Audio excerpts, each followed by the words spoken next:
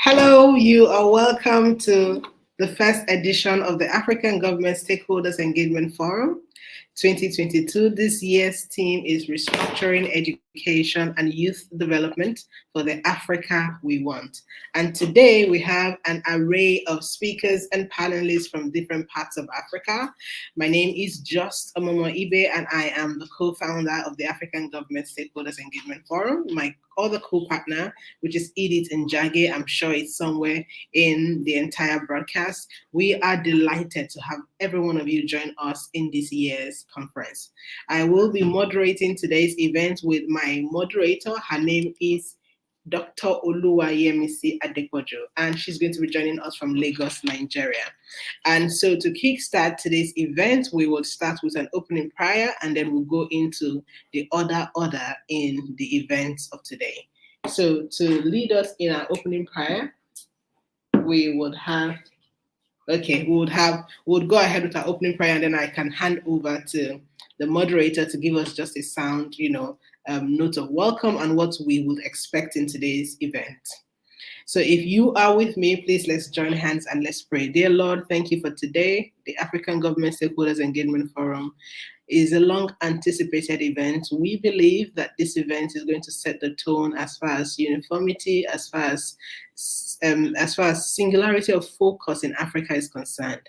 We ask, oh Lord, that as we deliberate today, you speak through us and direct the affairs of our hearts, that we may come to conclusive solutions that help us move the needle further in Africa. And we ask, oh Lord, that as far as implementation is concerned, the men and women who would run with it will come to the table and run with it to help us achieve our One Africa agenda by 2063. This we ask, oh Lord, in Jesus' name. Amen. Thank you all so very much. Please do well to share with us where you are joining from in any part of the world, in any part of the continent.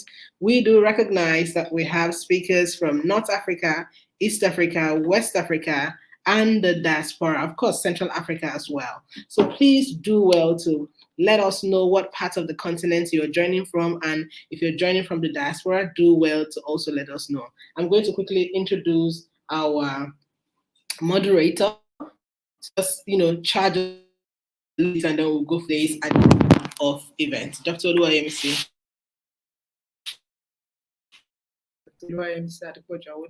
I am an educational consultant, and I'm so excited to be here. I hope you are. I hope you're here to journey with us as we start a groundbreaking history in Africa and all over the world. I expect that you are here with your journal and your pen, and you're ready to ask constructive questions and also give us your opinion about what the education in Africa should be and what the kind of Africa you want, especially for youth development. I'll be your moderator today, so I want you to give your neighbor a virtual hug and a virtual high five, because we are going to be having a lot of fun doing things that is going to shape our continent as Africa. Don't forget that education is the bedrock of every kind of development, and this is very, very germane for our generation and the generations to unborn. Thank you very much. Thank you so much, Dr. Oluwayemisi. That's such a fantastic one. We ourselves are looking forward to the entire event. Like I said, we would love to know where you're joining from. We would love to know what part of the continent you're joining from. Fantastic. I see someone in the comment section, Noreen from Kenya. Looking forward to this conversation. I love it. Thank you, Noreen. We are excited, and we're also looking forward to today's conversation. And to move us further into today's event, I'm going to start the event by just sharing the opening address for today while we wait for our keynote speaker to come on live and you discuss her own or his own feedback for today's conversation. So yeah, very quickly, I'll take you into my conversation for today.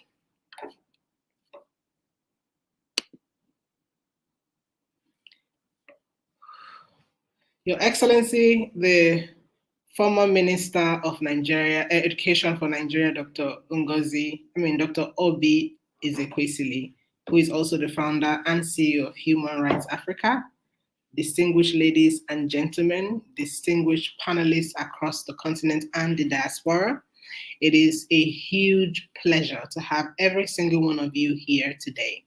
It is my pleasure to welcome you to the first edition of the African Government Stakeholders Engagement Forum. This year is focused on restructuring education and youth development in Africa. This flagship event is where we convene stakeholders across different areas in Africa so that we can have the opportunity to brainstorm and actualize unified practices that will be accepted across different parts of Africa, not just accepted and implemented across Africa. And so to all our guests who are going to be joining us online, we want to say thank you for joining us.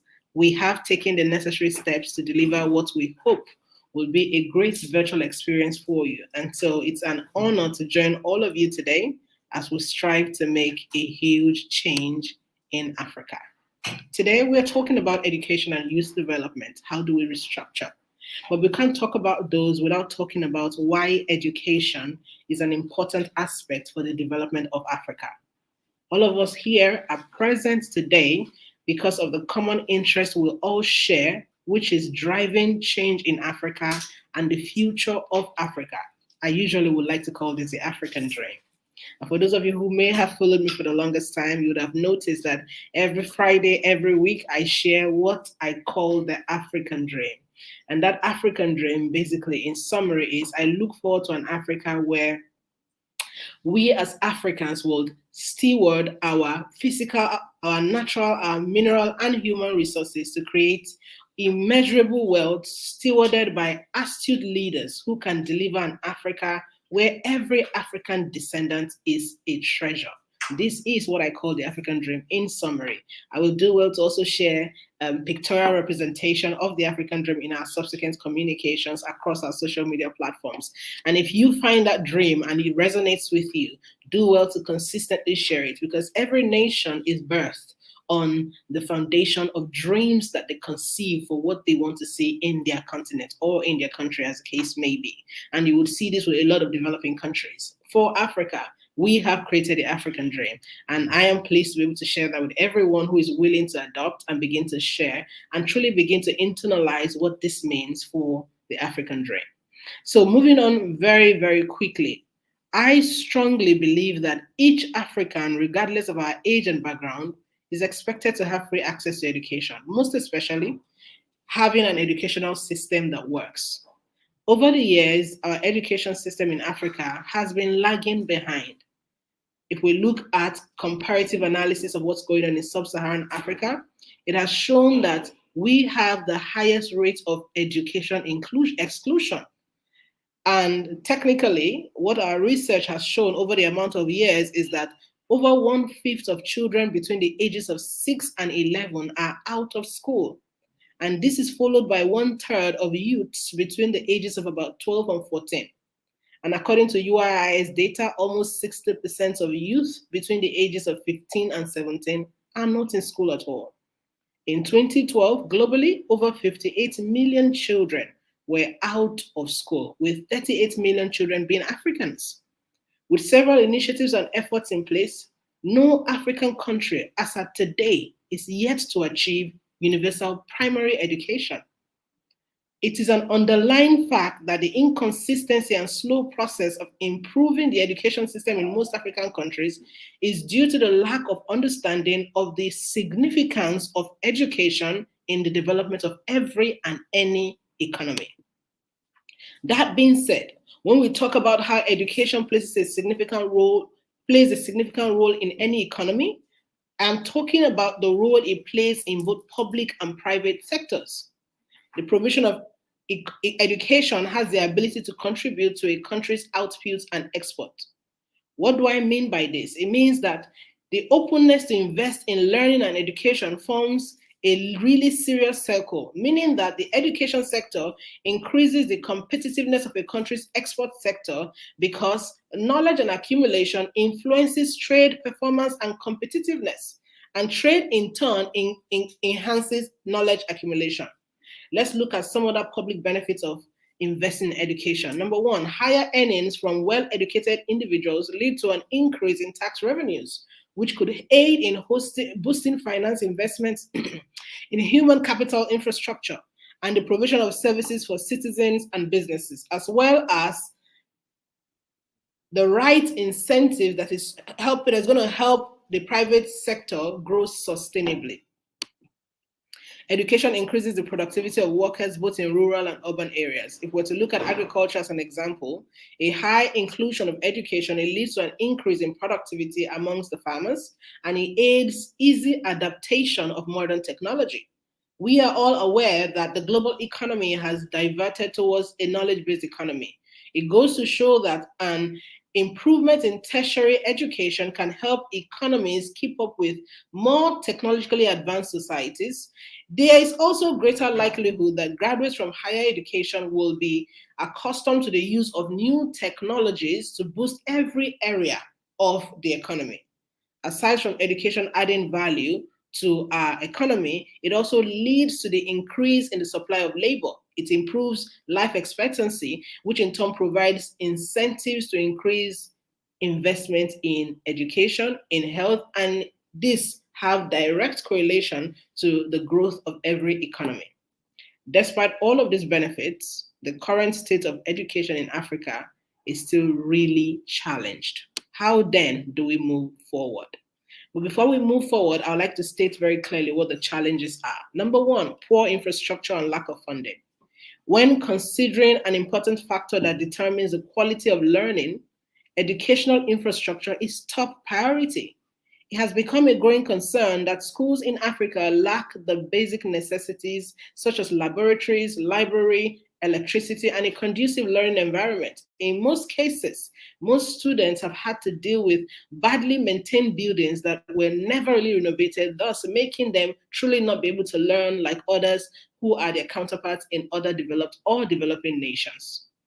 The structure of these buildings not only puts security and safety at risk for our children, but it also truly makes it very unhygienic, unethical for these children to learn in. Need I mention that sometimes we deal with overcrowded classrooms without basic necessities such as furniture and roofing. And some schools in coastal communities have had to deal with flooding problems and sea incursions, with most schools being submerged by water. All of this keeps happening on the continent of Africa. A key infrastructural issue would be poor sanitation, in which most students have no choice but to deal with, unsanitary toilets, using pit latrines, and having to use dirty toilets, and the list is endless. All of this affects the learning interest of our children in Africa. So you would find that even when they do manage to go through school, we are breeding men and women who are used to enduring unfavorable circumstances, so they don't know how to do better when they have the opportunity to use power or resources to better the educational system.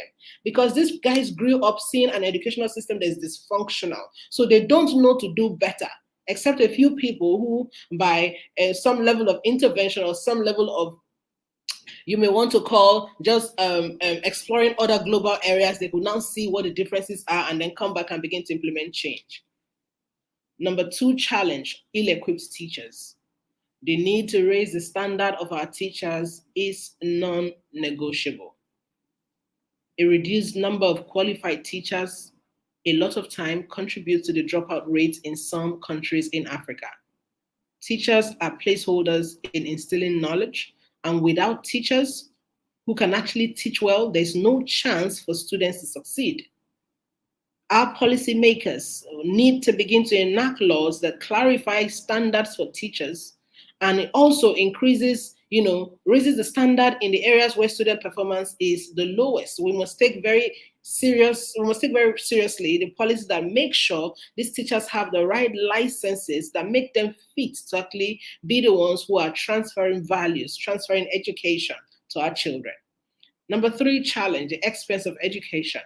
School fees in some countries of the continent are a major barrier, especially considering the standard of living of the people that we are, of most average people in Africa. School fees sometimes are a major barrier to the effectiveness in the educational process. In most countries, parents are unable to afford the school fees for their children, and because of that, they are forced to stay at home.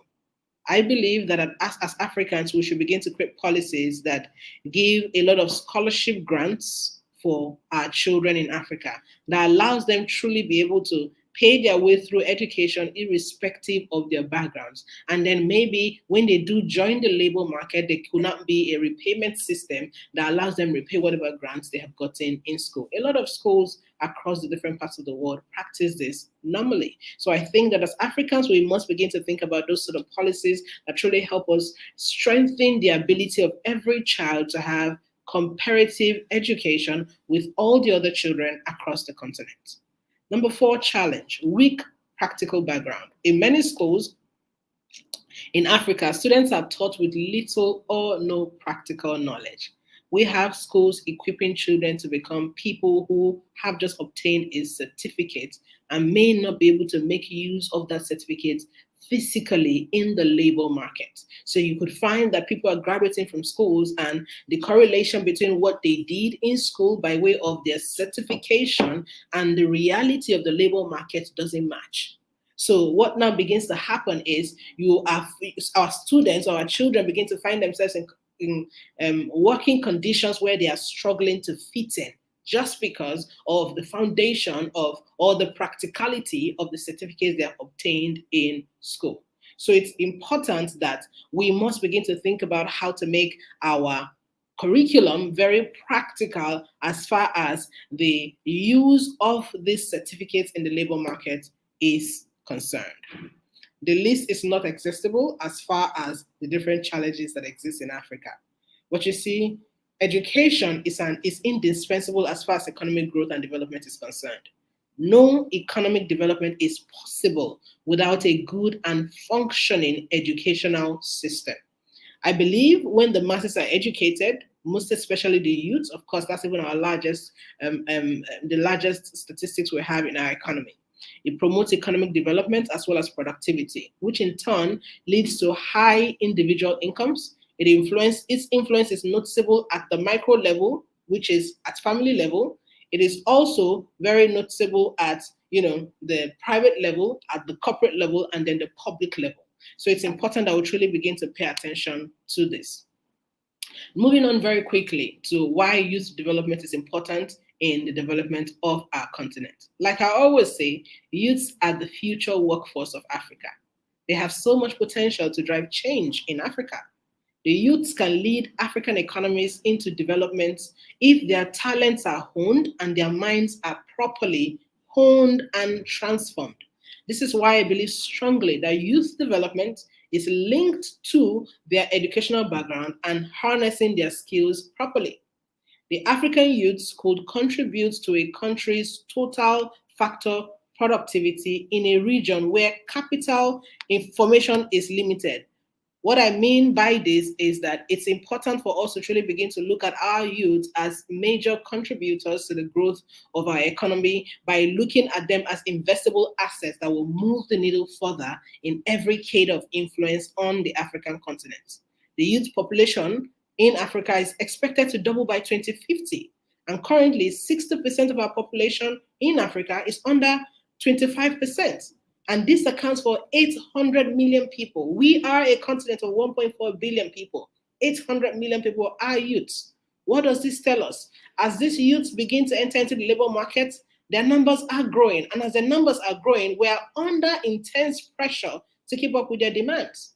So in order for our youth to take advantage of the multiple opportunities we have within the continent, we should support them to be involved in every sector.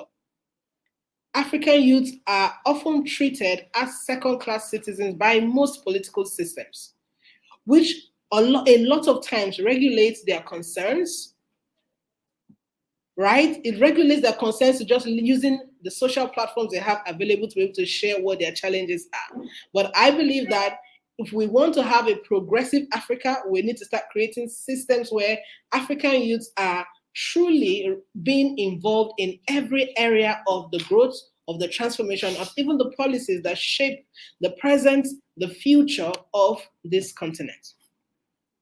You do realize that African youths are certainly facing numerous challenges. And these challenges, a lot of times, it falls into three major areas. Number one, These major areas literally has led to their marginalization in government. It makes it difficult for them to be a part of the decision-making process that actually affects their lives. A few days ago, I was speaking at the Global African Leadership Conference, and I was saying to them that one of the reasons why we keep hitting brick walls as far as policy implementations is because we have people creating policies for the beneficiaries who were not a part of the entire policy formulation process. What continues to happen as a result of that What continues to happen as a result of that is you would create policies and expect that the end users of the policies, who are most times the youth, you expect them to implement it, but they were not even part of the entire creation process. And at the end, what would happen is their real problems were not captured in the way that they experience it. So their solutions, or the solutions you may have created, will be working against them. And any economy that finds itself consistently creating policies that's working against the growth and development of the youth, aka marginalization of the youth, whether directly or subtly, will find itself truly at the receiving end at the end of the day. Because what you will now have is you have a group of people who are young, who are witty and maybe innovative, but are not able to express themselves in full terms as far as the context of the African continent is concerned. I can't go further without commending the profound initiative put by the African Development Bank.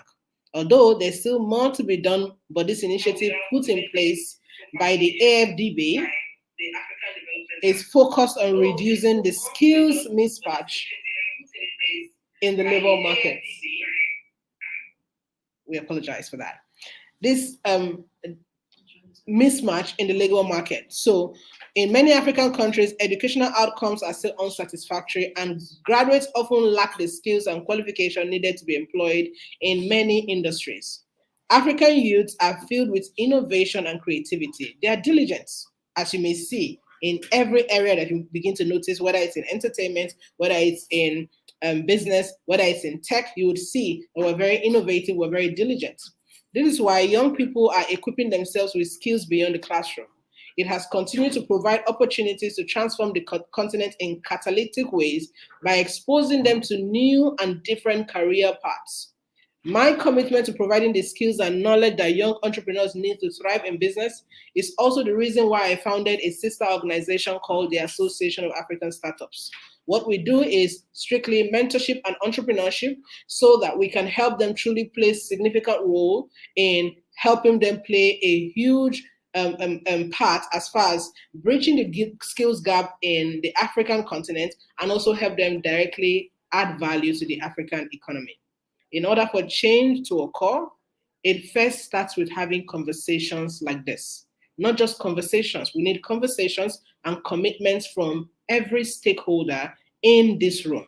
That with every platform you have, both as panelists who are here today and those who are also going to further have engagements in different parts of government, it's important to begin to say, I will commit to adding my own quota as far as development is concerned, both in education and in youth for our people. Before I hand over to our host, permit me to specially acknowledge our sponsors and donors for their generous in-kind support to ACCEPT. I would also like to thank our patrons and our formidable ACCEPT team and our inspiring and ever-growing community. I thank the 2022 Conference Planning Committee for working tirelessly to ensure the expectations for these events are met. In closing, I would like to leave you with the words of Mary Bethune. We have a powerful potential in our youth. We must take the courage to change old ideas and practices so that we may direct their power towards good ends. I will take this quote again because I want everyone to leave here with this quote today. We have powerful potential in our youths. We must have the courage to change old ideas and practices so that we may direct their power towards good ends. I thank you all in advance for your active participation. And to all of us who are in the room, I thank you so much for engaging. For those who are online, I thank you so much for engaging. Please stay tuned in and be ready to get inspired, be ready to ask questions, be ready to drop your own contributions as far as the 2022 conference is concerned. God bless you, and I look forward to exciting conversations. Thank you. I will hand over to our youth now. I think the next person coming up is our keynote speaker. But before we do so, let me hand over to our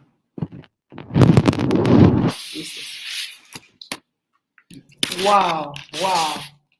Well, before I continue to make a comment about the welcome address, I want to say welcome to the Accept 2022 conference. I say hello to you, Noreen from Kenya. I say hello to you, Emmanuel Lumpo from Burkina Faso. Welcome, Faith from Nigeria.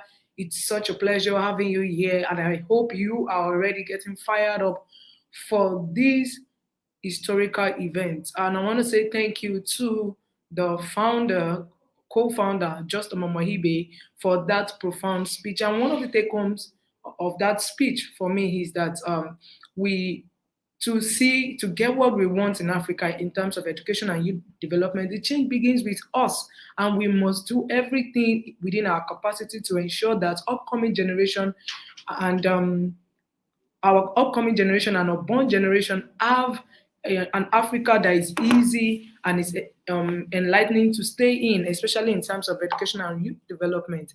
And I want to say thank you for joining us. I'm so excited. I'm so happy that you're here with us, and I look forward to listening to all to the keynote speaker and to all the panelists. I bet you we have insightful and exciting panelists, and they are experts even at their field of study or their mountain of influence, so to speak. And I'm sure that the first panelist session that we're going to be having is going to cover education. We're going to go through the problems, the throes of education as per different sub-regions in Africa. And then we're going to also discuss the possible solutions to these problems that we've been encountering for centuries. And I'm sure that you are ready to join us in. Thank you. Thank you all very much. We are going to be introducing our keynote speaker now, who is ably represented by Mr. Fidelis. But before I go into that, I would like to read a short bio of our keynote speaker. Our keynote speaker, Dr. Obiangeli Catherine Ezekwesili, is an economic policy expert. She's a senior economic advisor of the Africa Economic Development Policy Initiative and one of the co-founders and pioneer directors of Transparency International, the Berlin-based global anti-corruption organization. Dr. Ezekwesili is currently also the founder and CEO of Human Capital Africa, working in the education sector across Africa. Ezekwesili is the founder chairperson of the board of SPPG, School of Politics, Policy and Governance in Abuja, Nigeria. She was also a candidate for office of the President of Nigeria in 2019 election and became the founder chairperson of #FixPolitics Initiative, a research-based citizen-led initiative. Fix Policy envisions a country where politics is inclusive, the needs of the citizens are prioritized, and democratic principles are respected, such that good governance is the norm. Dr. Ezekwesili was a vice president of the World Bank Africa region in Washington, D.C. between 2007 and 2012. She served in the government of Nigeria between 2000 and 2007. She was the Minister of Minerals and later of Education. She was a presidential aide and headed the Budget Monitoring and Price Intelligence Unit, which later became the Bureau for Public Procurement, BPP. She was concurrently the pioneer chairperson of the Nigerian extractive industry and Transparency International. Okay, it's a lot of bio. I have to keep reading it. I'm not going to stop. She was concurrently the pioneer chairperson of the Nigerian extractive, okay, I said that already, which in capacity she successfully designed and implemented the global principles for Nigeria, Ezekwesili also worked as the director of the Harvard Nigerian Economic Strategy Project at the Center for International Development at the Kennedy School of Government, Massachusetts. She is a chartered accountant and consultant. She holds an MA in International Law and Diplomacy, an MA in Public Policy and Administration from the Kennedy School of Government, Harvard University. She's an honorary Doctor of Science degree, Federal University of Agriculture, Abeokuta in 2016, and University of Essex Business School awarded her an honorary doctorate degree in business and recognition, or in business in recognition for her role in promoting economic and social justice in African countries. We're still reading the bio. Dr. Ezekwesili was recognized as one of the 100 most influential people, and by New York Times as one of the 25 women of impact. Albert Einstein Foundation also named her as 100 visionaries featured in the 3D book. Dr. Ezekwesili was a Richard von Weizsäcker Fellow at the Robert Bosch Academy in Berlin, Germany between 2019 and 2020. She has received numerous awards and on boards of numerous local and international organizations such as Board of Trustees, the International Bureau of Fiscal Development, Honorable Member, Committee of the Crans Montana Africa Women's Forum, Board of Director of the Economic Policy Think Tank Afri Heritage, Ambassador International IDEA, Member of the Global Advisory Board for Facebook Communities Leadership Program, Global Board of Governance, International Member of the UN Refugee Agency, Advisory Group on Gender First Diploma and Displacement and Protection, Member of Advisory Board of the Atlantic Dialogue Independent Director, Board of Bharti Airtel India, Member of Board Tufts University Global Leadership Center, Boston, International Advisory Board, Tel Aviv University, Hartog School of Public Policy, Tel Aviv. Israel, she was also central, it's a lot, right? But let me quickly wrap this up by saying Dr. Ezekwesili is a senior fellow at Yale Jackson Institute for Global Affairs, USA, and was also a Richard von Weizsäcker Fellow at the Robert Bosch Academy in Berlin, Germany. She is a globally renowned speaker and contributor to numerous studies and publications on economic policy, transparency, accountability, and government, human capital development, and Africa economic prospects. With a standing ovation, if you can, we are going to make welcome Dr. Obiageli Ezekwesili, ably represented by her project director, Mr. Fidelis Ekom, who is going to be representing her today via her keynote speech. If you can, please do well to just give a clap, a standing ovation or a clap, offering as the case may be, to welcome our dear keynote speaker.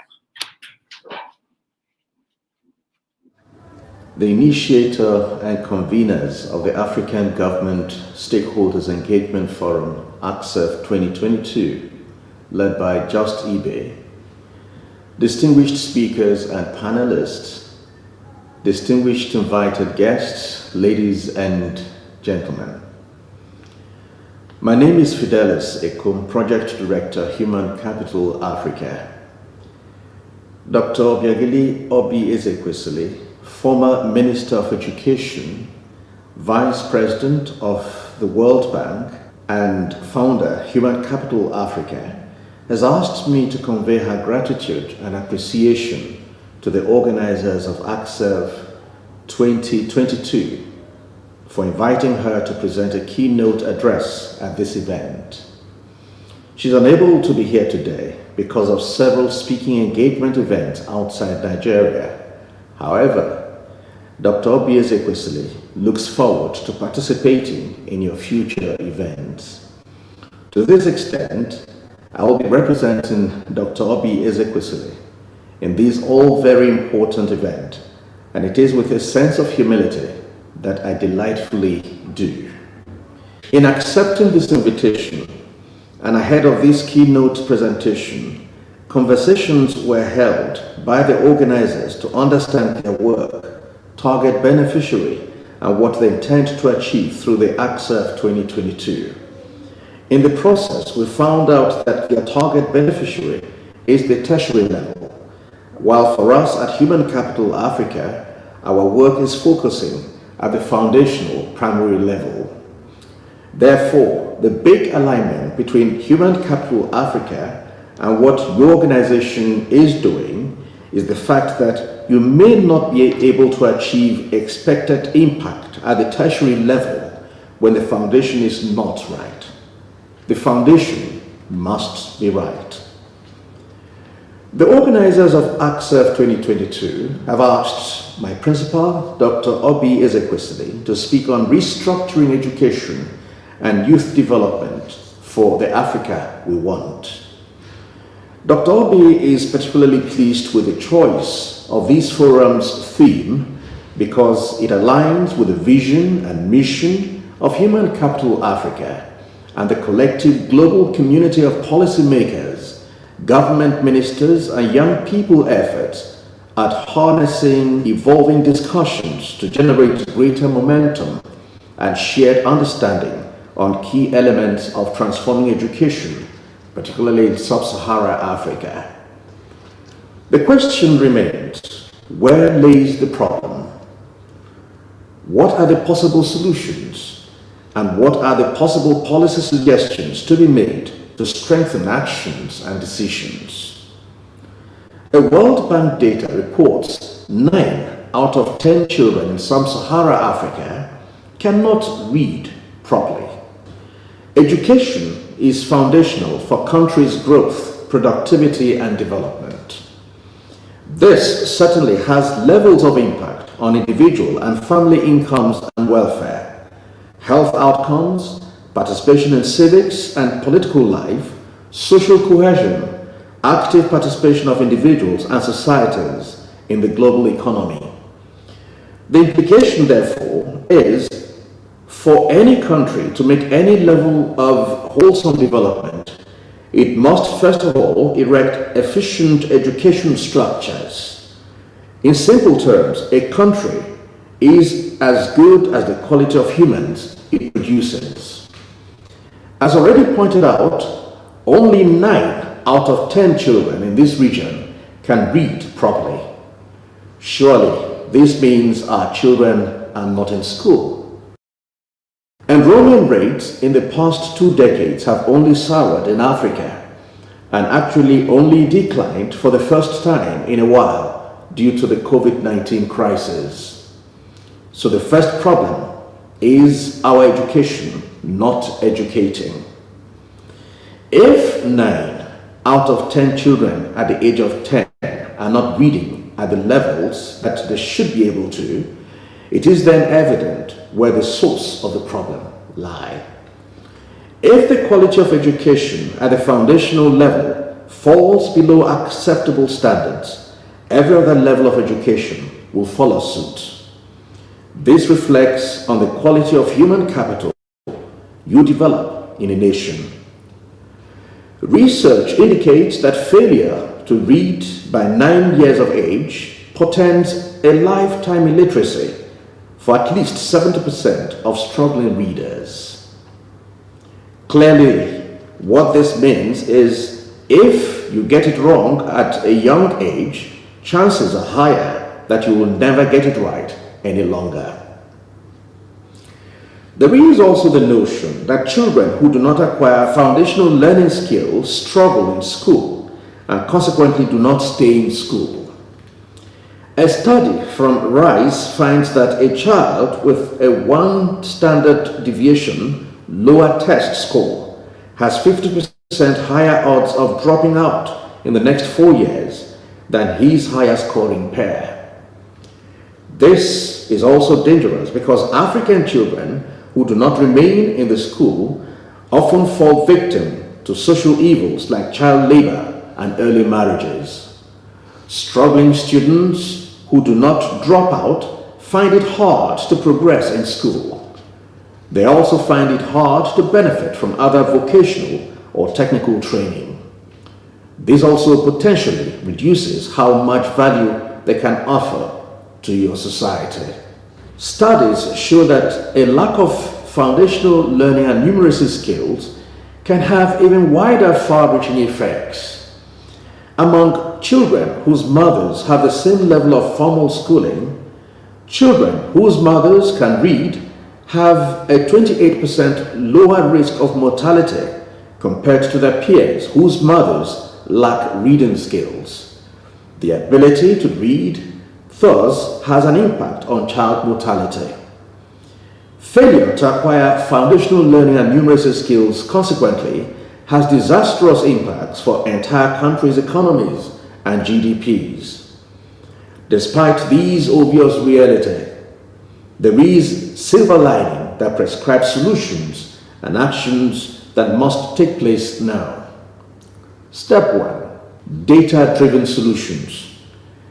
There is need to disseminate relevant data to highlight the severity of the learning problem in Sub-Saharan Africa and equip decision makers with the appropriate evidence to solve the problem. To end the learning crisis in our region, all decisions and actions must be data-driven. This data must be made available, sought after, updated, far-reaching and relevant. Step 2. Foundational learning and numeracy must be prioritized. Country leaders and decision makers must keep FLN at the top of their policy agendas and use evidence to design and adopt the right combination of policies, training, coaching, assessment, lessons plan, and integrated catch-up that can solve the problem in their countries. Step 3. Gather necessary support. Policies are often unsuccessful in achieving outcomes because they are poorly implemented. Country leaders and decision makers will need the necessary support to successfully implement policies that tackle the learning problem. All hands will need to be on deck.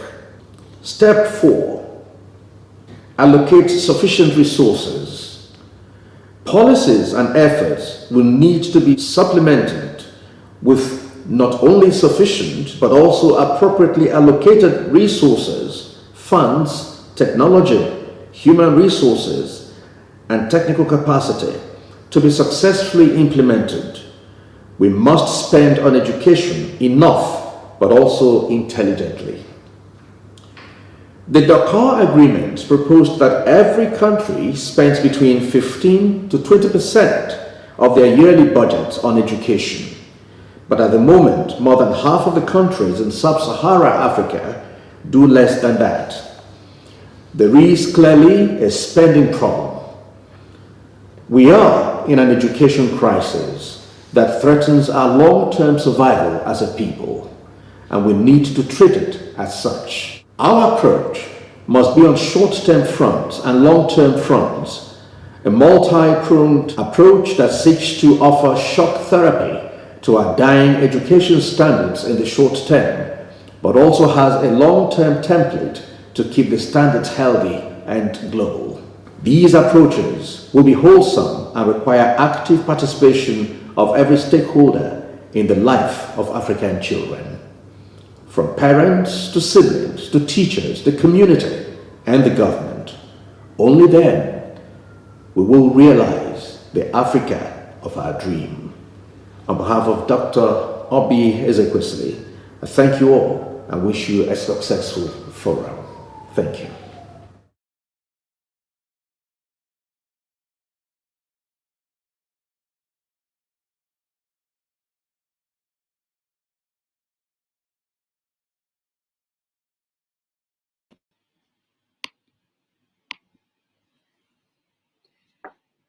Yes, thank you so much.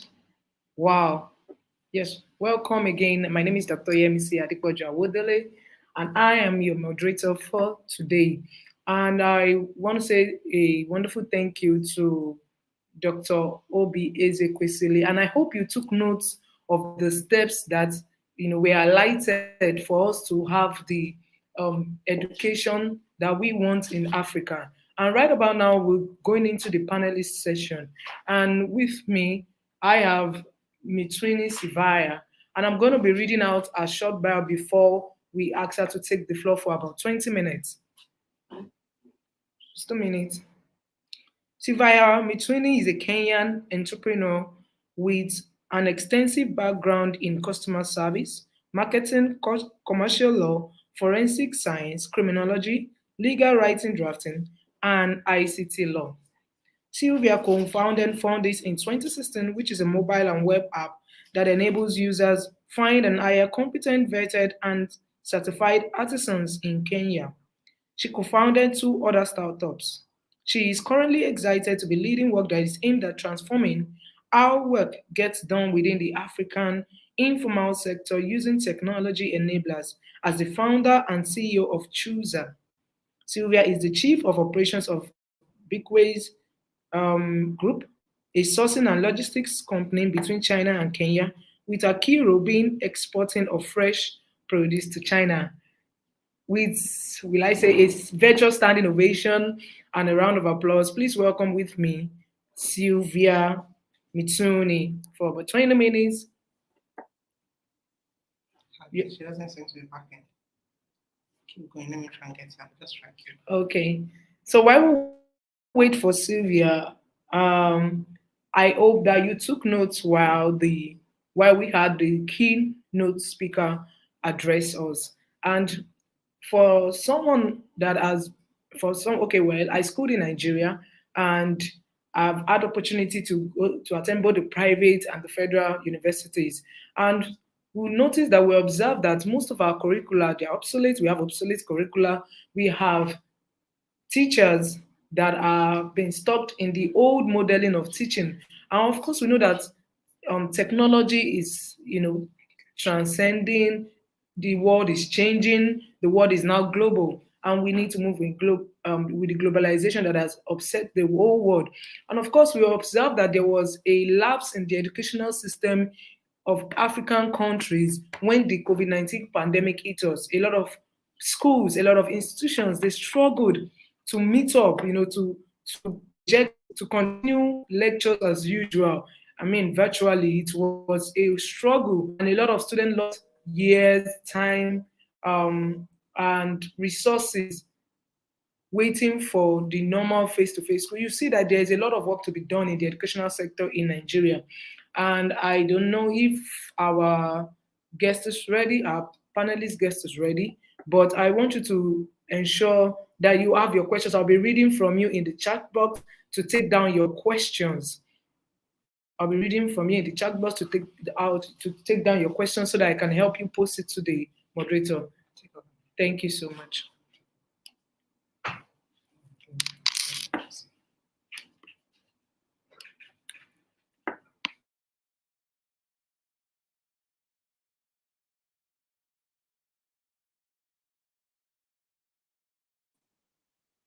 Okay. While we wait for our other guests, I think what we're going to do is find out if the other guests are ready. Is Mara ready? Mara, are you ready? Mara, are you ready to come on? Could you let me know if you're ready to come on so that we could just, we could just bring you up. Is Mara ready? Mr. Fumi says he's ready, but his device is not connected. So please have him check his device. He's not connected back end, so I can't even bring him. I'd like to know if Mara is ready so that we can bring her up now.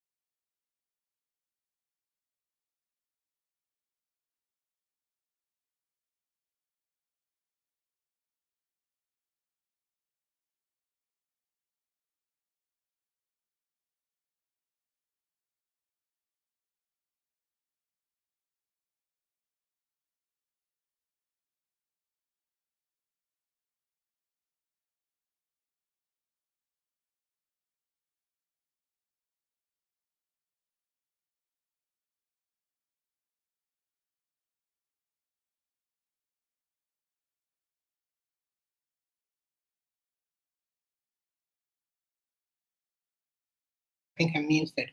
So we're going to bring up our next guest while we wait for the other guests to be ready. Her name is Mara Zanet Michello, and she's representing Southern Africa.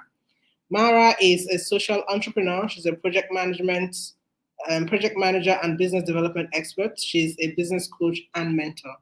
Mara Zanet is a social entrepreneur, and she has been a facilitator with over 15 years professional experience. She's the founder and CEO of Jacaranda Hub, an organization that aims at developing young people through the provision of collective services, infrastructure, and specialized tools and equipment for common use among the young and aspiring MSMEs with growth potential. Today, we are going to be inviting Mara on stage as she represents Southern African. She'll be giving us, her perspective on what is going on with education and youth development in the Southern African region. Mara, you're welcome.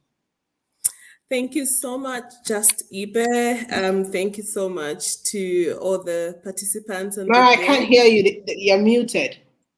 Am I muted? Try this again. I did unmute. Can you hear me now? No, I can't hear you still. You may need to check your volume to be sure that your volume is her mic is muted. Showing that her mic is muted. Okay.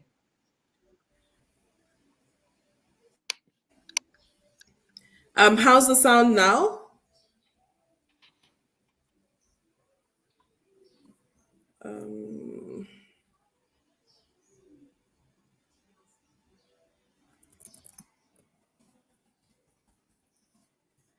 Let me see.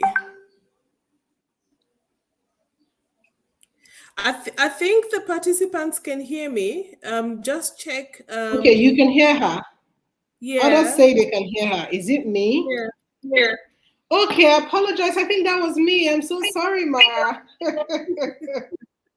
Can you hear me now? Yes, I can hear you now. I'm so sorry. Perfect. That was me.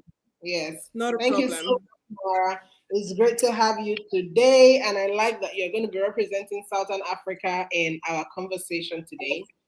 We're going to have this conversation like a panel style, but you do recognize that what we want to achieve is to identify what the problems are so that we can identify solutions.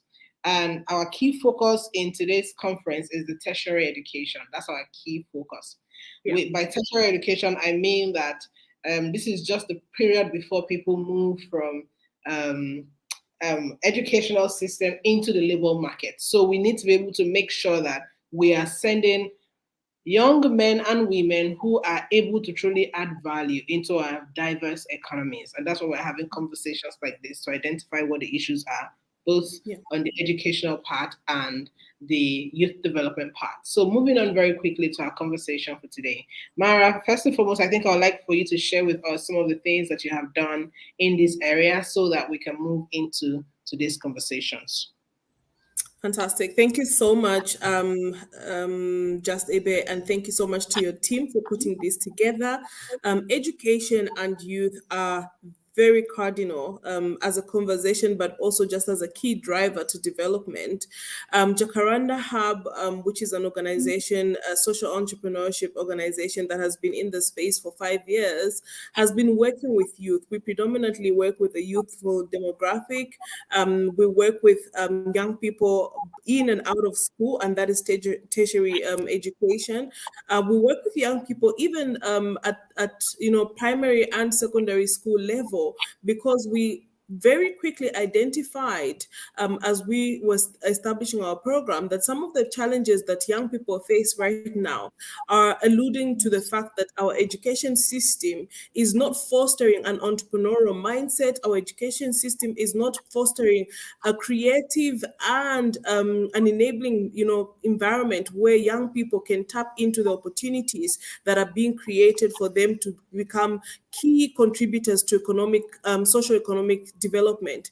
So some of the work that we've done in the past is, we launched a campus incubation program where we found that a lot of young people who are students are being prepared to look for employment. And when we talk about employment, we're talking about what they call the white collar jobs, right? Which is very systematic. It's already, structured. They want to be plugged into companies that are not offering any innovative, ways of thinking or doing business. So what we found was that there's a massive number of young people who are graduating, even in Zambia and across Africa, that are not meeting the demands of the current job markets.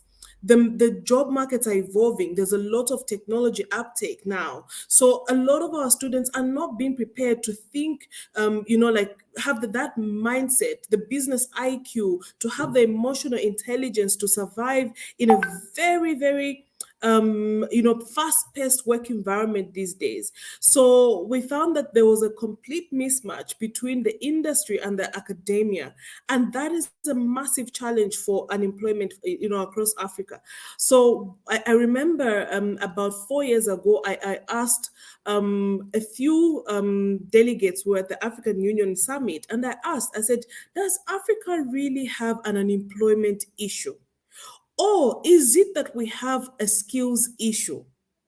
We have very qualified people that don't have the skills that are being demanded right now. The skills that require you to work in an environment where there's, creativity, where there's innovation, an environment where you are required to think outside the box, an environment where you are required to commit more than your 8 hours of work that you signed in your contract. So that is a major issue. And for us to change that narrative and for us to change this number of young people that are unemployed, we need to start thinking differently, even as governments, even as social impact enablers. What kind of education should we really be pushing for? We should be pushing for education that fosters entrepreneurial thinking, that fosters the business IQ and the emotional intelligence that will make someone fit into a work environment and thrive in that environment.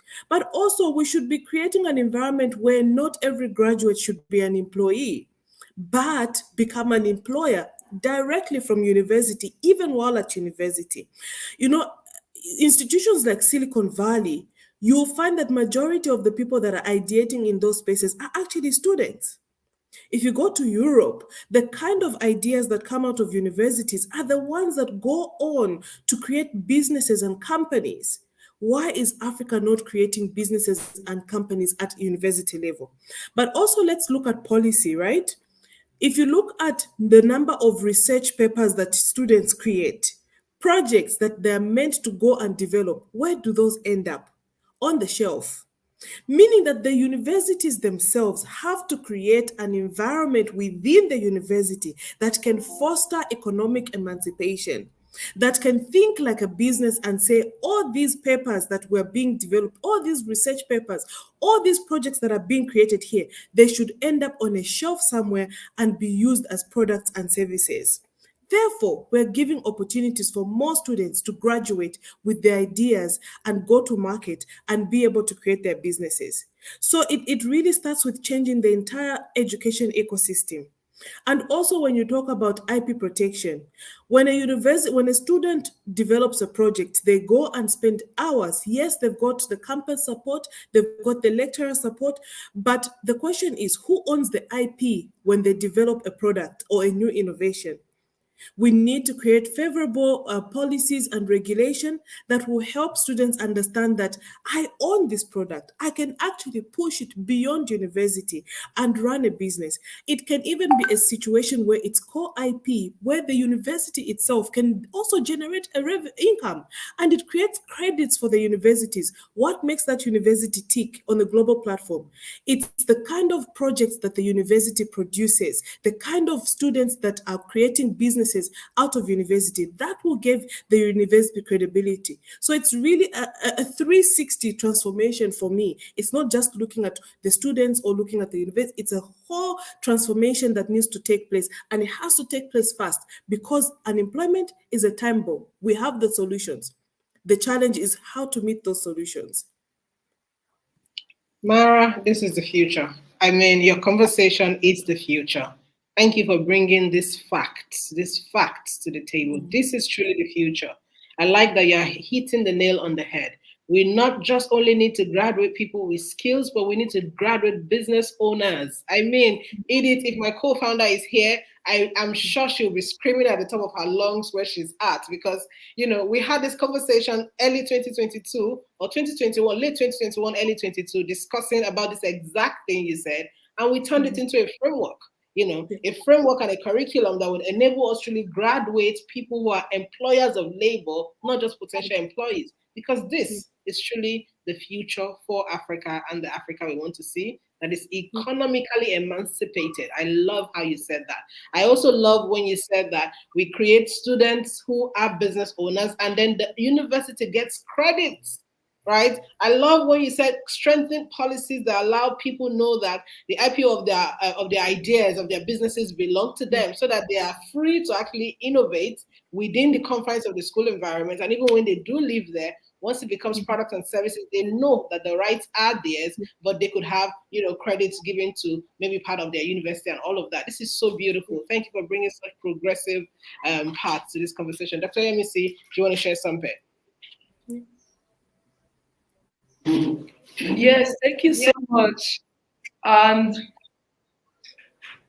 as someone that just finished in international relations, for your information, I am not. Okay, go ahead. Sorry for that interference. Go ahead.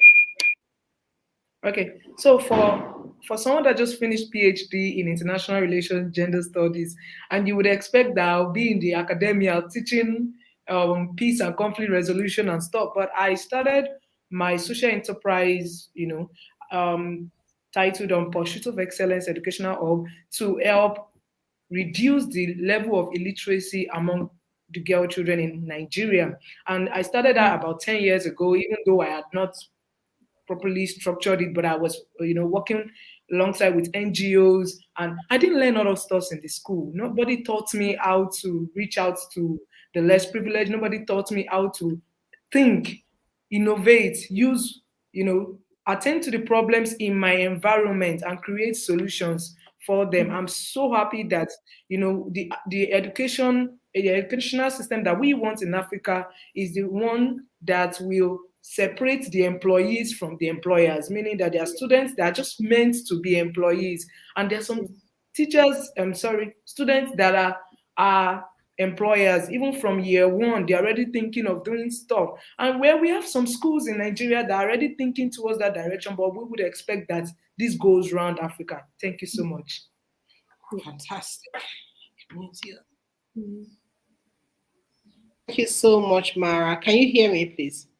Yes, definitely. Fantastic. Thank you so much, Mara. I think the next thing I actually want you to speak to is what is the level of preparedness as far as our governments are concerned to create the solutions? Because it's one thing to know that we'll have a problem and to have an idea what the solutions are. But the implementers, how ready do you think they are? That's question one. Question two, what do we do to move them into execution mode? Because we are now in an era where, like you said, unemployment is a ticking time bomb. And once that bomb detonates, we, the citizens, are also affected. The government is affected. The society is affected. So we are victims of what looks like we may not have control over right now, but I think we do have control. So Mara, I want you to share with us, what do you think the government, aka the implementers at that level of policy, are prepared and ready? And if they are not, what do we do to move them to enter into execution mode?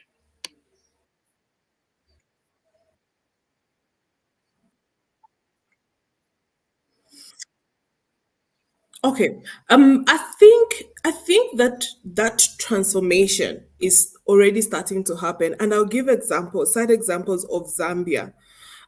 We just now introduced an entrepreneurship curriculum into the Zambian primary and secondary education, right? And right now we see a lot of openness from our government institutions to create entrepreneurial activities within the universities. So one of the things we're doing as Jacaranda Hub is setting up our national incubation, the campus incubation program, and we've brought in private sector to support us in that, so that as they graduate, they are given an opportunity to get some funding and take their product to market, and also graduate into the J-Hub spaces and other hubs across the country. Now, we also need to be cognizant of the fact that the teachers are civil servants. They think like civil servants. They think like take a textbook, recite it, deliver it in class. They are not entrepreneurs. Therefore, there has to be a very close relationship between private sector and government. And also understand that a teacher does not need to be turned into a tech lecturer or an entrepreneur, that they can allow for certain classes to become, like creative classes where we can go in and spend time with the students, take them out of the classroom and make education a bit more creative and fun for children to learn and to become a bit more practical. So it's about the government creating a willingness to partner with private sector where we can go and spend hours and start mentoring at a very young age. So at university, students should already be matched with mentors, and these are industry mentors. If we start mentoring young people when they are out of university, they don't have the opportunity to learn and learn fast, to learn on how to conduct themselves in business, how to dress up for business, right? How to speak in a business setup. Simple things like text. How do you text or write letters, write emails in a business setup? Those things change. That's a completely different conversation. And that's why we see that some of our university graduates are so delinquent, and you're thinking, wait, you spent 4 years in university and you can't write a letter? It's because those soft skills are not being taught at university level. And we don't expect that our fellow colleagues in universities who've been teaching the same practices for them to shift and change their mind instantly. Therefore, the partnerships where we go in and do master classes, where we go in and do short courses which are complementary to the classes or the lectures, that will help them now start thinking outside the box and say, oh, there's actually this as well that I can learn outside of my practice. So that will help the university have more quality, have more content that they don't have to go and retrain or reteach their lecturers. They can just bring us on board and partner with us, give us an opportunity to also provide peer review so that we can look at some of the content they're producing and we can say, wait, the world has evolved. There are so many changes. We can do a white paper and support your program and give you some more insight and give you some more access to information that is on the ground and is real time. So I think it's forging the partnerships, but also as some of the ecosystem enablers, we must also identify that we have to be a bit patient with government. Government is moving at the pace they are used to. How do we ensure that we motivate these partnerships? We need to also justify why it's important for them to adopt new methodologies, because for them, they have to protect the integrity of the lectures and the programs they are producing, because they are producing people that will go and represent the universities. So in that regard, as we go to them, we should also go with founded information, backed data, so that they can get some comfort and know that any addition to what they already have as a system or a program is adding value and not taking away from that. So I think it's really driving the conversations, and continue having these conversations and just be patient with government, because I promise you, they don't have the level of exposure that we do. They don't have the opportunities that we do. We are on the daily looking at new opportunities, and we're very disruptive. Institutions like universities are not created to be disruptive. They have to protect their integrity. And in so doing, they have to ensure that there's backed data, peer review. It has to be, go through so many processes. So that in itself does create some limitations for them to bring on partners like us. But I think we're winning, and we should be very happy with the progress that we're making.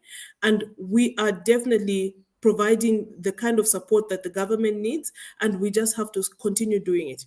We can't give up, because the whole world, the future of Africa, depends on our ability to connect with governments and say, we can do this better.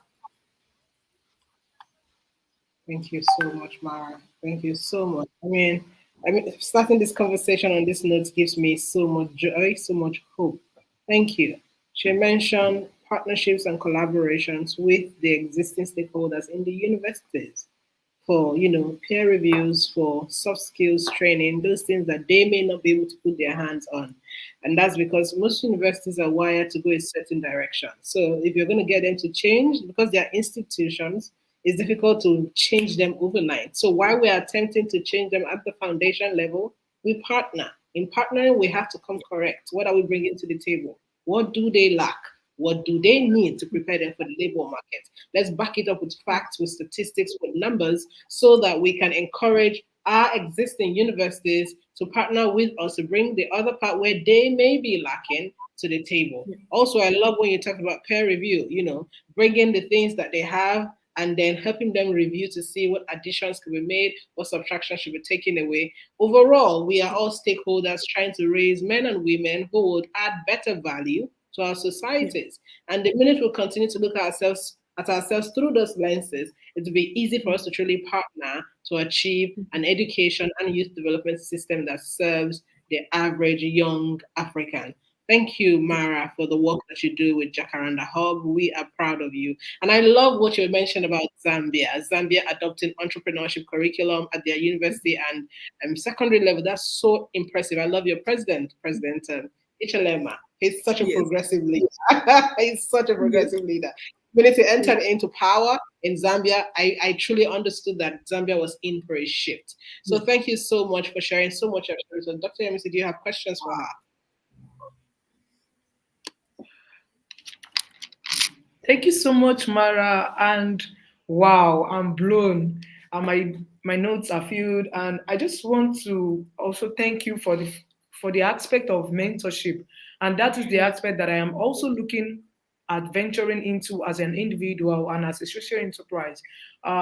Recently, I started a mentorship up for young ones in the secondary school level to teach them how to do basic things like write a letter, send emails to your supervisor, teach them how to speak in the public, teach them how to dress to a business function, or to even how to network. And I'm really, really excited. I just want to find out if you think that there are any measures that the university system can take on. Are you saying that if we are going to introduce mentorship into the universities, who are the mentors?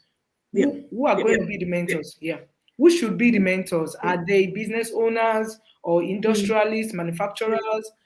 I just wanted to, give us a clear direction in that area. Thank you. Yeah. Thank you so much, Dr. Yemisi, for that question. And it's very important because, again, there's a shortage of mentors in Africa.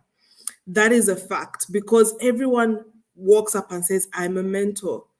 A mentor has to also be guided. There are guidelines. A mentor and the coach are two different individuals, and we find people crossing the two, right? Or even what we call our motivational speakers, positioning themselves as mentors. No, you're just providing motivation for when I'm feeling down or feeling lost. A mentor holds you accountable. A mentor guides you. They create a roadmap and a framework for you to operate, to grow, and to learn, and to improve, and to just evolve as a person. And so there are tasks and activities that need to be implemented that you and the mentor have to agree on, and there have to be accountability, there has to be results, so that at the end of that mentorship, you are coming out a better person. So even when you pick a mentor, when the universities are matched with mentors, the question is, what does the university offer? If it's a technology university, automatically I'm going to pick the MNOs, automatically I'm going to pick the tech companies, automatically I'm going to pick the data analysts, so that they continue building on their skills, so that the textbook or the literature that is being provided to them can come into full life, and for them to see themselves placed in an environment where they can actually add value. So I would say mentors, companies need to step up, right? They need to actually partner with universities from year one and say, give us your top 50 students and we want to work with them. For the entire 4 years, they can, every time they're on holiday, they should come and intern at our company. And these are some of the things that we have lined up for them to learn from us and for them to be able to, to deliver when they're with us. By the time someone graduates 4 years, that 5-year experience that every employer asks for, I don't know what miracle they're hoping the fresh, graduates will perform. That 5-year experience should come from you actually getting credits from the internships that you've done and mentored by, the employees in the company. We keep insisting on 5 years experience. Where is a new graduate going to get 5 years experience if we don't open our doors for them to intern with us, for them to shadow in our companies, where you come and set this student up in a company and say, you're going to shadow the CEO. Since you said you want to own a company, you're going to shadow the CEO and learn on what sort of character the CEO presents. If the CEO is in the office at 6 a.m. in the morning, you should have that mindset if that CEO is someone that inspires you.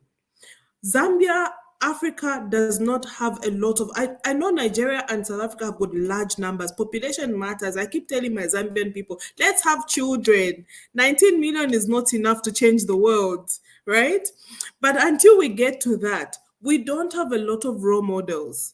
We keep getting Beyonce, Cardi B, Jay-Z as role models. We don't fully understand their journey except for what they produce or what they present on TV. We need African role models for African young people, African youth. The role models that can share their journey. We don't want situations where 1 minute the role model is not existing, the next minute they're the richest person in Africa. When you ask them, how did you get to this? No, it was God and hard work. Can you illustrate what the hard work entails? That's why we have a lot of young people that are missing the mark. Their idea of wealth and success is completely mismatched with what the realities are. Success is a journey, it's not a destination. Therefore, you keep building. Even if you meet the $100 million mark, there's still a step ahead of you or a step up that you can go. So we get comfortable and complacent when we reach a certain level of success because that's what we've been told. Oh, this person is successful because they have 2 cars which are Mercedes Benz. We need to do better as Africa. Our vision, our ambition needs to be bigger. Our ambition should say, how many youth can I lift from poverty as an entrepreneur that is making the 6 figures? That's why I love the story of Tony Lumelo. I follow him extensively. He has impacted Africa, not just Nigeria. He's one of the wealthiest people in Africa, but he's impacted Africa so much. You have to be able to pull people up as an entrepreneur that has reached a level of success that a lot of people see as an inspiration. So it's really now crafting and putting a framework for proper mentorship and internship. Right? Proper mentorship and internship so that we can raise more mentors that can handhold the students, handhold the new employees and give them the guidance and the structure that they need. They won't learn on their own. If they learn from social media, we've seen the characters that we have right now. Right? We need to change that. Wow. Thank you. Mara, thank you. I feel like it was so good. This was so good. So good. Thank you, Mara. Thank you. I know there's one other question in the comment section. We'll take that quickly. But before then, I just wanted to add to what you said about Dr. Tony Elumelu, right? Yesterday, I noticed that he recently signed a new deal with the United Nations Foundation as to how to truly get more finances for young people and entrepreneurs. One of the things that beats my imagination with Tony Lumelu is the fact that he could be bagging these deals for his different companies because he runs a group of companies. But he's consistently going out there and pushing the boundary for young entrepreneurs in Africa. I wish 1% of Africans are like him. And I know that we may be speaking to that generation, but there's a generation who are here, who are also going to become the next industry leaders in the next coming years. We're talking 5 years, 10 years. If our minds are not thinking like that, we would replicate our past. Yeah. And so in order for us to create new future, we need to start thinking like Mara has really shared with us today. There's someone here in the comment section, Mara, I hope this makes you laugh. He says, because we're talking about the mentorship model for universities, and he says, what will attract the mentors? What is in it for the mentors? Typical. I want you to say that. He says, why should I be interested in mentoring young people in the university? That's exactly what he's saying. What should attract me? What's in it for me? I wanted to share something. Yeah. Let's speak that. So let me tell you something about wealth creating wealth. There's a level of growth that you reach where there's no way up but coming back down and lifting people. Mara, sorry, you need to say that again. This Right? was a woo moment. So there's a level of growth and success that you reach where there's no way up but coming down and lifting others. And that brings gratification. If you're not gratified with uplifting and impacting lives, then you need to check your value system. We need a value system in Africa that says, I will not leave someone behind when I'm at the top or going to the top, because it's very lonely at the top. That's why they come back down. It's lonely at the top. There are not enough people at the top. So where else are you going to go? Be the only one at the top, come down and pick people up. That way there's more people and we can all celebrate growth and development. This is our continent. Remember, if you don't come up, down, and uplift others, there's a whole generation, your kids and their kids are coming to find what you didn't do on this continent. Yes. So what's in it for you? My darling, the fact that you're impacting Africa as an African, that's in it for you. You are changing, you're leaving a footprint and changing the trajectory of this continent. If that doesn't give you joy, I don't know what will, because no amount of money will ever give you the satisfaction and the joy. Money is money, it comes and goes. You make money, you make more. It won't give you the satisfaction. We need to change the continent for our people, our children and their children. And that should give you joy and satisfaction. At least I know it does. It keeps me up at night and it makes me go to bed feeling comfortable, knowing that I have done my part. When I die, I will die peacefully and happy, knowing that I did my part for my continent. So other things that can be in it for you, if it's money that you're looking for, you can have an agreement. There are some paid mentors, and there are mentors who say, I want to do something and I want to give back. Right? So you need to decide what kind of mentor you are. If you're a paid mentor, the challenges are that you will always look at the clock. You won't want to see the impact that is you're driving.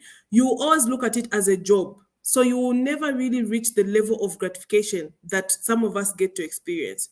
So maybe just ask yourself and check your value system and ask, what do I want? What do I want out of this? I have so many young people that I've impacted. They've gone ahead of me. They're doing amazing things. Every time I look, I'm a proud mom. One of my mentees is in the US. He went on a presidential delegation. He sent me a message and says, Mom, I'm going to the US. From the time I joined your program, I have traveled to over 9 countries. I've never traveled. That for me gives me so much joy. And I'm proud of all the strides. And this boy goes and he represents. When he speaks, I'm confident. I'm like, yeah, that is someone I impacted. That's someone I spoke into and I've given some value. They are making me proud and I'm so happy. No amount of money will ever be able to repay the amount of joy I get from seeing young people going after their dreams. Let's do something for Africa that won't require us getting a paycheck. Mara, I feel like this conference is a hit just because I have heard you speak today. I am so proud to be associated with you. I'm proud to know you.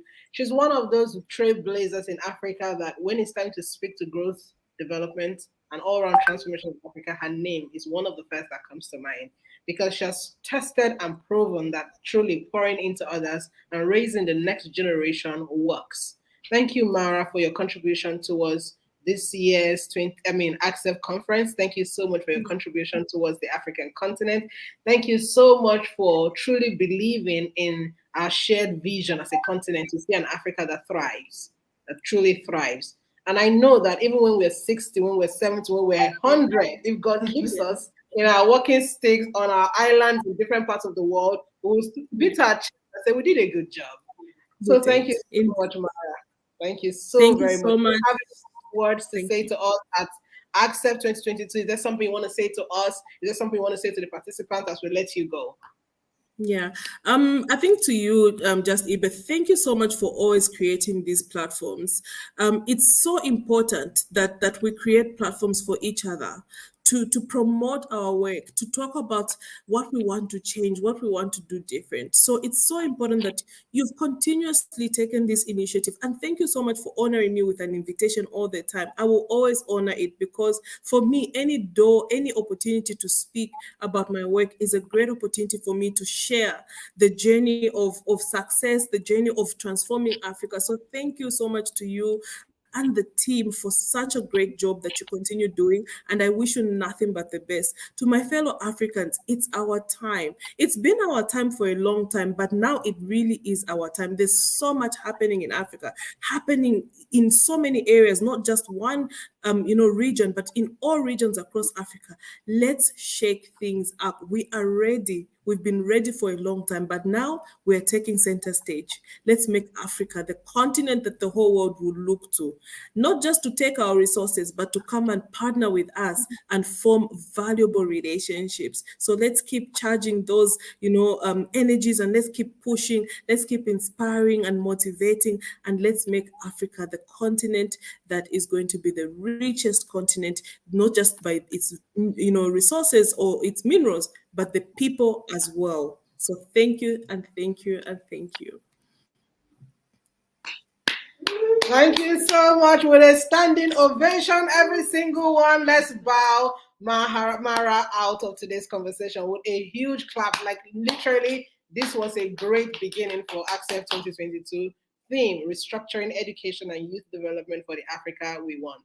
From what I see, I think that Dr. Emisi, one of the approaches we're going to take is every panelist who comes here should have an opportunity to share the work that they do, so that when we're presenting our white paper, we would cite all the different work the different people in the private sector are contributing, so that our white paper will be a compendium of not just solutions, but also highlights of the work people are doing to help the government to move the needle further as far as education and youth development is concerned.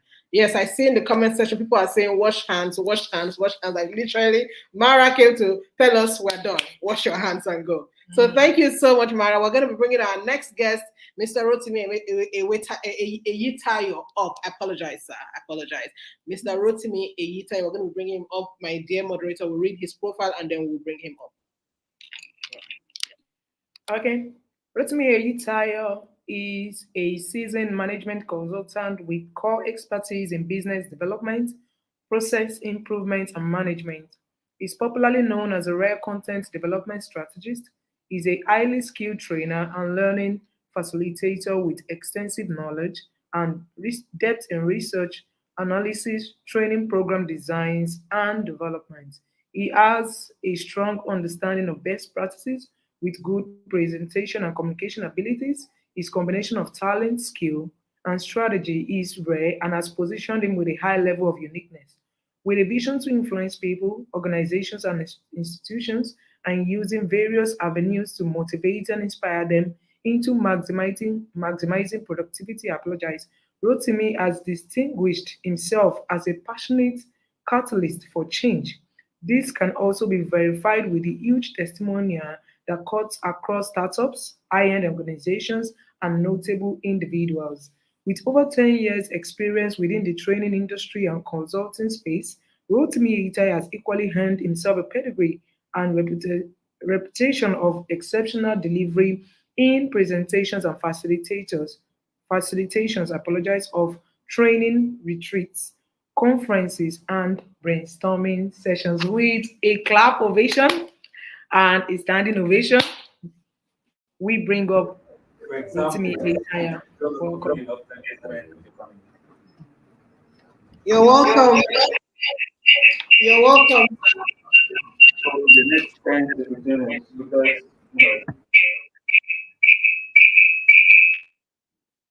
Can you hear us, sir?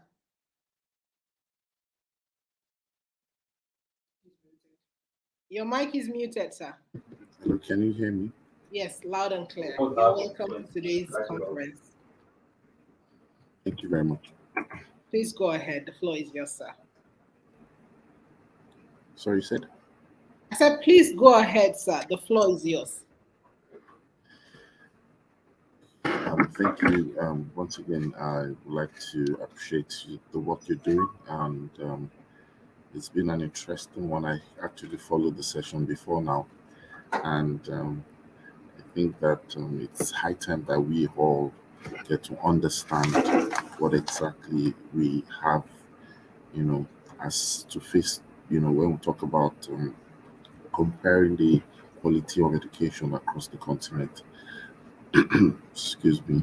Um, my section basically is just going to raise questions and thoughts in the minds of everyone who is listening today. Because when you think about the comparative analysis of education in the continent, across the continent, you find some things striking, especially when it comes to policy promotion. You find out that in Nigeria and across Africa, we have some measure of similarities, in policies, starting with, let's say, for example, primary education care. We find most countries have taken upon themselves to try as much as possible to encourage um, free education. In some cases where there's no free education, people are actually trying to introduce, inclusive education as well. Um, and there are many things that can become the indices to look at. But the truth of the matter is, in a real um, ideal situation, you'll find that the struggle has also been in the area where we have education under the auspices of politics. And so many times we tend to grapple around, out of school children, tend to grapple around quality education. We have a major crisis on our hands that has to do with teacher support, teacher supply, and teacher quality. And these are things that actually go end to end. And if you begin to take it a step further beyond the primary, you go to the secondary stage, and you begin to see some of these things rear their ugly head, where we begin to almost question why the essence of school is what it is today. And then when you get into the tertiary education, you find out that a little bit about West Africa, there's a bit of more buzz, as it were. But in some areas in Africa, there's a bit of silence, as it were. And if we really want to understand it from that perspective, and I think that's how it should be, an analysis is that education is not within the continent. Education is not just a need. Education must turn to a weapon. And we need to get to the point where restructuring education must not be in the minds of people as just restructuring the need to be literate. We need to realize that restructuring education is more or less the front agenda for any form of development within the continent. Um, in studying the comparative analysis, you find out that there are three things. I've shared some before, but I'll repeat it. There are three things that happen to be the same challenges that we are trying to face. Number one is the mismanagement of education, and we can see this actively when it comes to the regulatory side of education and a bit of administrative side of education. If you check the tabloids and if you check the headlines, you definitely know that there's a lot going on in the aspect of education mismanagement. And mismanagement starts from planning or not planning. And so when you look at it, what exactly is the plan of education? How is it integrated into the fiber of the economy? What are the things that actually create the indices where we can easily say that education serves the purpose of industry? You know, and this is something that goes around, and that's why you find that there's some similar headlines like no jobs, insecurity. And in some cases, you begin to see that the continent, its youth, its population begin to seek greener pastures, even when it comes to learning, not just when it comes to working. Before now, people will look for jobs outside their country, they will look for jobs outside Africa, but people are even looking for learning now outside Africa. And this is common.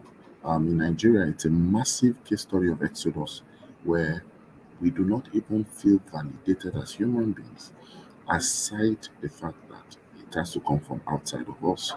If there's anything that gives us an identity, it's our color, it's our accent, and it's our music. Outside that, we don't have any kind of identity. Maybe our crisis as well makes us feel that we have an identity. And really, it's a case where we really need to ask ourselves what's the way forward. Um, and when you think about it, I think that there are two legs that we need to look at. We need to look at the functionality of policies, because that's actually where we begin to see where meaningful change can take place. How functional policies can begin, at all levels of governance across all the countries within Africa. Um, there was a particular information that I was aware of some time ago, late last year, early this year, which is actually a campaign for the free movement of young persons. It's actually been in the AU for some time, and where we want to promote, not just economic trade but free movement. Um, and you realize that, of course, in West Africa, you could travel to West African countries without necessarily asking for visas. But how many people are actually encouraged, to have that free movement? Because the truth of the matter is, education has to go beyond the framework of just schooling, right? We need to look at it from that angle. And then from policy, we now look at financing. And the truth of it is that financing education cannot be sidelined. Education costs, quality cost. Anything that has quality will definitely cost. And when we talk about financing education, I need us to understand that it's long overdue where we've been trying to fund a segment and a dimension of education at the expense of education itself. So we've had a lot of call for school funding, building schools, both public and private. We've had a lot of calls for paying for tuition and all those things. But you know that education is a composite element where we need to begin to think about funding not just the schools, but funding education itself. The ecosystem is in need of funding as much as the substructure of the industry within the ecosystem. So let me give an example. So we're thinking about it that we need to fund a school, and we think about funding a building, brick and mortar. But then we sometimes forget the fact that there are things that enable education. The extracurricular activities also enable education. The things that amplify education as well. And all these little things, they also require funding. So take for example, in some countries they have what they call an adventure park. And this is a place where, regardless of the kind of house you live in, whether it's a flat, whether it's a duplex, whether it's a terrace, there's a common area that all children in that place can come to play. They can come to connect, they can come to have fun in a healthy and a safe environment. Now, that balances the development of the child. So, for example, if you don't have a purpose built school, but you have a purpose built environment, what happens is that the deficit of what your school cannot provide, the environment already has provided for it. So, while we're trying to promote building schools, we need to also promote getting education, the end-to-end value of education, being promoted, being developed. We need to get people to champion it. So while we're talking about, arts in school, we should talk about having art studio in the community. When we're talking about entrepreneurship being taught as a subject, we should think about, you know, teenage businesses that can be created in the environment so that it's not just the subject that is taught, it's the integration of the experience, in the community. We should think about all those things. As you're thinking about a school, talking about its standards, you know, in terms of swimming, you should think about having a community pool instead. So these are things that we need to look at. And I believe that if you're able to do that, um, I'm not going to be talking about comparative analysis alone. We'll be talking about comparative advantage, and we'll be talking about comparative access, which is based on, of course, an agenda that makes us have a cross or a wide spectrum of development, as the case may be. So I think I'll rest my case at this point. If there are questions, I really want to answer your questions. But this is what I think, looking at education across Africa, this is what I think we need to start our journey with, and then begin to drive meaningful change that will benefit not just us, but society, and of course the generation as a whole. There are countries that their GDP, over 40% of their GDP, is attributed to education, right? If you take out education from that country, their earnings will drop. I think it's high time that we need to look at all those things so that we can find meaning out of what we call ourselves, not just a continent, but the people who have wealth as a result of their identity, who have wealth as a result of their resources, or who have wealth as a result of their learning and development. Thank you. Wow. Wow. So good. Thank you so much. Um, yes, thank you so much. Yes, I really, I took down a lot while you spoke. And one of the things that stood out for me in your session is the fact that you said that education must be a weapon. So if we want to combat insecurity, education is a weapon. We want to combat recession or low GDP, education is a weapon. We want to combat low exportation, high importation, education is the weapon. And that's what I got. I also got the fact that you said that educational restructuring should not just be a mind thing. Oh, we want to restructure. There must be a concise agenda by the government of all the countries that are inherent in Africa. I mean that. So if someone comes to campaign that, oh, I want to be your president, you have to have an agenda, especially for education, if you really want development to occur in the whole in your country or in Africa, so to speak. And another thing that I also picked up was the financial aspect of education. Apart from financing buildings, apart from financing, payment of salaries and the and maintenance costs, and I think that one of the things you mentioned is the extracurricular activities that has to be financed. For example, creating an environment for entrepreneurs to grow, creating an environment for innovative minds to grow, and the fact that even when students have to go on adventure or excursions, so to speak, those things also have to be financed. And one question I would like to pose is the fact that yes, I agree with every of your points, but then I would say, who the question I would like to pose is who guard the guardians, and I would say who guard the guardians in the sense that who monitors these policies that we hope to have in our educational system. How do we now have a structure or a strategy to ensure that these policies are carried out? We have a lot of policies for education, a lot of policies, we have so many written policies, beautifully written, but none has been implemented so far. How do we now ensure that these policies are now put in place to create the education in Africa that we all desire? Thank you. Thank you very much. When you talk about who drive responsibility of policies, I think number one, we need to understand that it's only based on what we demand. You see, a lot of times, yes, we know that there are policies that have been archived, but the truth of it is there's a need for it to be demanded. You see, that's where education advocacy comes in, where we need to have individuals, people like us, like this kind of program, and the outcome of this kind of program, it places demand on policies. I stress the need for functional policies because we know that it's not just having policies. If it's not functional, it's not a policy, right? It's just a document. It's named a policy, it's christened the policy, but it's not a policy.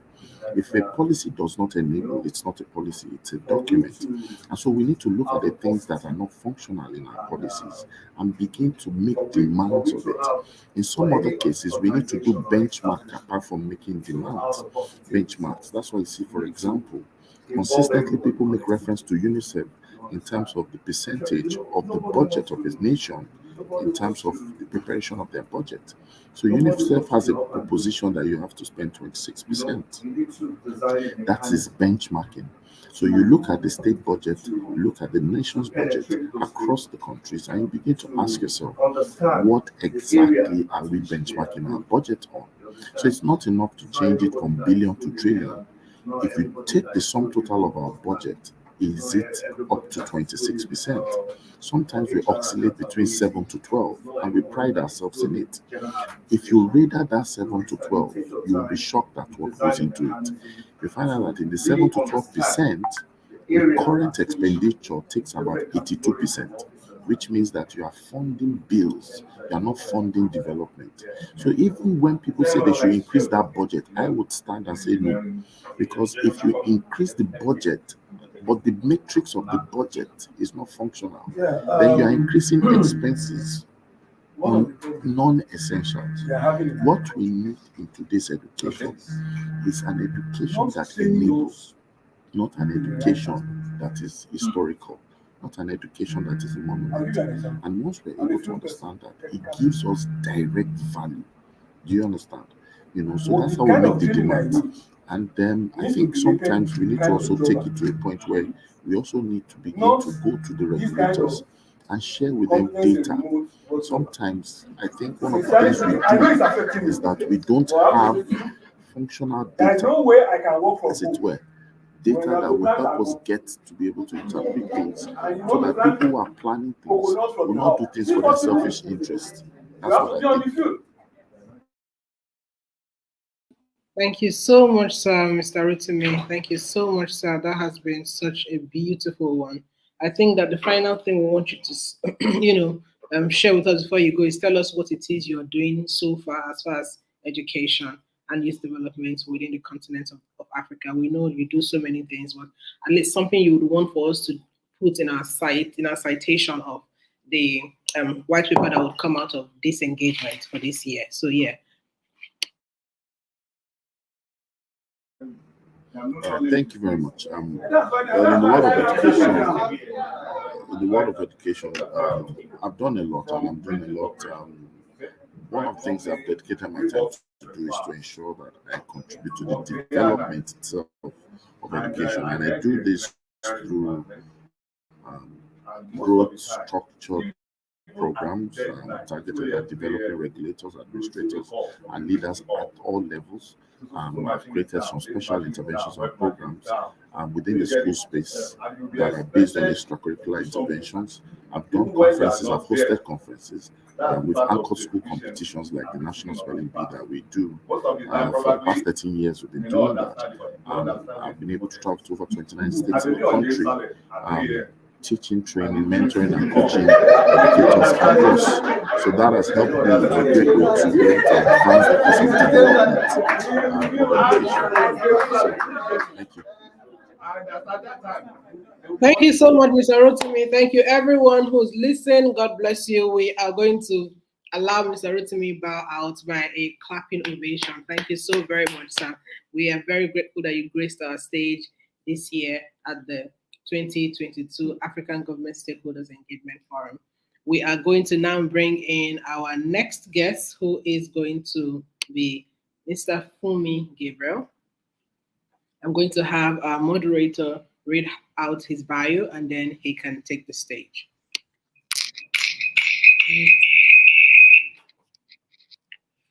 Yes. Olufumi Olutoye Gabriel holds 2 master's degrees, the first in political science from the University of Lagos, and the second in industrial and labor relations from the University of Ilorin, respectively. He is a member of the Nigerian Institute of Training and Development and an associate of the Chartered Institute of Management of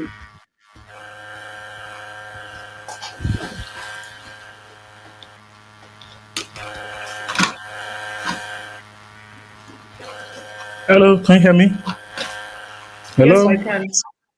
Okay. Good afternoon, everybody. Good afternoon.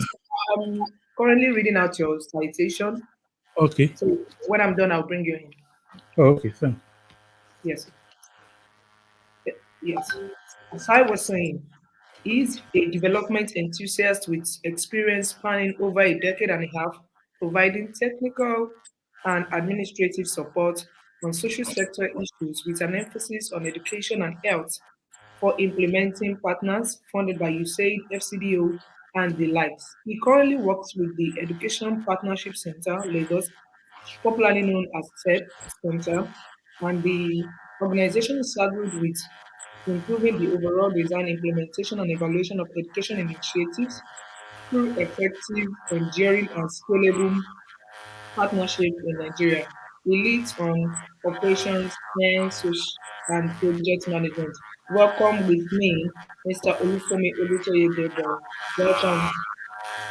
You Thank, have 20 thank. minutes to give us your presentation, and then we'll take you on from there. Okay, thank you so much. I appreciate it. It's an honor to be here today. So I want to say thank you for this privilege given. And I would like to say thank you to the speakers who have spoken prior to my coming up. So thank you. Hello, sir. We can't see me. We can't see your face. Can you hear me? We can't see your face, and there Okay. seems to be a slight echo from your end. Do you want to check that? Okay, I just did that. I don't know. I've been struggling connecting. I don't know whether it's a video because It's permission the issue video. is a We video. can't. So Yes, we can't see your face with the video. wow. So what Are do you I joining do? with a laptop or a mobile phone? No, I'm joining my laptop. Okay. Do you want to try exiting and joining again? Let's see if that can be fixed. Okay. So we'd Please like to let have me. your face. Uh, okay, let me do that in a few seconds. Okay, that's fine. There's a huge echo from his side. While we await Dr. While we await Mr. Olufumi, we would also see if we have any other panelists who is back and who is ready to go on with their own session. I see Miss Sylvia is at the back. Let's just give Mr. Fumi, apologies, guys. Let's give Mr. Fumi a few more minutes, and then if we still have these issues, we'll have Miss Sylvia come up and have her presentation. And for the team who is back in, please confirm that our final speaker for panel 1 is ready. Find out that Miss Nicole Busari is ready so that she can join us backstage before we move into panel 2 or the panel session 2. We're waiting for Mr. Olufumi to see if he can come back on. Yes.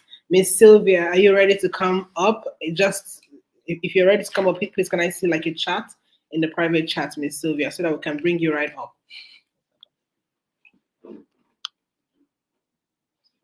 Okay, I think Mr. Olufumi is at the back. His device is still not able to. Miss Sylvia, are you ready to come up? Can I bring you up now?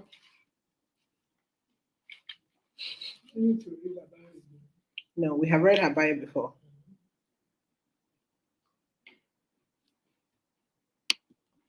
Mr. Fumi, we still have the same problem. Your device is not connected back end. I can see your device, but it's still not connected. So if you can, Mr. Fumi, you can also try with your mobile device. If the laptop is an issue, please try with your mobile device. I think that also works. Ms. Sylvia, are you ready to come up stage? Yes. Fantastic. Ms. Sylvia, we had read your bio earlier, so we're just going to mention your name and have you go ahead with your conversation for today. So, Ms. Sylvia, if you are here, we welcome you to this year's conference. Feel free to unmute and start the conversation. Let me check if you're muted. Okay. Can you hear us? Can you hear me? Hi, yes. I'm trying to change my background. I thought I had. It's okay. So if you were here earlier, we had introduced Miss Sylvia, but she wasn't able to join at that time, so she's joining now, and we're going to be, listening to her speak. If you have issues with the background, it's okay. We can have it that way, as long as we can see you. It's perfect. Okay. Hi. Hi, good afternoon. It's Um, good to have Good you. afternoon. Welcome. Thank you very much. I've tried with the background. So No, don't worry. It's okay. If you're having issues with it, let's move on with the conversation. I'll just mute my mic so that you can go ahead with today's conversation. Is that okay? okay. Yeah. Okay. Hi guys. My name is Sylvia. So my can I project? Absolutely. Just upload your slides back end and then we'll project it for you. Go ahead and upload the slides back end. Okay. Okay. Just use the share button on your device and then we'll add your slides to the screen. Um.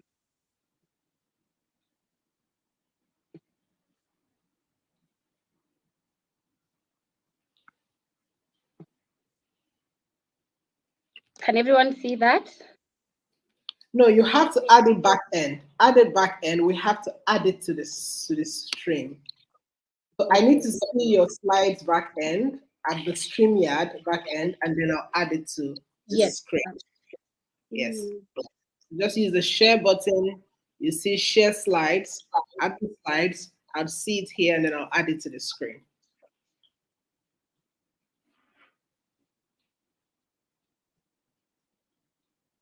Guys, we apologize for the, you know, technical issues.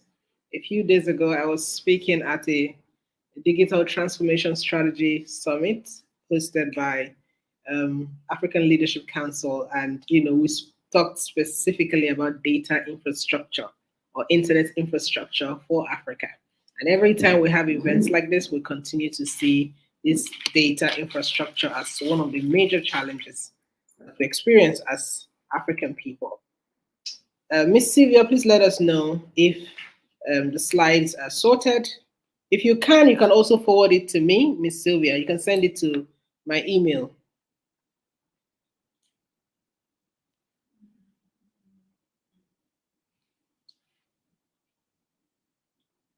I'm forwarding to you. I just forwarded to your WhatsApp. Is that okay? That's fine. That's fine. You can send it there. I'll pick it. Okay. I'll pick it.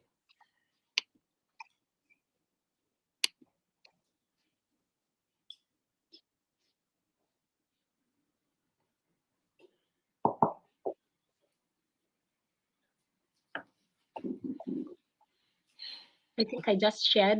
I'm Yes, really sorry. I just saw that. I'm going to give it to the system now. I think you may want to check your echo. There seems to be something echoing. Do you have two devices up? Can you check that? You have two Not radio really. devices because there's an echo from your there's a feedback from your computer.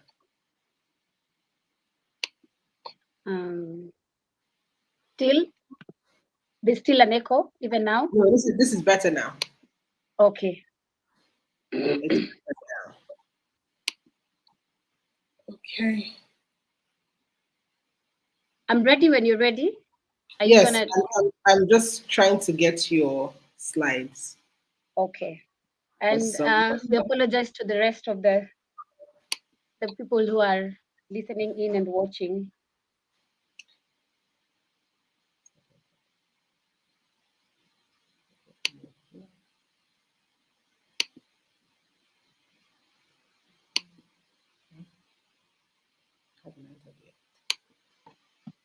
it hasn't come in.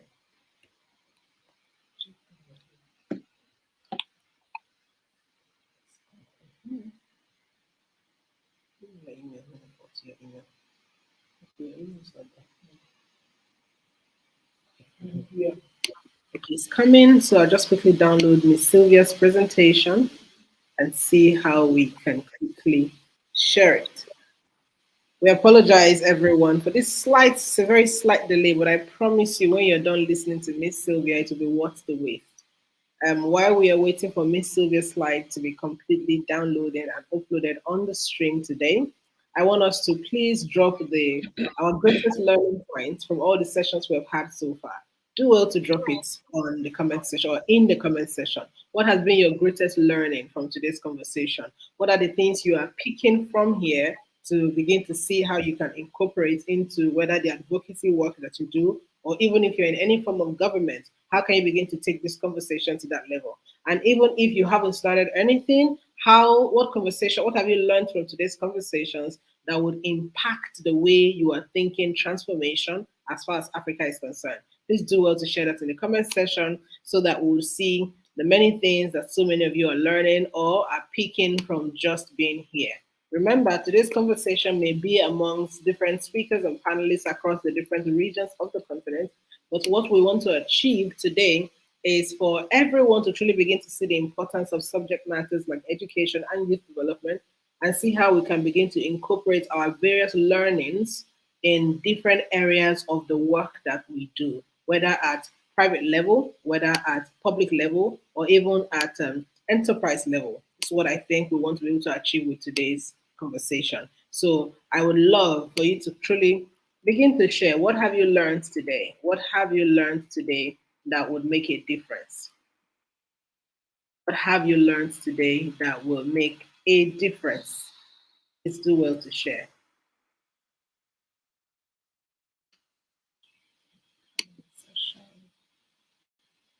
Okay, I think we have Ms. Sylvia's presentation now.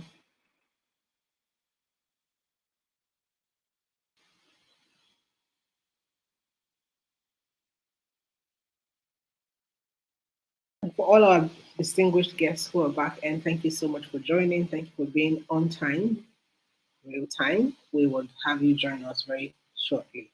And for the distinguished panelists, if you do have questions for every speaker who has come, do well to document and send to us either in the comment section or in the speakers community, because we want those questions to be tackled today by everyone who comes here.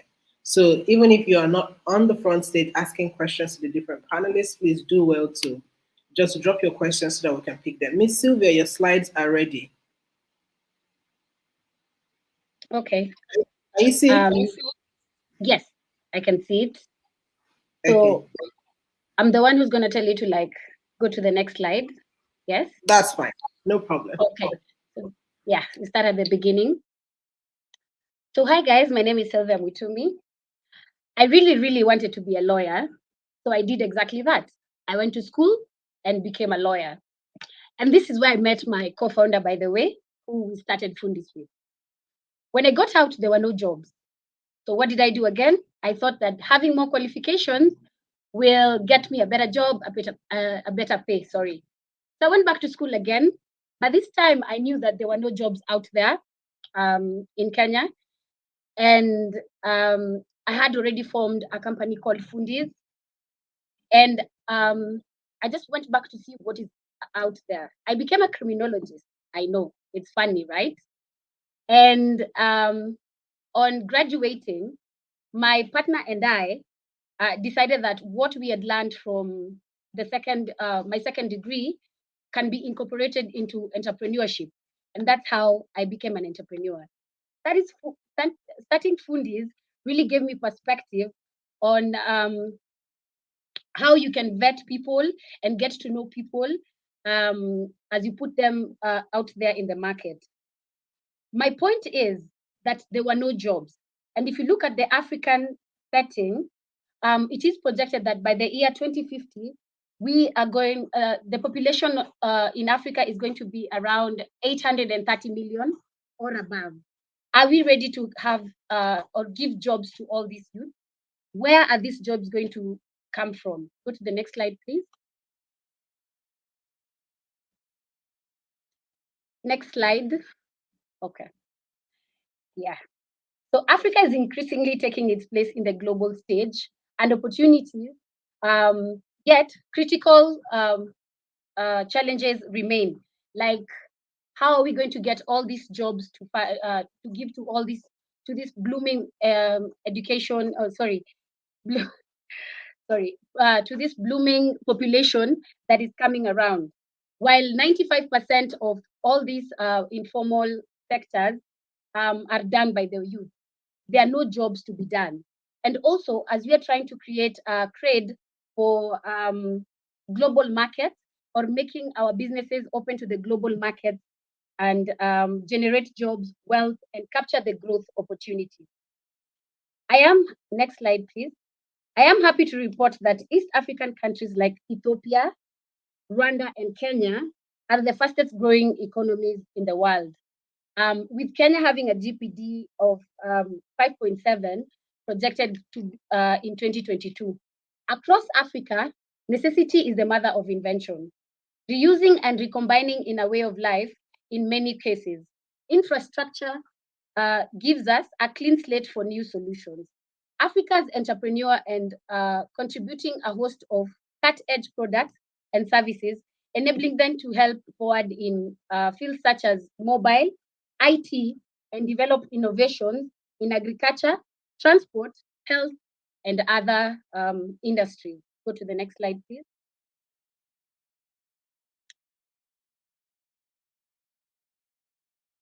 It is important to note that we need entrepreneurship. One of the importance of entrepreneurship is it accelerates economic growth. By creating new products and services, they stimulate new employment and that directly affects the economic growth. Take, for example, the Uber here in Kenya that employs over 12,000 employees. Entrepreneurship creates huge entry-level jobs, which is important to the skilled workers and unskilled workers. If you look at the companies that I deal with, that is Chuza and Fundis, we vet, train, and give certifications to unskilled or semi-skilled workers so that when they go to get jobs out there, they are doing it in a professional way. Certification, yes, and you also give them certification and also link them to paying customers. Entrepreneurship promotes innovation. Entrepreneurs develop new markets by introducing new and improved products and services and technology as they bring innovation to every aspect of the business. It has become so easy to get products and services, as easy as clicking on your mobile phone. That's the power of innovation. Entrepreneurship promotes social change. We have reduced the dependency of obsolete methods, systems, and technology. For me, I can tell you as an example that I have friends who no longer even go to the supermarkets because they rely heavily on their mobile phones for even shopping for groceries and the like. It is not all about invention and creating new ideas. We also impact existing businesses.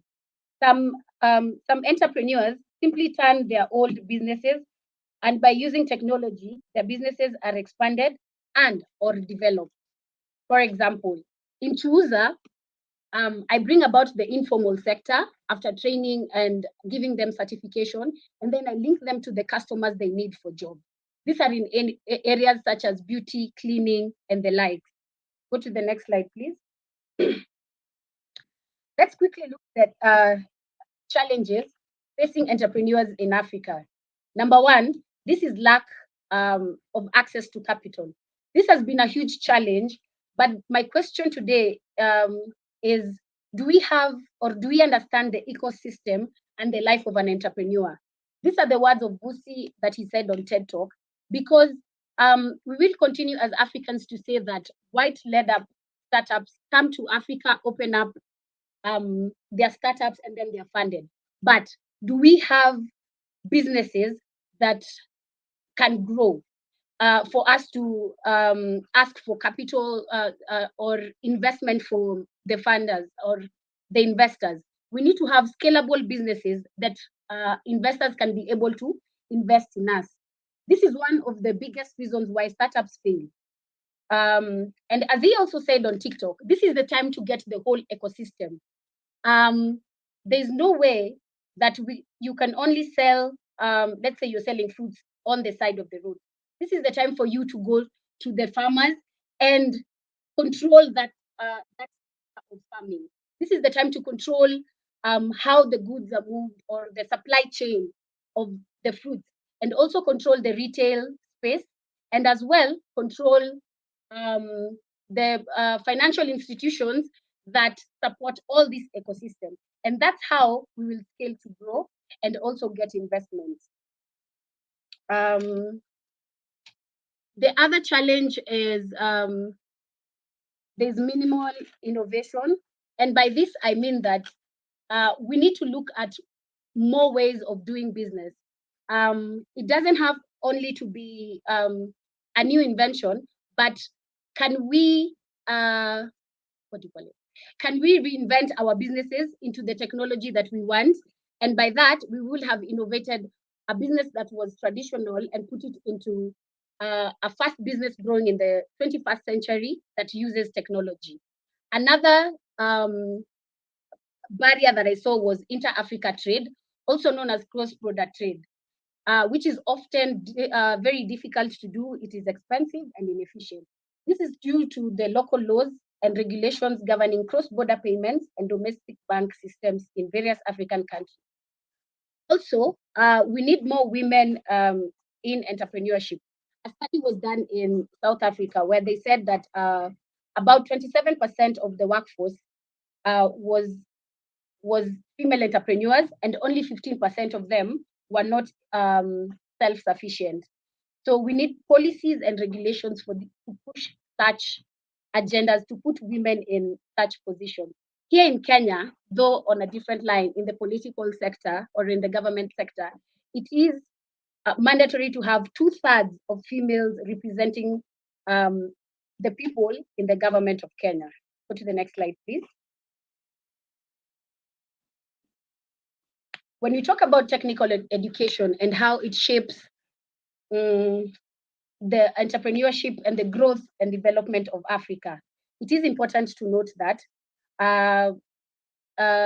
you can be able to be self-taught on technical education. My former head of tech in Fundis did not go to school at first and was self-taught when it came to technology.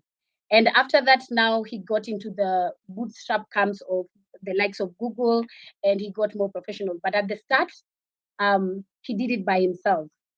The resources are very limited to teach technical education, but there are many other benefits to it. You can be able to become or to have your own business or formulate your own business and employ other people.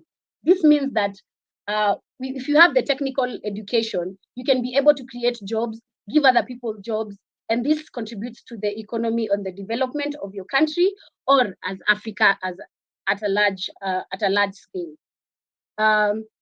Technical education has various levels of studies, of course, from the degree level to the diploma level, and depends how far you want to go in technical education. But it is ever changing. So I see a lot of tech guys going back to school and having courses online just to keep up with the new technology or what has come up about. Employment, in terms of employment, it has a lot of opportunities. You can negotiate for hefty salaries.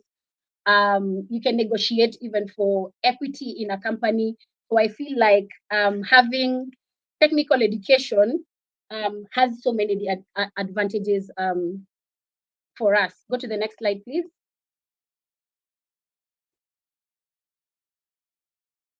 So what are the challenges facing? As I said, poverty is still a deterrent in Africa. So that means that the resources that we need to bring technical education to Africa are lacking. So we need to formulate even policies, work with governments together, try to bring the technical education a bit cheaper for everyone. Also, most talents that have done technical education, they are not here in Africa. They are, we call it the West. So we need to have conversations and engagements on how to bring these local talent abroad back to Africa so that we can have a better Africa and our economy, so that they can drive our economy to a better future. So go to the next slide, please. So what happens if we disregard entrepreneurship and technical education? So some of the risks, if we don't embrace entrepreneurship, is Africa's risk of the debt spiral. I read on an article that if you want to repay the debt of Africa in 6 months, we will have to pay a good $44 billion, and 35% actually of that actually belongs to China. So I think we owe a huge debt to China. The high cost of living, especially in Kenya, has really gone up, and not only in Kenya, in Africa. The cost of oil has gone up. There's the war of or the invasion of Russia on the Ukraine, which has brought a lot of or significant amount of raising the standard of living. But if we don't continue with this entrepreneurship, that it will be able to see ahead our economy, this is what is going to happen. The cost of living is not going to go down because it's global. We will not be able, so the poverty line, we will not be able to eradicate poverty because most of us will not be able to live within the means or the likes. So there is I think it's a professor called Gandhi in 2021 said, for us to solve entrepreneurship in Africa, we need to create around 10 million to 12 million jobs every year. I don't know how possible that is going to be, but we're looking forward to how the future shapes itself. Go to the next slide, please. So shaping the future of entrepreneurship in Africa. Agenda 2063 is a shared framework for inclusive growth and sustainable development for Africa to be realized in the next 50 years. Its goal for inclusive and sustainable development and is concrete manifestation of Pan-African drive for unity, self-determination, freedom, progress, and collective prosperity, purposed under Pan-Africanism and African reassurance. Industrial policy aims globally globally competitive and sustainable industrial sector that contributes to the higher economic growth for Mauritius through continuous innovation, technology, upgrading productivity, gains, and high-skilled employment. Industrial policy is the one that we have in Mauritius. So it aims to be globally competitive in terms of economic growth and innovation through technology, upgrading productivity gains, and high-skilled employment. So we need policies like this in other African countries where we can spearhead the process of manufacturing, production, so that we all can grow our economy. Also, out with the old, in with the new, as they say. We are done with the old systems, and now, even if we look at the way we are doing business on our mobile phones and all that, so it's time for us to embrace the new digital system or the new world order. So we cannot say that if we don't embrace entrepreneurship that is trying to bring this digital realization into Africa, the rest of the world is still booming, or the economic growth and getting into more digitized economic systems. If we don't do that, we are going to be left behind, and that is something we don't want to do. We also want to be building for philosophy. This is something that Busi talked about. Let's not build for lifestyle. Let's not build for our legacy. I'm not saying it's bad, but can we build for philosophy, where we're building to help other entrepreneurs? Are we bettering other people's lives? How does that look like? More inclusion of women in our political, economic, and just getting them out of that kitchen or that homely thing. So how can we better the economy through inclusion and forming companies that build for philosophy? Also, even as I finish, I love the fact that Ibe is doing something that touches on the Sustainable Development Goals 1, 8, and 4, which is around education, eradicating poverty, and inclusiveness, especially of women. So I am really happy to be part of this engagement and shaping the future of Africa in terms of entrepreneurship. Yes, thank you. Thank you so much. Thank you so much, Sylvia. Thank you so much. That was such I love how you took us on a step-by-step journey, and at the end, you gave us a footnote of everything you were trying to say in one simple summary. I like that you took us on that journey. Thank you so much. You said something that I want us to go back to very quickly, because Okay. this year's engagement forum is about creating solutions that can be adopted at nations level. I want us to be Yeah. able to break it down in a way that we can say to a government, this is the way forward, and they can see step by step what to do. So Yes. you mentioned that in order for us to truly be able to create an entrepreneurship that will move our economy forward, we need to at least be able to create 10 to 12 million jobs annually. So Yes. now that's a beautiful goal that every government wants. But how Yeah. do they do it? That's the question. So my question, based on what you had said, is what is the sharing formula of these 10 to 12 million jobs? How do we share it within the context of the society that we know what the public is doing? When I say public sector, I'm talking about the government now. We know what the public sector is doing. We know what the the big corporates are doing. We know what the SMEs are doing. We know what the individuals are doing. We know what the academia is doing. How do we break this 10 to 12 million down so that we can easily say to the different cadres of Yeah. society, this is what you should be Yeah. doing based on what Yeah. we have come to see as a way forward to move education and youth development forward. And then we can begin to create implementation strategies that allow them truly do this. Do you want to speak to this?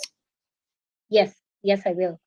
So if I had you right, you're saying you want to understand from the government level up to the individual levels how we're going to create these 10 to 12 million jobs.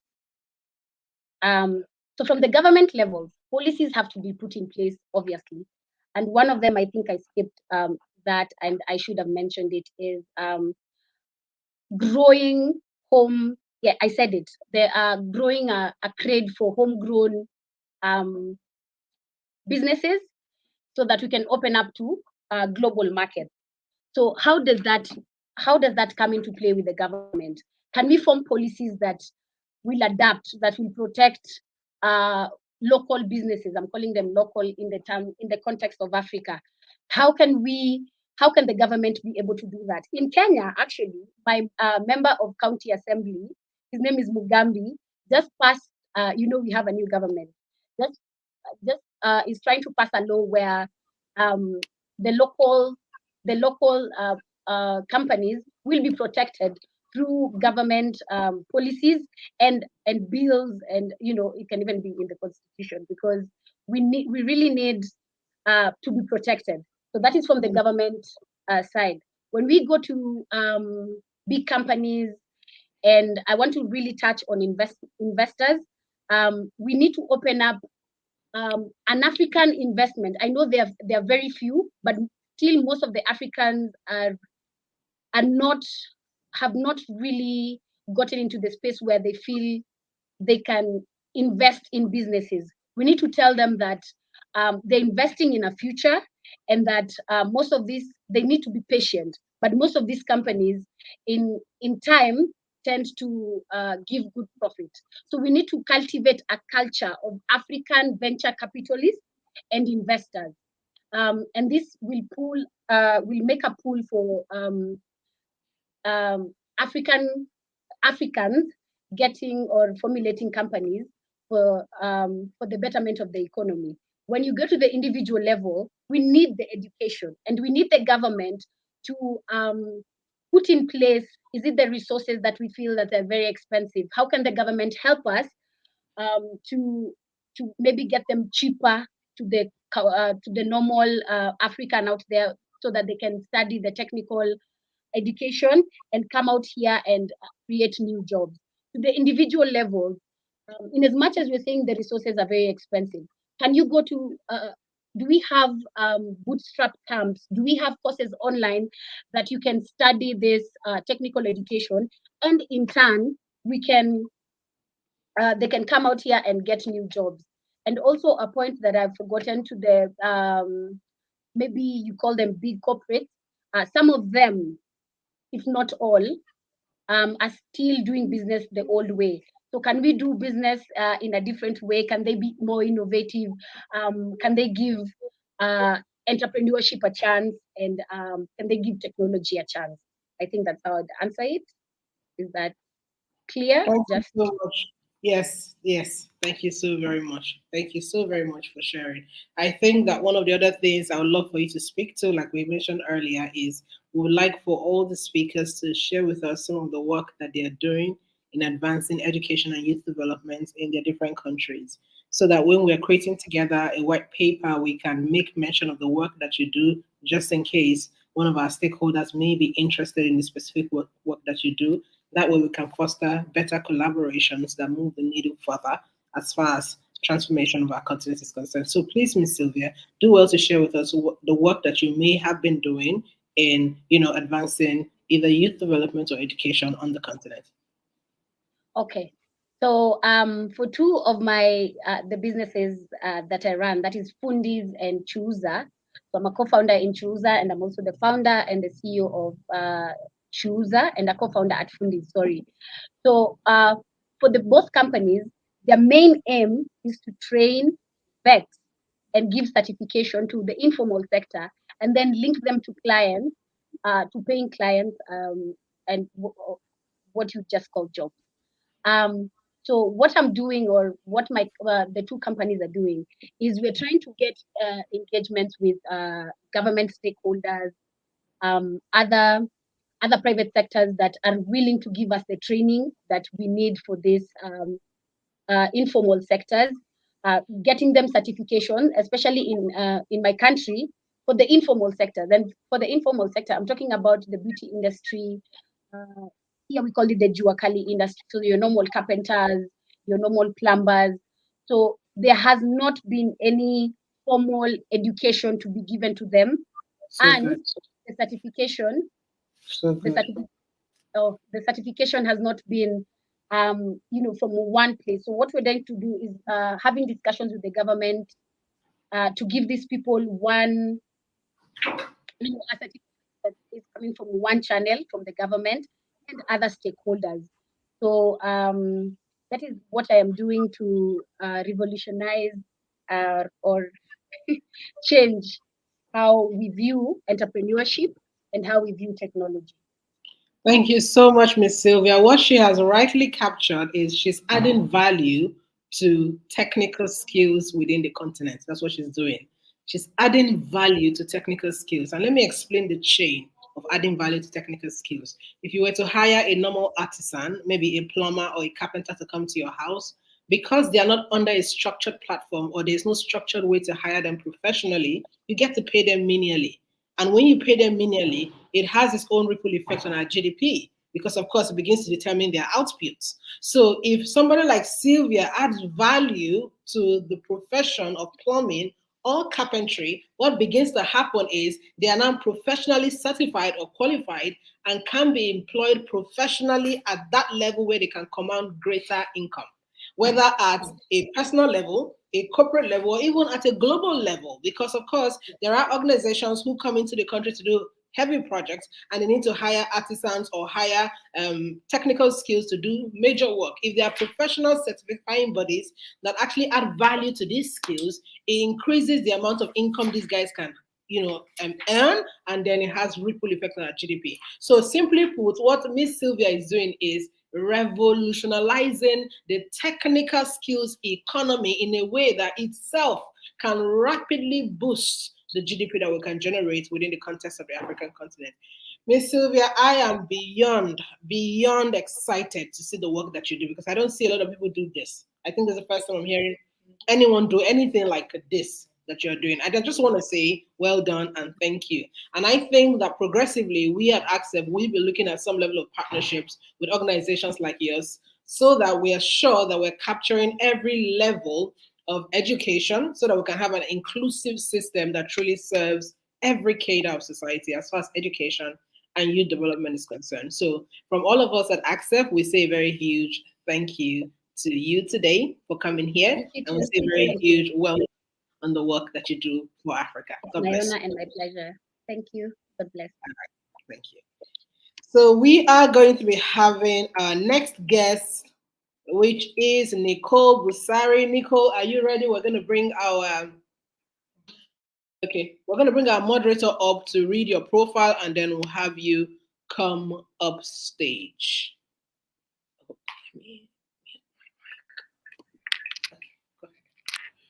Wow, it's been a mind-blowing journey. I mean, wow. I love what Miss Sylvia is doing for artisans in Kenya. I'm so excited, and I love the way our co-convener here, Just Ibe, connected the dotted lines, and I'm super excited about the Africa that we would surely have by the grace of God. So I'm gonna be reading the profile of Nicole Busari, and after that I'll bring her up to speak um, to us for 20 minutes. And please do well to ask your questions in the comment box, and I'll be looking out for your questions so that we can ask our speaker. Thank you very much. Nicole Busari is a woman of faith, a wife, a mother of four, and an advocate for youth and access to education. Throughout her 20 plus years of working in the Canadian youth services, stroke education sector, as a behavior therapist and as an educator, she has dedicated most of her life to impacting the lives of youth and families through education and community service. Her most recent work as the vice president of PCIF Development Cooperative has opened up access to investment and ownership to those of African descent in Ontario, Canada. In addition, her role as the CEO of startup Bamboo Altitudes, she is determined to inspire the next generation of transformational leaders and innovators to serve their communities through the power of applied knowledge. Nicole's motto is that we educate for impact, empowering the next generation to lead with progress as their goal. Join me as I bring up Nicole Busari to speak to them. Whoosh! Wow, Good you did good. day, Welcome. everyone. Welcome. Greetings. How is Welcome. everybody? Oh, Thank thank you you so for much. having me. So I'll be muting so that you can speak to us. Okay, perfect. Can I share? Do you guys have my slides?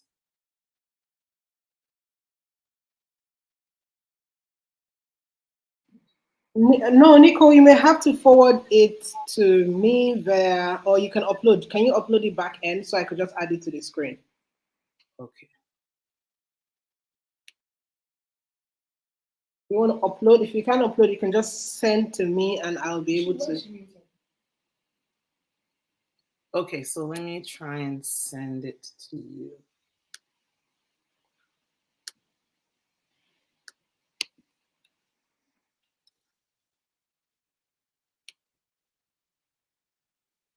You can forward to me either via email or WhatsApp, whatever works for you.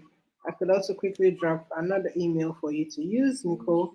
And for every speaker, if you do have slides, please do well to send to me.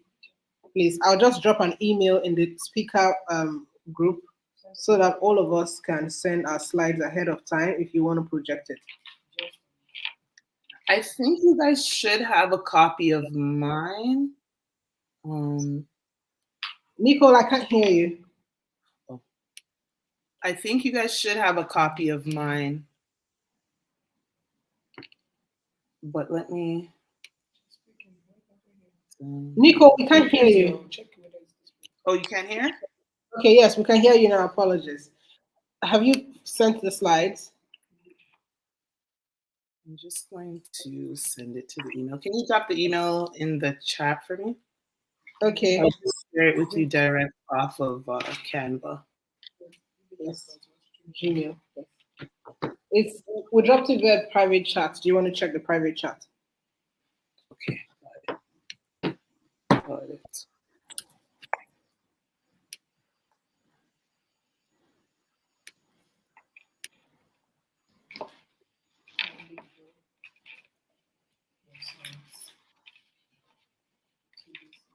Okay, I've shared it with you. Okay, fantastic. Let me quickly get to it.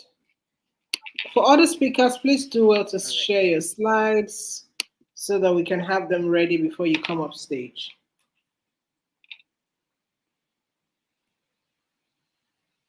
Okay, I have sent Nico's slide.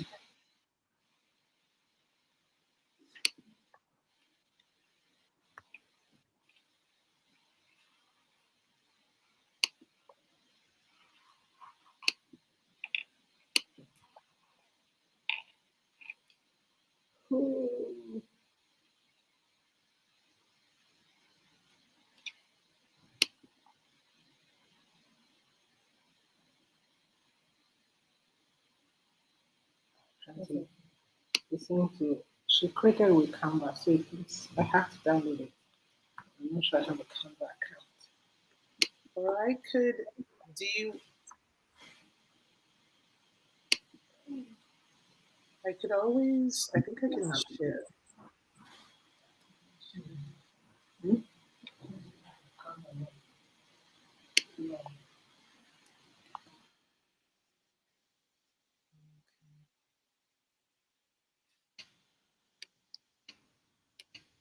Nicole, is the slides in other formats aside Canva format? I did send one in PDF. Okay, let me find that. I haven't seen that. Did you just send that now? No, I sent it yesterday, but let me just email the PDF to you. Yes, please. PDF serves us better. Yeah. And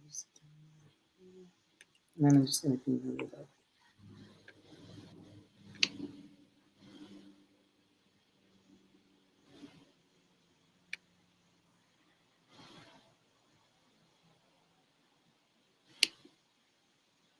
Apologize for this delay while we try to get the slides out. Yeah, sorry.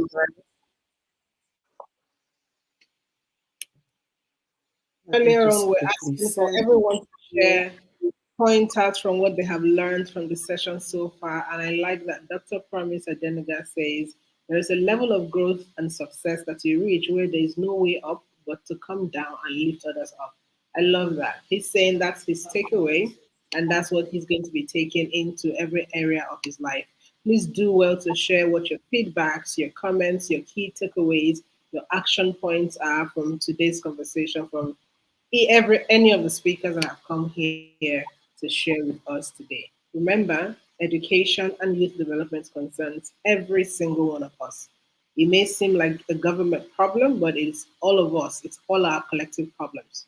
Because if a nation, if a society degenerates, it affects even the most common man. And that is why conversations like this must concern us so that we can begin to think about how, at our own respective levels, our respective offices, our respective places, we can begin to truly identify what we must do to move the needle further. And I also like to quickly say to all of us, no contribution is small. No contribution is limited. No contribution should be overlooked. Every single contribution, as far as you are adding value, even if it's to one person, you're doing something for this continent. Anything that's going to become great must be a cumulative effort of consistently showing up to just make a difference. And so I just want to encourage all of us who are here today. You may not have a company that adds value to technical skills like Miss Sylvia. You may not have a hub like Miss Mara. You may not have an institution that combats unemployment like our keynote speaker. But what do you do every day, or what can you do every day that would be able to add value to one person's life and by extension add value to the collective GDP of our continent? It's all our collective responsibility. And I want us to truly begin to pay attention to these things. Nicole, I have your slides now. I'm trying to download them so I can upload them for you to begin your presentation. While we're waiting for your slides to start, I think you should start by tell us about the work that you do, both in Africa and the diaspora, just advancing the work of Africa. I mean, the growth of Africa and Africans. So keep sharing that with us while your slides are getting ready to be uploaded. All right, great. So one of the things that I've been involved in the last year and a half or so is PCIF Development Cooperative, which is a organization that is geared towards increasing ownership here in Ontario, Canada, within the Black community. We are a cooperative, so we base our entire foundation of service on working together to create opportunities of ownership within the collective. So our members join, and we basically, those of us who are on the board, find opportunities of investment for people from the African diaspora and who are even in the continent. We do have some connects within the continent as well. And yeah, that's basically what we do. Currently, we were able to acquire 100 acres of farmland here in Ontario, Canada. And our goal is to create food security for the Black community, and also to increase ownership by opening up collective ownership through membership and through group investment and group economics. On the other side, in my pursuits in education, I have founded an organization called Bamboo Altitudes, which is an online learning platform for youth ages 18 and under, where they can find resources, educational resources, and also skill acquisition resources within the continent and also in America as well. Thank you so much. Thank you so much, Nicole, for the work that you do so far. We cannot, again, you and I had a conversation before we started talking about access, and I started to share how it's important for us as Africans to begin to create educational systems that are comparative and competitive at a global level, so that we are giving our youths opportunity to be able to truly, compete for every level of growth, innovation, disruption, jobs, and the list is endless. And I like that you have now gone ahead to start to create resources where we can begin to give our people here in Africa access to this level of, resources that are globally acceptable. I hope that organizations who are here and organizations who would come across what we do here would want to partner with the work that Bamboo Attitudes does to be able to truly help our children grow at that level. So yeah, Nico, thank you so much. I'm going to be adding your slides now so that you can take it. Thank you. And again, sorry for the delay, everyone. You can take it to the next slide. So we're just going to get started. Of course, I'm going to be speaking about tertiary education within the African context. And I'd like to first start with the purpose of education. I consider it a twofold purpose. One is to develop the self, the student, and the second is to help that student work for the greater good of their society, their environment, their communities. So within this context, or from this framework, I'm going to be looking at some issues within tertiary education in the African context, and then some solutions that I'd like to prefer. You can go to the next slide. So issues to consider. And the next slide, let's open up some of the issues. So first, I'd like to point out the outdated, or discuss the outdated curriculum. So what's happening within the continent, from what I've found generally, and this doesn't speak for every institution, but generally, is the curriculums are outdated. We're receiving basically from outside primarily what we can afford, or what our institutions can afford, which sometimes is restrictive. And the application as well is restricted, because we're getting a lot of our information from scholars who are outside of the continent.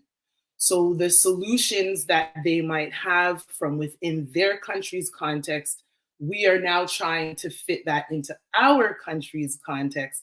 And sometimes it's almost like fitting the square into the circle, or the circle into the square type of thing. It doesn't match, and a lot of the times it doesn't apply. And then that makes our education, the curriculum that we get from our education, invaluable, right? Because our students cannot use that information to solve the problems of Africa. And again, it's not all the time, but a lot of the issues we're having is with not being able to apply what we learn in the tertiary education systems, or the limited information that we have within our institutions to solve Africa's problems, which again is the purpose of education. So our tertiary institutions must equip our students with practical hands-on skills that they can use to be of benefit to their community. Next slide, please. So issue number 2 is what I'd call the expat disconnect. So we all know about the brain drain, where we have our professionals, our young people, our business people leaving the continent, right? And then going to the West or to the East to build those economies and to offer their skills to the outside continents. I like to call this the fight or flight response of Africans, right? Where within the context of our countries, things are not working out very well. And then we either, some of us stay and fight for a better day, and some of us flee. And we leave finding, in pursuit of finding greener pastures abroad. The issue with this is that we're taking with us a lot of the resources that Africa will need in order to pour into our students. So typically, the people who migrate are from, mostly in their 20s to their 50s. These years are where people, maybe from 20 to 30, most innovation happens there. Of course, they're youthful, able to really grasp information, still strong enough to get out there and fight for another day. And then you have your 40s to 50s, where at that age, you're really pouring back into the young people within your community and have a lot to offer the tertiary education institutions.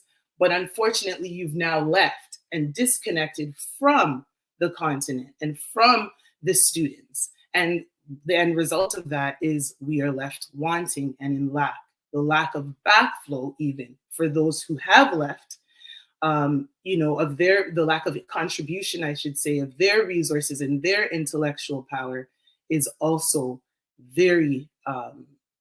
it has a very bad impact on the continent. Next slide, please.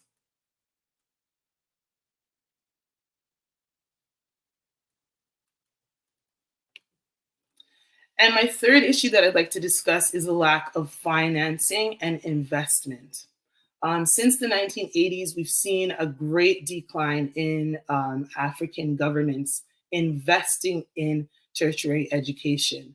This, of course, causes a lack of resources, whether it's teacher resources, curriculum resources. Students are left wanting. Again, going back to what I discussed with the first issue, is we can only purchase what or have access to what we can afford.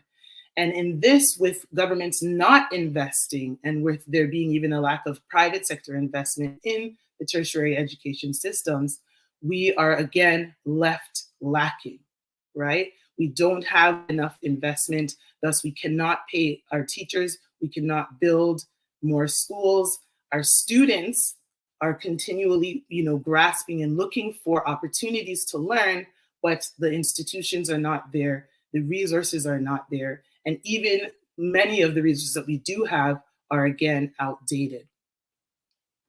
So a good example of where this is, we're seeing the opposite of this, where it's working for the country is South Africa, who has invested at least 5% of their GDP in tertiary education, which has resulted now in South Africa being one of the top university institutions within Africa, or having some of the top university institutions within Africa. Next slide, please. So now we'll look at the solutions. So my first solution, next slide. My first solution is curriculum reform. So we need to increase the social relevance within our curriculum. If we're going to look at education as a way to develop the individuals who will develop our countries, then we have to get them the information that they need that is relevant to their context, right? So we have to be able to develop curriculums that match the issues, the solutions of our countries, our respective countries. And I would also suggest that 5 of the industries that we should invest in terms of universities and post-secondary schools is 1, IT, 2, agriculture, 3, manufacturing and processing, 4, real estate, and 5, education. And I would also add to that finance and healthcare. These foundational disciplines and industries need to be heavily invested and developed within the African post-secondary institutions so that our students will be ready to work out the next 50 plus years of Africa, right? And be able to prefer solutions and to create the solutions that we need in order to build the country.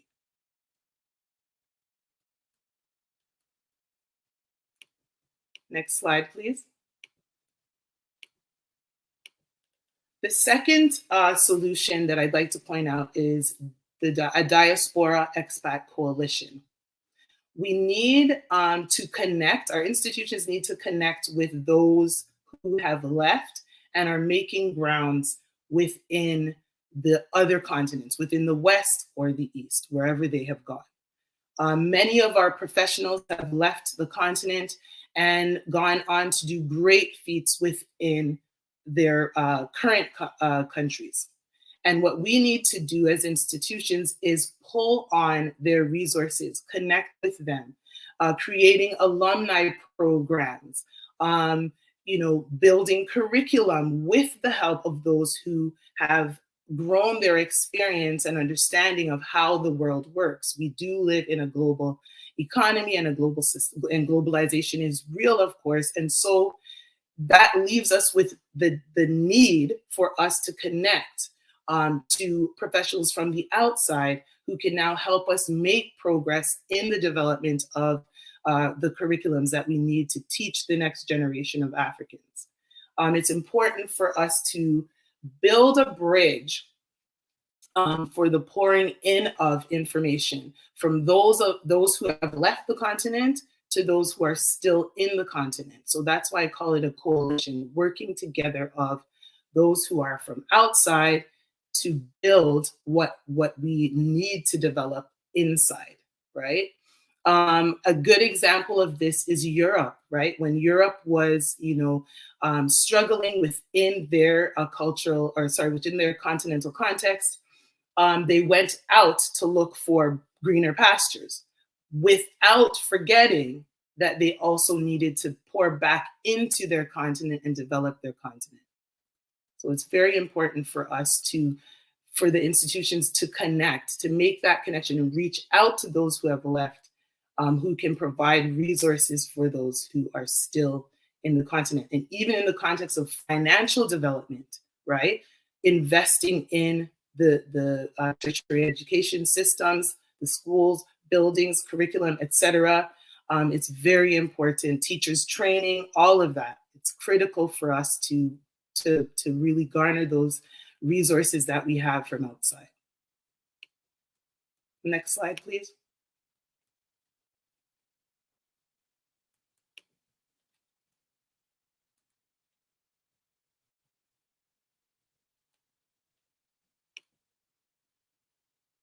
So my last solution is the cooperative approach, right?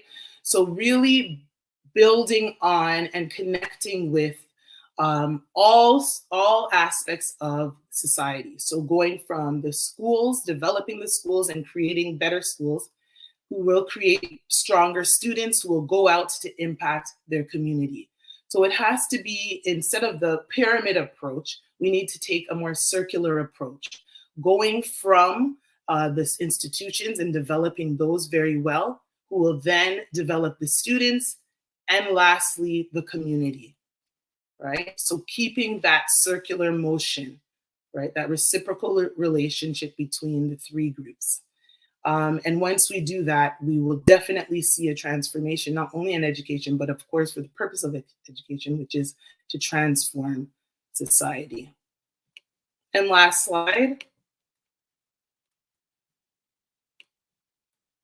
So I just want us to remember that, a long statement, which is better schools equal better students bring better communities result in better regions result in better countries, and better countries equal a better Africa. So that is the goal. That is the goal. Thank you. Thank you so much, Nicole. Thank you so much, Nicole.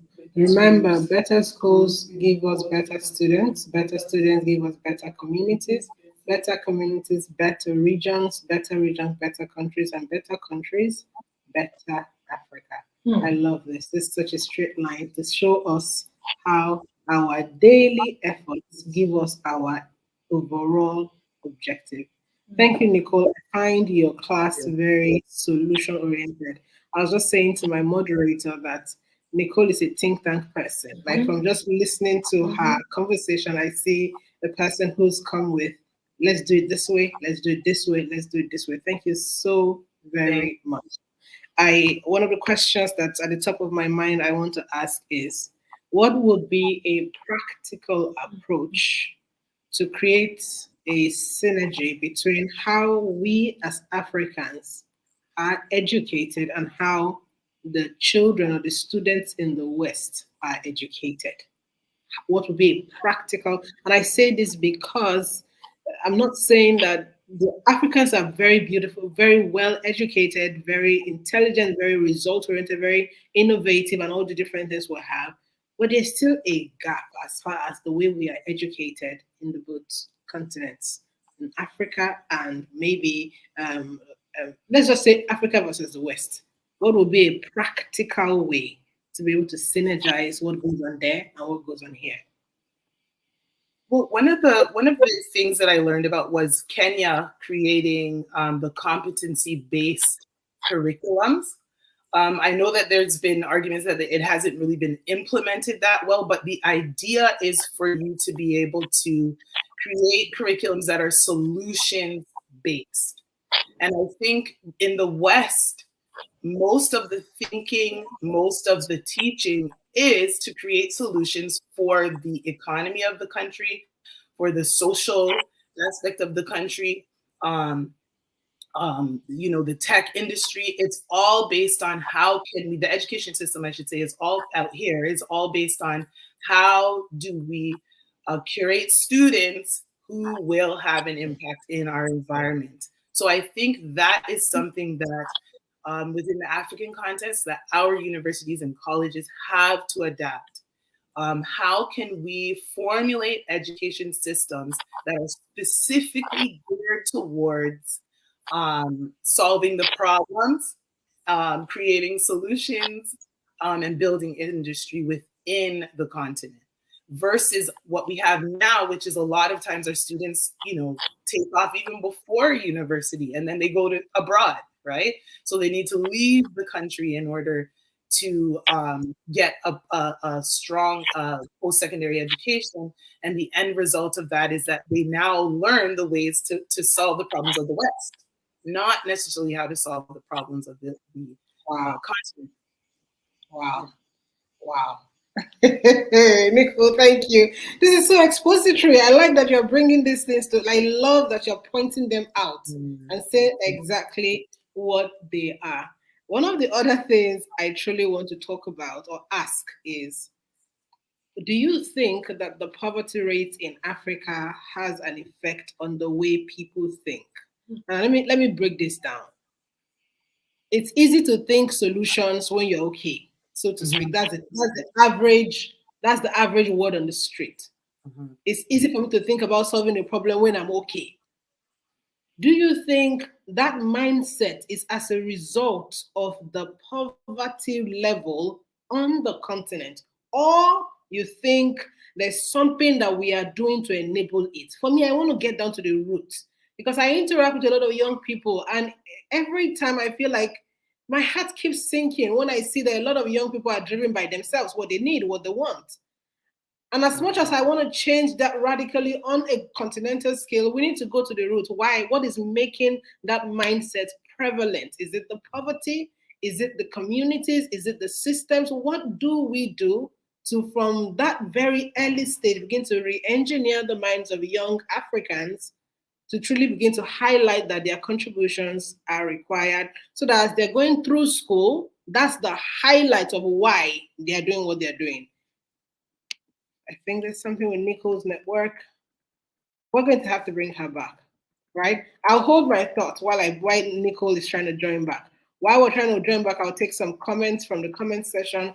I see Honorable Treasure Dominion. She says, the vitality and innovative spirit of our young people are our best assets and hold great promise to our region if we are able to harness the demographic dividends. I love that. She also says that if our youth are equipped with the necessary knowledge and skills to realize their full potential and ensure social justice and mobility for all, she says, we deserve better education. We hear you, Honorable Treasure Dominion. She says, we, the African youth, deserve a better education. We hear you. And we at ACCEP are committed to doing what we can to drive implementation at the different levels of the government to help us achieve what we may have highlighted as the problems and the solutions. She also says that their interests must come first. It's only then that the region can be robustly transformed. I love that. She says the interest of the young people must come first. Only then can we be robustly transformed. Thank you, Honorable Treasure Dominion, for highlighting these contributions, all learnings from today's conversation. I was waiting for Nicole to come back because I needed her to address that. Could that be a network issue?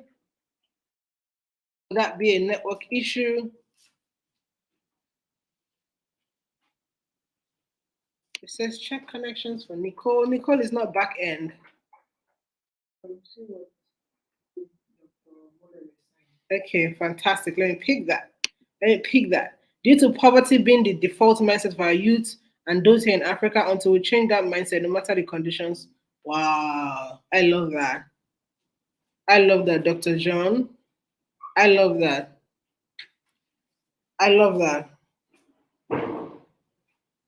Dr. Jean Molel says that he says due to poverty being the default mindset, he's saying due to the poverty mindset of our youth and most of the people who are in Africa, until we change that mindset, no matter the conditions, poverty will be a reality. Oh wow. I pray in the name of Jesus that won't be our reality. I know it's easy to say that prayer, but there's a lot of work that needs to be done. But I hear you when you say we need to actively change that mindset. And that's what I wanted Dr. Nicole. That's what I wanted Nicole. Okay, Nicole, I'm calling you a doctor. That's going to happen soon, girl. Amen. So yes, it's going to happen. It's going to happen soon. Very quickly, I want to take that question again so I can give you permission to answer. I'm saying that what is the prevalent fueling factor of that mindset for the average young African? What is fueling it? Why are we driven by we, ourselves, and what we want, such that even when we're going through the different ladders of education, we're not thinking solutions to help our people. We're thinking solutions for me. Because I feel like there's a certain sense of patriotism, Pan-Africanism that must be embedded in every African if we must begin to think about solving our problems. And let me make this very practical. ACCEP as an initiative, it has nothing to do with what I gain or don't gain. It's a patriotic sense of responsibility, a Pan-African sense of responsibility towards moving our continent forward. So most times I speak to people, they can't get it. They're like, just, why Africa? What's your business in Africa? And all the different questions I've gotten back and forth. So it makes me feel like in a continent of 1.4 billion people, 800 million who are young Africans, a very infinitesimal amount of people are thinking about what can I do to move the needle further? What's fueling that mindset? How can we change it?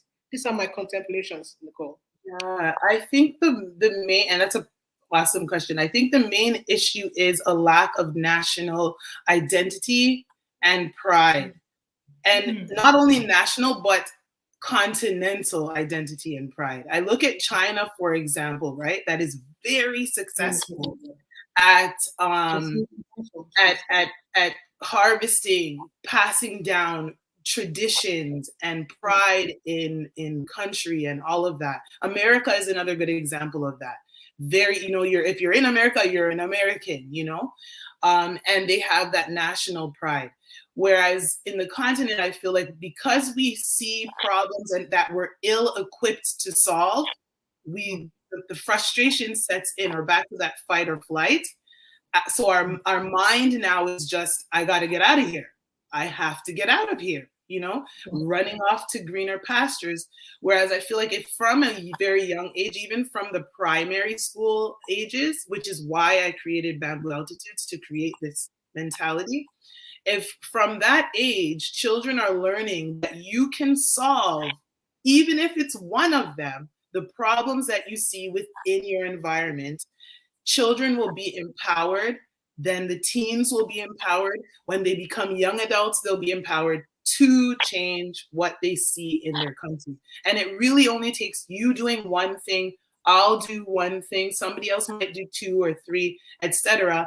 And then we can create change. But when you don't see that, when you don't see people taking up the mantle to stick around to change or to reach back and help that transformation, it becomes frustrating and overwhelming. And then, and that coupled with the fact that you haven't learned that you have the God-given capacity to do that, right? Because we've been created to have dominion over the earth, to take care of the earth, to take care of one another. But what happens is we just get frustrated. And I think it's just and that's why I believe in curriculum reform, because we need to be taught these things.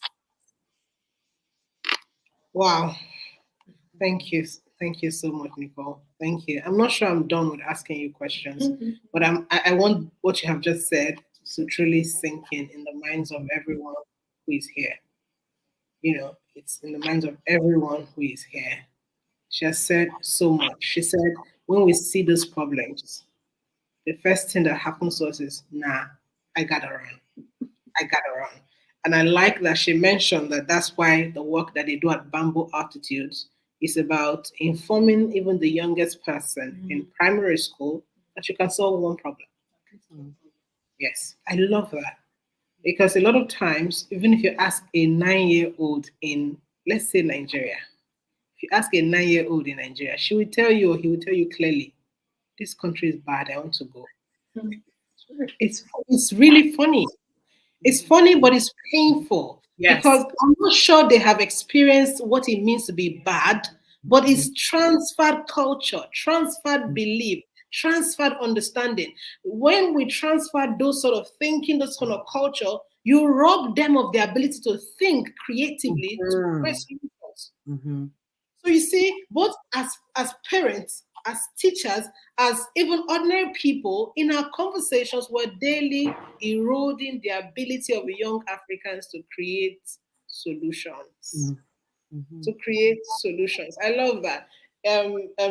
Nicole, I had a conversation with the organization our keynote speaker runs, and that's Human Capital Africa. I believe that we should have a roundtable. Accept Bamboo Altitudes, Human Capital Africa, sit down and discuss how we can create an ecosystem. Absolutely. Because I'm very particular about solving problems from ground up, not up ground. Right? So if there are people who are tackling at the very basic level from primary, how do we link them to the next stage, which is high school, then the tertiary, which is what Accept really wants to pay attention to. And that way, we are selling our solutions as an ecosystem. Yes. So any and every government that wants to pay attention to it within the context of the African continent. Nicole, thank you so much. You have spoken so much. And we definitely will move this conversation further, even at the level of these conversations we've had. And I also want to say I would reach out to you after this so that we can also have a quick meeting by Thursday to just move these things further. We need minds who are truly passionate about the transformation we want to see in Africa and are willing to commit to doing the work, to doing so. Nicole, just before we let you go, what's your final words? What are you going to give us as final words to Africa, to Africans, and to even us at Accept? The final words to us. Well, thank you so much for having me. Final words, other than I'm grateful, is we can do this. We have been called to action. Those of us who feel that something is not right and there's something that needs to be done need to act on that conviction. I believe that God has called us to do the work that needs to be done in order to transform the Africa that He intended when He created Africa, right? And so we need to stand in the gap for each other and also stand with our Creator and build the Africa that we want to see. And yes, if you leave, that's okay, but never disconnect. Reach back and see how you can contribute to Africa's transformation. Thank you so much, Nicole. Thank you so very much for coming, and thank you for your contributions to this year's Restructuring Education and Youth Development for the Africa We Want. Just before you go quickly, there are some comments I would like to quickly speak to. Dr. Promise Adenuga says, for instance, about 10 years ago, before the end of the millennium, the common slogan in Africa was water for all, food for all, education for all, health for all, and so on by the year 2000. So the miracle year 2000 has come and gone, and water, food, education, and health are still not enjoyed by many citizens of the continent. There is high level of selfishness in society, with people looking only for their needs and fearful of others. And he's just trying to speak to the fact that there's so many things we have been desiring to have as Africans, and yet as we move closer on a daily basis, we cannot seem to achieve any of the different indices that have been mentioned. And I completely agree with the realities that we have in Africa. But I also like to look at things from other perspectives. Every time a minute group of persons are making a difference, because they're a small number, it's usually not visible on a widespread at the same time. So right now, it definitely looks as though nothing is changing. But I want to say to every African who is listening, people are moving the needle. It may look like it's nothing yet, and that's because we're a small number, just doing what we can in our own space and saying we're not going to wait anymore for the public sector to do what must be done. We must, in our individual ways, both through conversations like this, collaborative efforts like this, to do something. And so because our efforts as minute number of persons, as in trickles, it will look as though nothing is moving. But you see, what we are doing by the different initiatives and conversations we're having is awakening a spirit of patriotism, a spirit of Pan-Africanism, selling the African dream and the African vision to a diverse number of persons. And what will begin to happen after a while, like wildfire, it will trigger. And then before you know it, everybody will begin to do different things. Then our cumulative efforts will begin to make sense. Until we get to that place as a people, we cannot give up. Until we get to that place as a people, we have to continue to show up. Until we get to that place as a people, we have to make sure we don't tire out as far as our contributions is concerned. Until we get to that place as a people, we cannot neglect our collaboration, whether it's individual collaboration, multi-sector collaboration, every level of collaboration, because at that point, we can truly make a difference. Nicole, thank you so much. From all of us at ACCEP, we say a very huge thank you, and we look forward to talking bigger business after this year's conversation. Thank you. God bless you. And I love to our brothers and sisters in Ontario and in America. Thank you so much. Take care, everyone. Bye-bye. Thank you. So our next speaker, very quickly, Dr. Emmanuel Tafa. He's a doctor. Yes, very recently he was conferred with a doctorate degree by Miles Leadership University in Ghana. I'm going to read his bio very quickly. He's one of the most cerebral men I know, Dr. Emmanuel, one of the most cerebral men I know. I mean, we were privileged to work on a project together sometime. And I imagine you and somebody as consultants on a project, and he's teaching or he's speaking in your heart, you're like, I need to learn from this guy. I really need to learn from this guy. At several points, I had to drop my consultant hat and truly just lean in my heart to learn from, the depth of experiences that Dr. Emmanuel is as a person. Dr. Emmanuel Tafa has been a management consultant for the last 14 years, and over the period, he has advised a mix of over 130 companies, entrepreneurs, and leaders across 250 projects.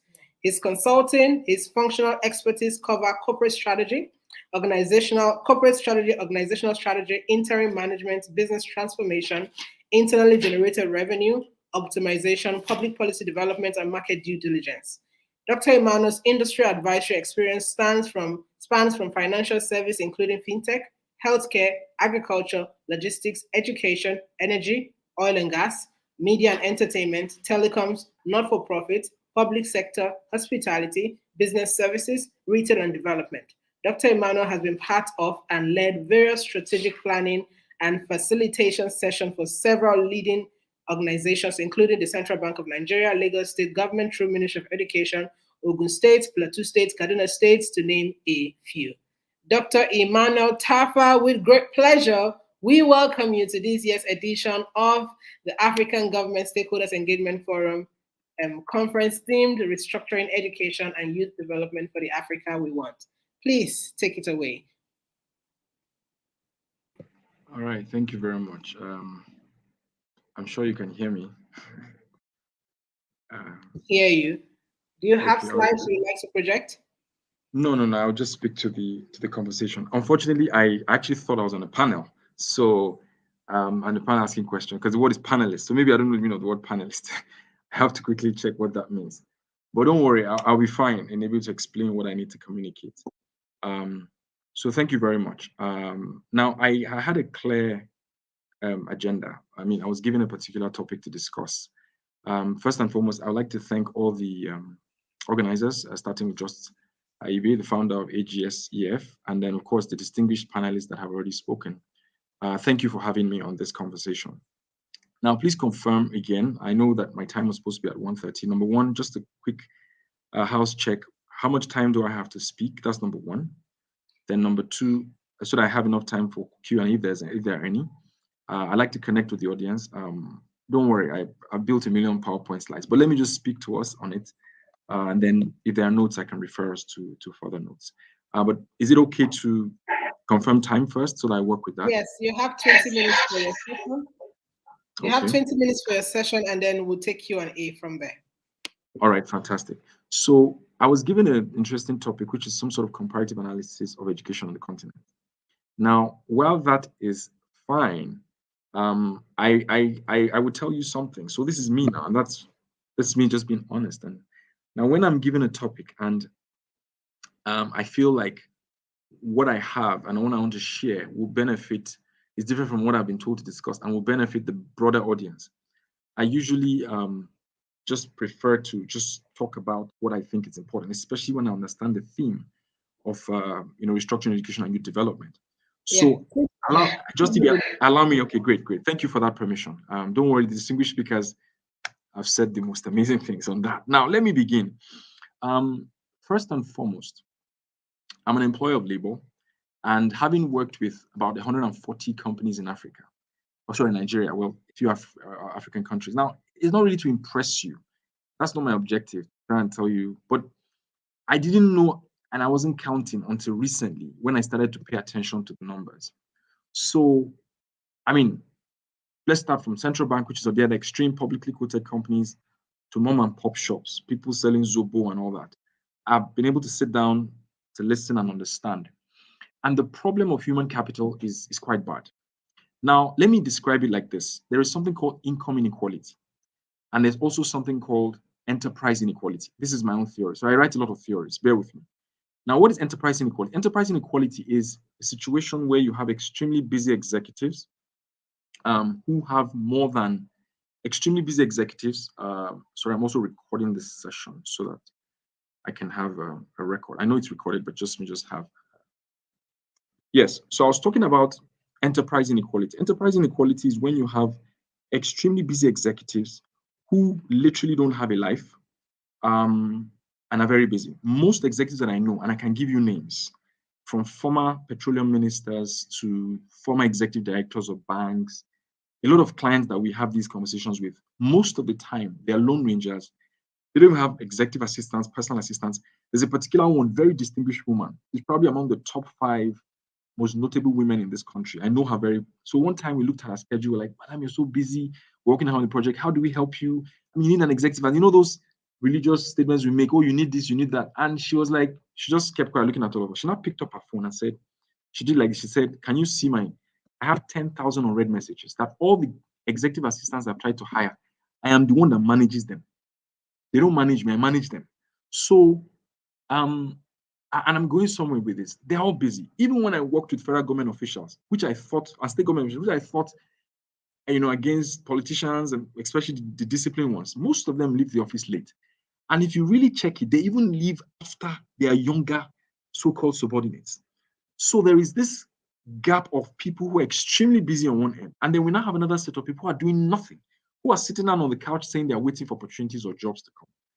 So what I realized is this enterprise inequality is a reflection of something deeper, where we have listen to this is the point now, a broken down system where we're unable to, sorry, 1 second. So we have a broken down system where we're unable to connect these two gaps. So when I hear youth unemployment and the challenges with that, I want to talk about a very neglected segment of that, so that I really get us to understand how education needs to change to reflect that. There are 3 ways you can inherit wealth. So I've talked about enterprise inequality, which is very common, and you've heard what I've said. Enterprise inequality is when there's a gap between the very busy and the idle, and you're like wondering, why are these people sitting at home doing nothing? And then you have executives closing late. Let me say, okay, I don't want to say this sound negative, but you see, what will affect and probably affect a lot of executives is their schedule. And they are unable to hand over a bit of their work. I don't want to call names, but some of the speakers here would understand and identify with me. Everything you have to do it yourself. So there is a difficulty in breaking down what you know. And the problem is, for someone like me, I've gone 14 years, and God will give me long life, good health. I'm now going to continue to get deeper and almost become irreplaceable. So it now becomes the Alex Ferguson syndrome. So while I'm going deeper and deeper, I'm becoming further and further away from anybody that can replace me.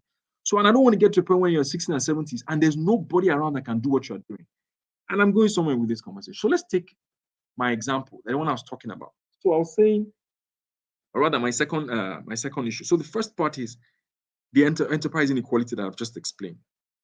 Now, so how do we then connect this? How can education help? 3 ways to get wealth. Another theory of mine. Number 1, you can inherit it. Her Majesty just passed away. You saw all the inheritances conversations. That's inheritance, right? And so on and so forth. The second one is education. Education is also somewhat some type of inheritance, because if your parents give you good education, that's real inheritance, or secondary inheritance. They say the primary one is the values and so on, and I get that, the spirit and so on. Now, the second one is education, which can either also be a function of privilege, or you work hard, go, put yourself through school like some people have done and succeed. The third one, which is the neglected one, which Just Ibe, from her own side of Nigeria, depending on where she's from the southeast, is the most successful. And I don't want to get into Nigeria's civil war and politics and open wounds, but I know what I was told, because history has been scrapped. But what I was told was that after the civil war, most of the people from the southeast were just given pittance. A lot of them lost their properties and blah, blah, blah. But how did the southeast rise to a point where they probably became, or arguably became, the richest per capita? My own is, I'm from the north, so the richest are from the north on an aggregate level, maybe. But per capita, meaning you divide the amount of wealth by the number of people from that place, is probably from the southeast. Is by apprenticeship. Now, apprenticeship, which is practiced, at the very low grassroots level, is when I'm able to transfer my wisdom, my values, and my know-how. Now, this is the part God is going to help me to really explain to you guys, because nobody is talking about this and nobody understands this. Guys, listen to me. And this is important. I hear all the talk. Executives are frustrated. I can show you my phone from this morning. Names, I can't call names on this call. Important people that that call me and like, Oga, how far? I need help. but there is no one in the horizon to say, come. And I'm making this announcement so that if you know you can help me, come, there is enough money to make. Come and let's make money. I'm daring anyone on the call that if you have the competence to write, to think, and to execute, there are enough executives waiting to offload their burden of work on the enterprise. But it's usually very hard because the other people are also very good, are also swamped. So how do we build a modern day apprenticeship system? Because I listened to your topic, restructuring education for youth development. So there is formal education. But formal education likes to feel like the fancy, I don't want to speak the French, but you understand what I mean? The fancy one that looks as if, but most times they read mechanical engineering. I'm not even talking literally, but cannot fix a car. Just look at that analogy and imagine it in the context of the real world. Are you understanding what I'm saying? So thank you for this platform and for me to be able to share. It's a global event. And I want to be able to tell you from my own perspective, because I'm not some guy sitting in one room postulating.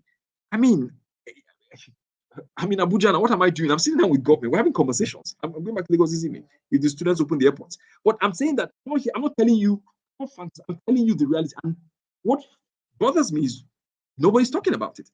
So why do I have so much gray hair? I have 6 months worth of work waiting in front of me. Where are the young people that want to come and learn? Where are they coming to attach and say, come? I'm not saying you should carry your bag. I'm not saying you should carry your bag, carry my bag. And I do understand what I'm saying. So where am I going with this? How can education, now, if I say apprenticeship sounds insulting, sounds demeaning, sounds completely, what are you talking about? Apprenticeship? But I'm not going to mention apprenticeship. What I'm putting forward is a theory, and they call it internship, right? They call it all kinds of things, but that's not really the point. The point is, listen, this is the point. The point is, how are you able to unbundle the behavioral, the functional, or technical, as you relate, and then maybe there's another third part, maybe the soft one, depending on what the HR people say, it's an overlap here and there. But let's just say the behavioral and the technical competencies. How are you able to unbundle it, from an individual in a way that people can collect theirs? Now, let me speak to different audiences on this call. Let me begin with the main users, which is the youth themselves, if they're on this call.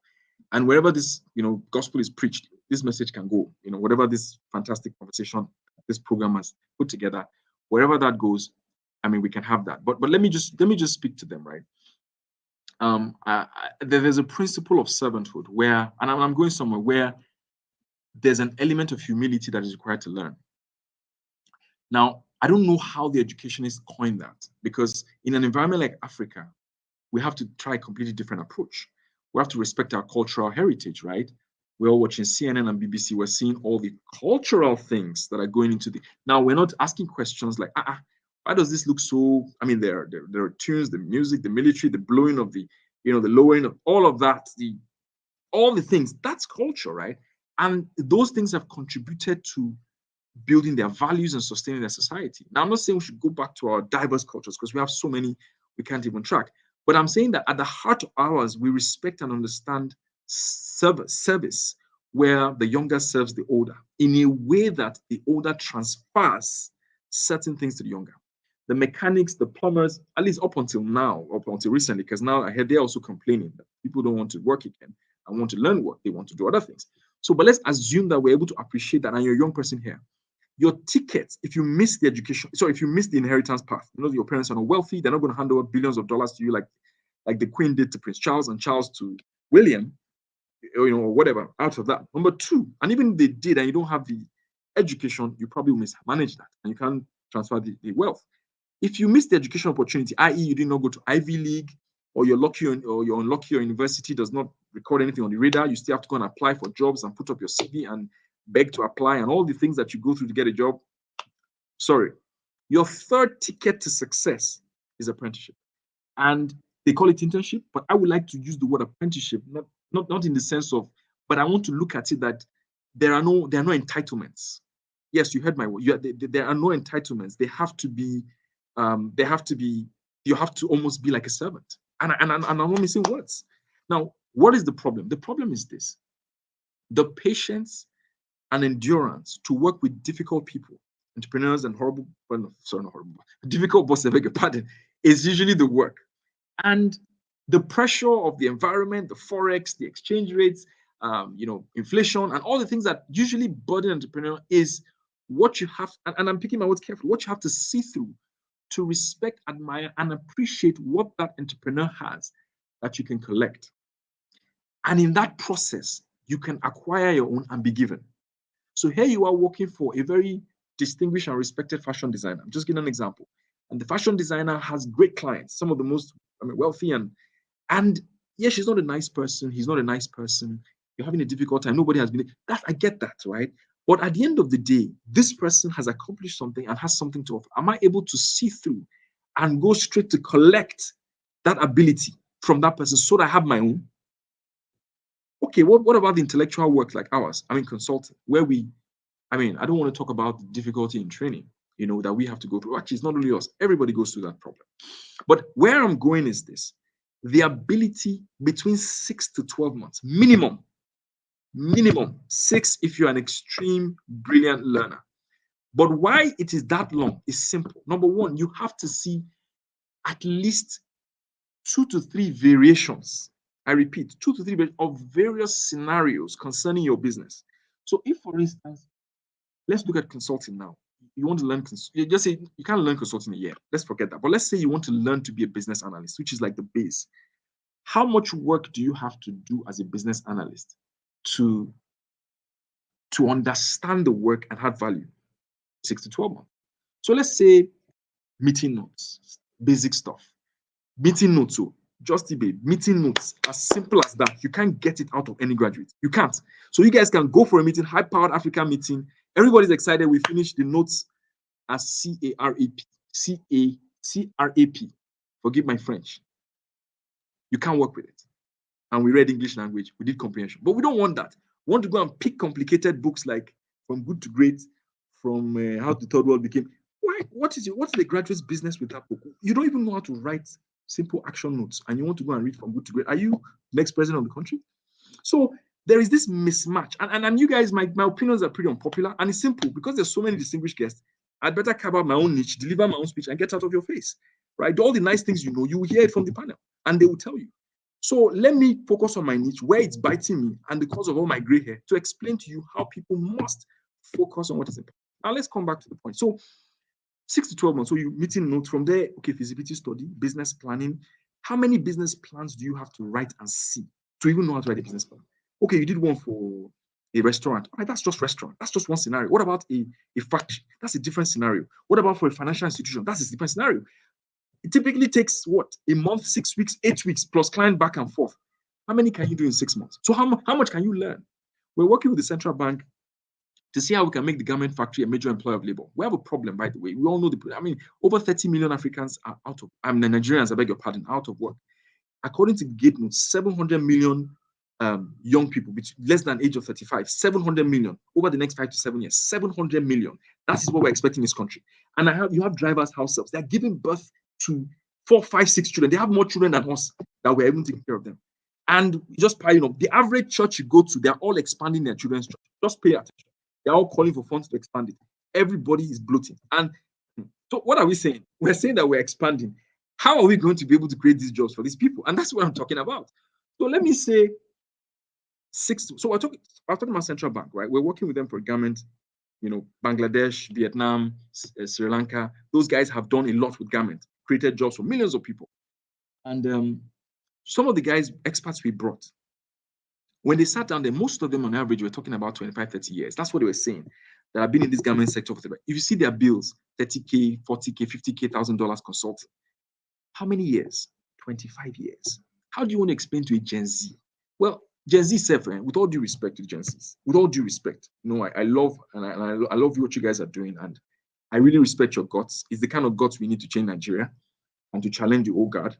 I don't know what your Waterloo would be, because every generation has a Waterloo. I mean, the point where well, pending when that comes, we're on the same page. But I don't know how. I practically don't see you guys you haven't started. So I just put you on one side. Let me deal with the millennials. But for me, I think depth is important. And I'm not saying you need to spend 25 years in an industry, But somehow, I think it's still good old-fashioned to know how to do something well and do it well. I think it's worth it. And I think that discipline is important. So what am I talking about? Apprenticeship, first of all, is when somebody says, I want to acquire a skill. And I'm speaking to young people on this call who may be looking for opportunities, who want to understand what's next for me. And even for those who are already deep in traditional industries that are going to be disrupted, like traditional banking, traditional insurance, and so on and so forth. Those will be disrupted. In fact, they've already been disrupted. How do you have to stoop low sometimes, start again, right? But here's the catch. So that's the 6 to 12 months, but here's the catch. The prayer for you and the way you need to help is to understand the boundaries of your knowledge. I'm rounding up shortly. I think I have about 5 minutes or less. Yeah, the boundaries of knowledge. Let me explain. When the maths teacher came, they would, this is why we failed maths, some of us. The maths teacher will come and say, I want to teach you quadratic equation. He'll give you one example, simplest. He'll open the textbook. He'll pick one. He'll show you one. He'll give you classwork. 3 examples. So he has given you one example, one from the textbook, and classwork. Exam comes, a 4th one shows up, and you're like, wait, they didn't teach us this one. We don't know this one is talking about. You know the problem. I don't know whether it was born out of wickedness or just the poor ability to teach. What did teachers do? Ibe, I hope I'm the one making you laugh. What did teachers do? Am I the one making you laugh, or something else is going on? Another party is going on. What did teachers do? You are breaking every table that ever existed anywhere. What did teachers do? You know, what the teachers do is they fail to realize there's something called mutually exclusive, collectively exhaustive. What does that mean? It means, guys, with respect to quadratic equation, there are only 4 expressions on this topic. In other words, or maybe 5 or 6. This is all the variations of quadratic equations. So if the teacher had given you that, so when you're learning quadratic equation, you know that there are 4 or 5 variations. But you know the problem, when you want to learn and teach yourself, when you take a subject, say I want to learn digital marketing, what are the dimensions and all the categories or concerns of the curriculum? Now, sometimes, and this is where some of us are trying to, pivot in our startup, tech startup, which I don't want to get into. I'm not here to sell myself, but that's my focus, to say, helping young people and people that want to learn to understand what they need. So some people are actually very passionate, but they're learning the wrong things and they're reading the wrong books. So that is important in designing what will really work. Now, let me say something here. From my experience, most institutions are figuring that, even the academia, with all due respect, apart from the Ivy League, who understand executive education, that lower part, nobody has really dealt. That's why people still come out of university and companies still have to retrain them before they get value. So nobody has really gotten it. Even the big boys, the Fortune 500, still have their graduate training programs of MBA students who are still paying debt to get them up to speed. Just that they're smart, fast learners, but you still have to teach them financial modeling. You still have to teach them investment banking in the way you do it. You say, yeah, that's proprietary. Not necessarily. The problem is the curriculum. The problem is the curriculum and the understanding around it. So unfortunately, I spent too much time on this group, but that's the most important group. And if I am able to target them, I think it's fine to say people that are in the youth, young people, there is a concept we all have to go back to. How did I learn consulting? I learned consulting from the former presidential candidate of the ADC, Chuka Moye. And I don't want to tell you what we went through to learn. I can't even say it on this call. None of you, with all due respect to the gens, they can't even stand the pressure. They can't. We worked 12, 14 hours and we were happy. We're excited. Work-life balance. Work-life balance, we're bear the youth while you're young. That's my own absolute. So that tomorrow night, I'm sorry, that's my opinion. Please, before they get upset with me, because they say I'm a horrible boss. No problem. I'm not actually. Just I'm not, but it's fine. Where I'm going is that you have to pay, why you have to pay the price? You're competing against 699 million other people. 99 million other people. So you have to get it out. Now, for the other sector players or the other people, I want to talk to my fellow businessmen, fellow entrepreneurs and business leaders. Obviously, we have to invest in curriculum, we have to invest in education, we have to invest in connecting classroom with industry.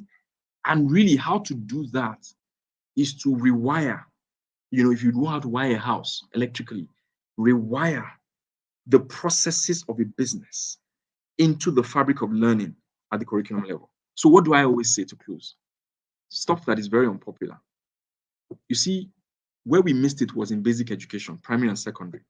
So something like comprehension that you always see in some exams, I think it's SAT or GRE, that thing means something. It means understanding. So when you say understanding of my client's requirements, understanding of the commissioner's requirements, understanding of minister's requirements, understanding of the boss's requirements, is comprehension. Most times, business execs and big important people are too busy. So the ideas, very few of them have structured thinking. So it's hazy. So if you don't understand comprehension, you can't pull out and document properly what the understanding is. Then there is composition. Composition is proposal writing, is letter writing. Why am I saying this? Well, it just, I can tell you, 500, 1 million naira, starting fees is what sometimes some people are willing to pay when they have over 100 employees. They still have to go outside to look because there's nobody in the company that can do composition and write a proposal. It's sad. But you know one thing, Saturday morning, they're all in buses with their colleagues. They're going to one far university saying they're doing an MSc or some other additional program. And no disrespect to MScs and qualifications beyond that. They're important and I'm going to get some. I'm going to go back to school and have fun very soon. I just want to get the spirit first before I go and get the letter so the letter doesn't kill me. But what I'm saying is that personal development is the way out. So I think that there has to be a broader conversation on some of us have to actually step down and almost become like teachers.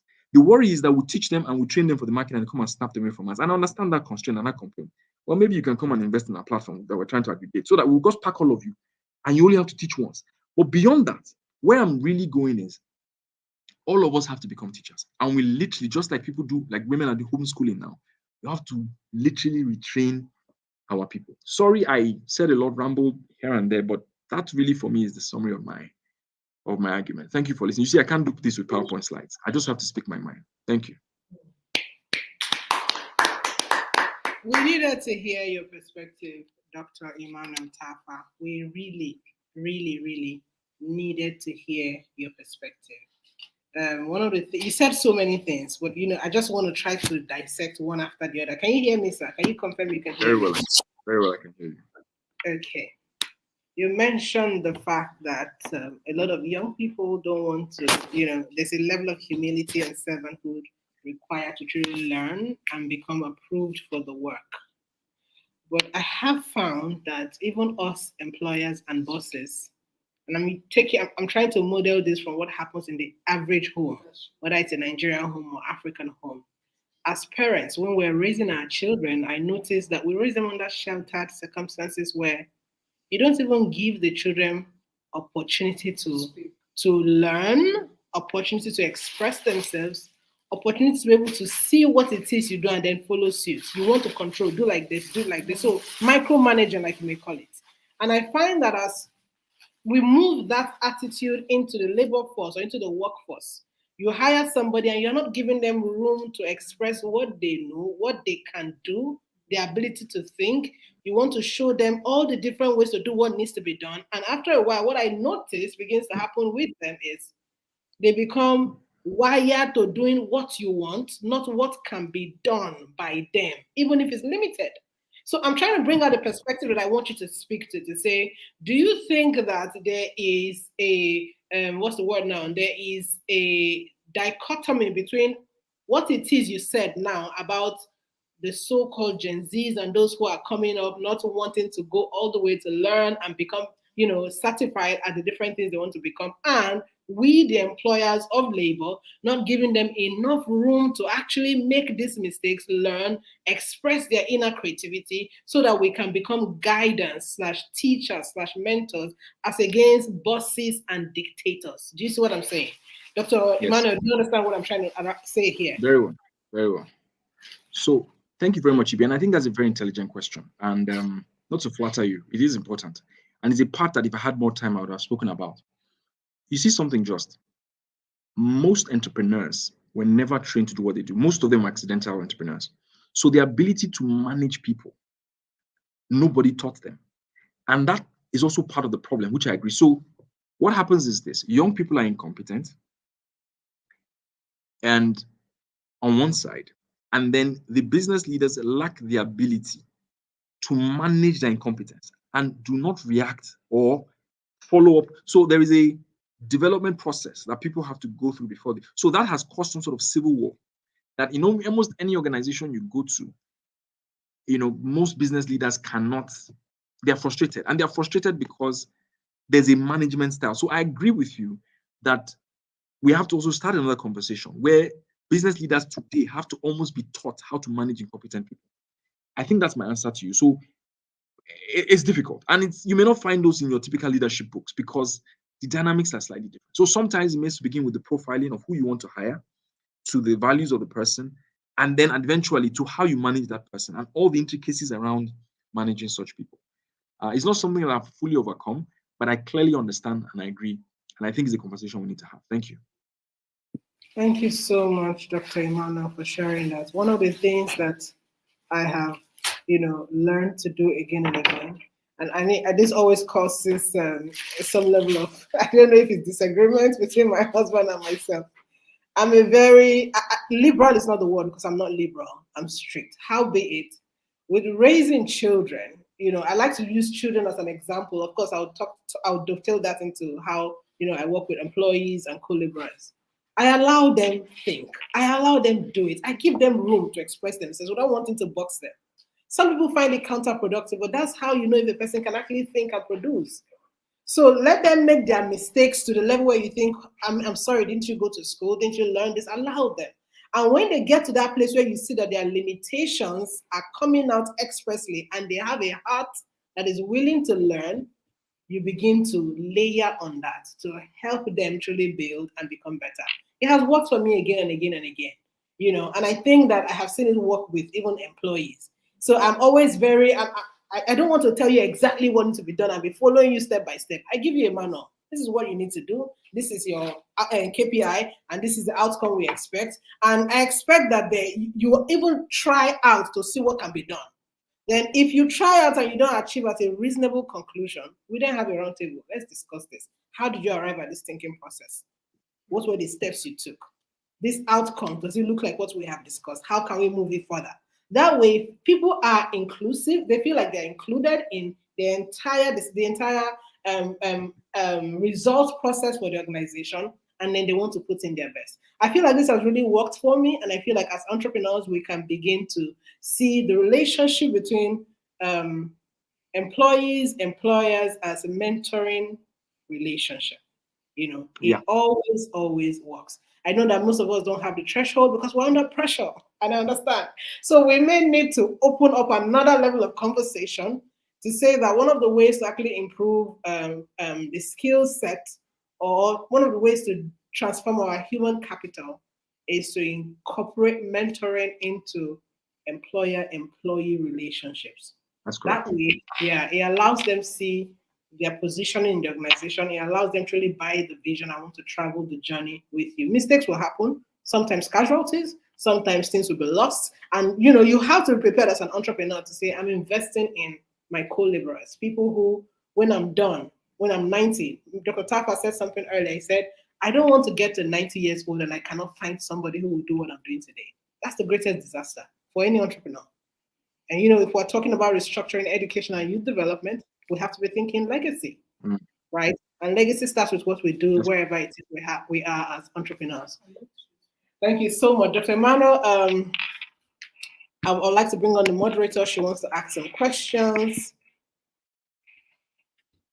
Let's go ahead.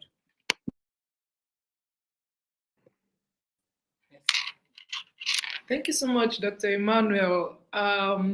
And congratulations on your doctorate degree. Having recently got to my doctorate degree in gender studies, I want to say thank you for your presentation. And one of the things that I'm not here to ask you any questions, but I want to speak to the youths on this live stream and to also reiterate your comments about servant leadership, about apprenticeship. I remember when I was doing my PhD, I was assigned to this very tough supervisor, and everybody were like, Yemo, you're in soup. But I said to myself, there's something about this woman. She has achieved, she has written a lot of papers, she's sought after, and she's someone everybody wants to invite to their conference, worldwide. She gets awards, grants. I said, there must be something unique about this professor. And then I decided to take everything, the toughness, the strictness, the bad character, as you said, but one of the highlights for me is that the things that she did not teach in class, I learned. I learned how to compose an email. Even imagine as a PhD student, I didn't know how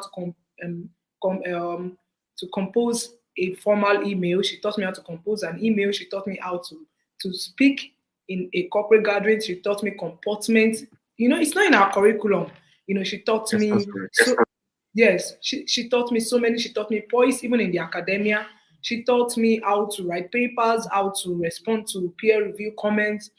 It was a mind-blowing experience. When people keep asking me as I progressed in my PhD, how did you get along with this woman? I just simply say I forget about our excesses and I just latch on to the fact that I need to be like this woman. I know at my Viva, at my PhD defense, and she said that she can go to rest knowing fully well that she has poured herself into me. And that is what really stood out for me in your conversation. I wanted to mention the third way of getting wealth. You said one is to inherit wealth. The second one you said through education. What's the third one, please? Apprenticeship. Apprenticeship. Thank you so much. Over to you. Good job. Thank you so much. Thank you so much. One of the things I want you to close with today, and this is a bit high level. I mean, when I say high level, I say that you have worked with people at individual level, company level, corporate level, public sector level. You have interacted with the three cadres, or 3 or 4 cadres of engagement as far as what we're trying to achieve is concerned. So I want you to speak to the fact that what is the ratio of our collective contributions to achieve an education and youth development framework that serves us as a people, whether it's at Nigeria level or at Africa level. So at what ratio, if we have 100, if we have 10 ratio, if it's 10, at what ratio should private, corporate, and public share the ratio of the work that needs to be done to achieve a framework that would help us truly restructure education and youth development? So basically, I'm saying speak to what levels of involvement is required by these 3 tiers of persons to help us achieve our goal. Okay, thank you very much. So what you mean is government, in institutions and individuals. Institution meaning public development and so on and so forth, development, all of them. Well, so there's top down and there's bottom up. Top down is the most efficient, and that's what the countries like South Korea, Finland did to move very fast, Singapore and so on, where the government sets the agenda. They have a vision for the country and they are able to break down that vision of that country into everything, including education. So what people don't understand is when you do corporate strategy for a business, you can also do corporate strategy for a country. And what it means is JFK sat down and said, moonshot, we're going to the moon. Of course, at that time, maybe there's some things I don't know, I may be ignorant, but I knew that part of it was part of the competition they were having with the Soviet Union. But that vision for the country, there was no time to be quarreling, intertribal war. We have a vision, we're going to the moon. And all the way that they led us to that point where they got to the moon. And that's why you understand the British royalty. That also is a harmonizing factor. People are vision driven. So, as a country, if we get a vision, it's clear. Now, from that vision, I'm talking about top down now, we now walk back to the kind of education we want. So somebody told me something very important. Now, we should not be very excited around just, technology. He said that technology for what? To become tools and ploys for other countries, with all due respect, that's Africa now, or technology and tools for our own problems. The fact that we have the largest arable land, what are we using that for? The fact that we have huge unemployment. The technology should serve us first, not to become developers for foreign companies, but for your own country. Now, I'm not here to start a geopolitical war or conversation, but my issue is Africa needs a strategy at the national level. What do you want to become? It's not just the top 20 GDP. That's not good enough. You understand? So when you know what you want to, and no matter how small you are as a country, whether you're Mauritius or you're Kenya or you're Ghana or you're Nigeria, there is something that is collectively a vision. So because we don't lack vision, because we lack vision, it's complicated, and that's top down. So there is a failure of that corporate direction. But now let's say that while waiting for that to be figured out, political system and so on. We have to do bottom up. And bottom up is men who built America type of thinking, where individuals now have to play the role. So I've told you the most efficient and effective way. 10/10, government sets the direction first. But if that is not the case in an African country, then you know what we do? We take the harder path, which is bottom up, where individuals and institutions 50-50 divide and conquer for the sake, so that maybe even through that process, they can reawaken their government. Like I said, it's not to spur any political whatever, but I've told you where the framework would deal. Top down, bottom up. If the top down fails, which is direction like Singapore's and Yin Kuan Yew's and co that set the direction and say, this is where we're going, everybody line up. As small, as tiny as that little island was, has the richest millionaires per square kilometer. But when you now can't get that, you now go bottom up, where you and I sit down in conversations like this, one talent at a time, training and hard work until we resurrect the top, so that we can now meet. That's my humble opinion on the subject. Thank you. Thank you, Doctor. Thank you. I'm so happy in my heart because we're achieving something today. He said, top-bottom approach, where leader files up and say, all of you, yeah, line up, follow me. And then we take everybody on that journey. I pray in Africa we get there, but while we're waiting to get there, ground-up approach, where all of us individually are filing up to take a portion of the work. He said something that I think I want to really speak to about, yes, we're in the era of digital technology. Are we adopting digital technology because we want to create technology and ship to the West? Why it's important for exporting our talent and all the different things we do, can we begin to think about creating technological solutions that serve us as Africans? And every time I speak about these things, people think, just you're not thinking progressively. I see our best tech companies being sold and shipped to countries in the West. Many of the fintechs, it's almost as though they sit down, they develop the solutions because they have one singular focus, sell to the highest bidder. There's nothing wrong with bringing in that amount of foreign exchange, but the sad part is the foreign exchange never comes to Africa. It stays in Swiss banks. It stays in banks in the global north. So it doesn't come into the continent. How then is it adding value to us? Is it so that I can make it on the global news that top 5 most sought after tech companies are in Africa? Meanwhile, they're not actually in Africa. The taxes are not paid in Africa. You see, the proceeds don't stay in Africa, and the list is endless. Africa becomes a gathering ground to export. Exploitation has taken different faces. As Africans, we must begin to think progressively about how can we truly harness what the West sees and other parts of the world see and begin to think about harnessing it. We have numbers. We have skills. Our innovation is top-notch. We have solutions. The same people who see it, we too must begin to see it and see it as a tool to leverage. So technological advancement is not about creating technology to ship out. It's about creating technology to first solve our problems. And that way we can start thinking about, we have done well with it here. Can we export to help others? Thank you, Dr. Emmanuel. You broke tables. I was happy you broke. I was so happy you broke. Noreen says, couldn't agree more with Dr. Tafa on this topic of apprenticeship and the humility of young people to listen and learn from accomplished leaders. Mm-hmm. Honorable Treasure Dominion says, have the required skills that make you attractive to businesses. The Honorable Treasure Dominion also says, there is a significant skills mismatch between the quality of graduates our universities produce and what the job market requires. Absolutely, these are her learnings. Personal development and skill is vital as you experience and have the future you create. Skilled youths are needed to drive and sustain the growth of startup ecosystem. Yes. I'm making competency my forte. That's so good. Morgano Global says, great are not exporting tech, but utilizing for our own resolve. That's so good. Thank you so much, Dr. Emmanuel Tafa. I think one final comment before we take your own final comment is we have a lot of entrepreneurship extremists. They're extremely passion-driven, but incompetent to drive the businesses and even refuse to acknowledge or seek the right. Wow, this is so good, Dr. Promise. We have a lot of entrepreneurship extremists who are passion-driven, but they lack the competence to drive the business and even refuse to acknowledge it and seek for the right help. Dr. Emmanuel, I think this is your friend. What do you think? I was actually thinking for I think that was taken from my social media handle. I suspect. I know, obviously. Obviously.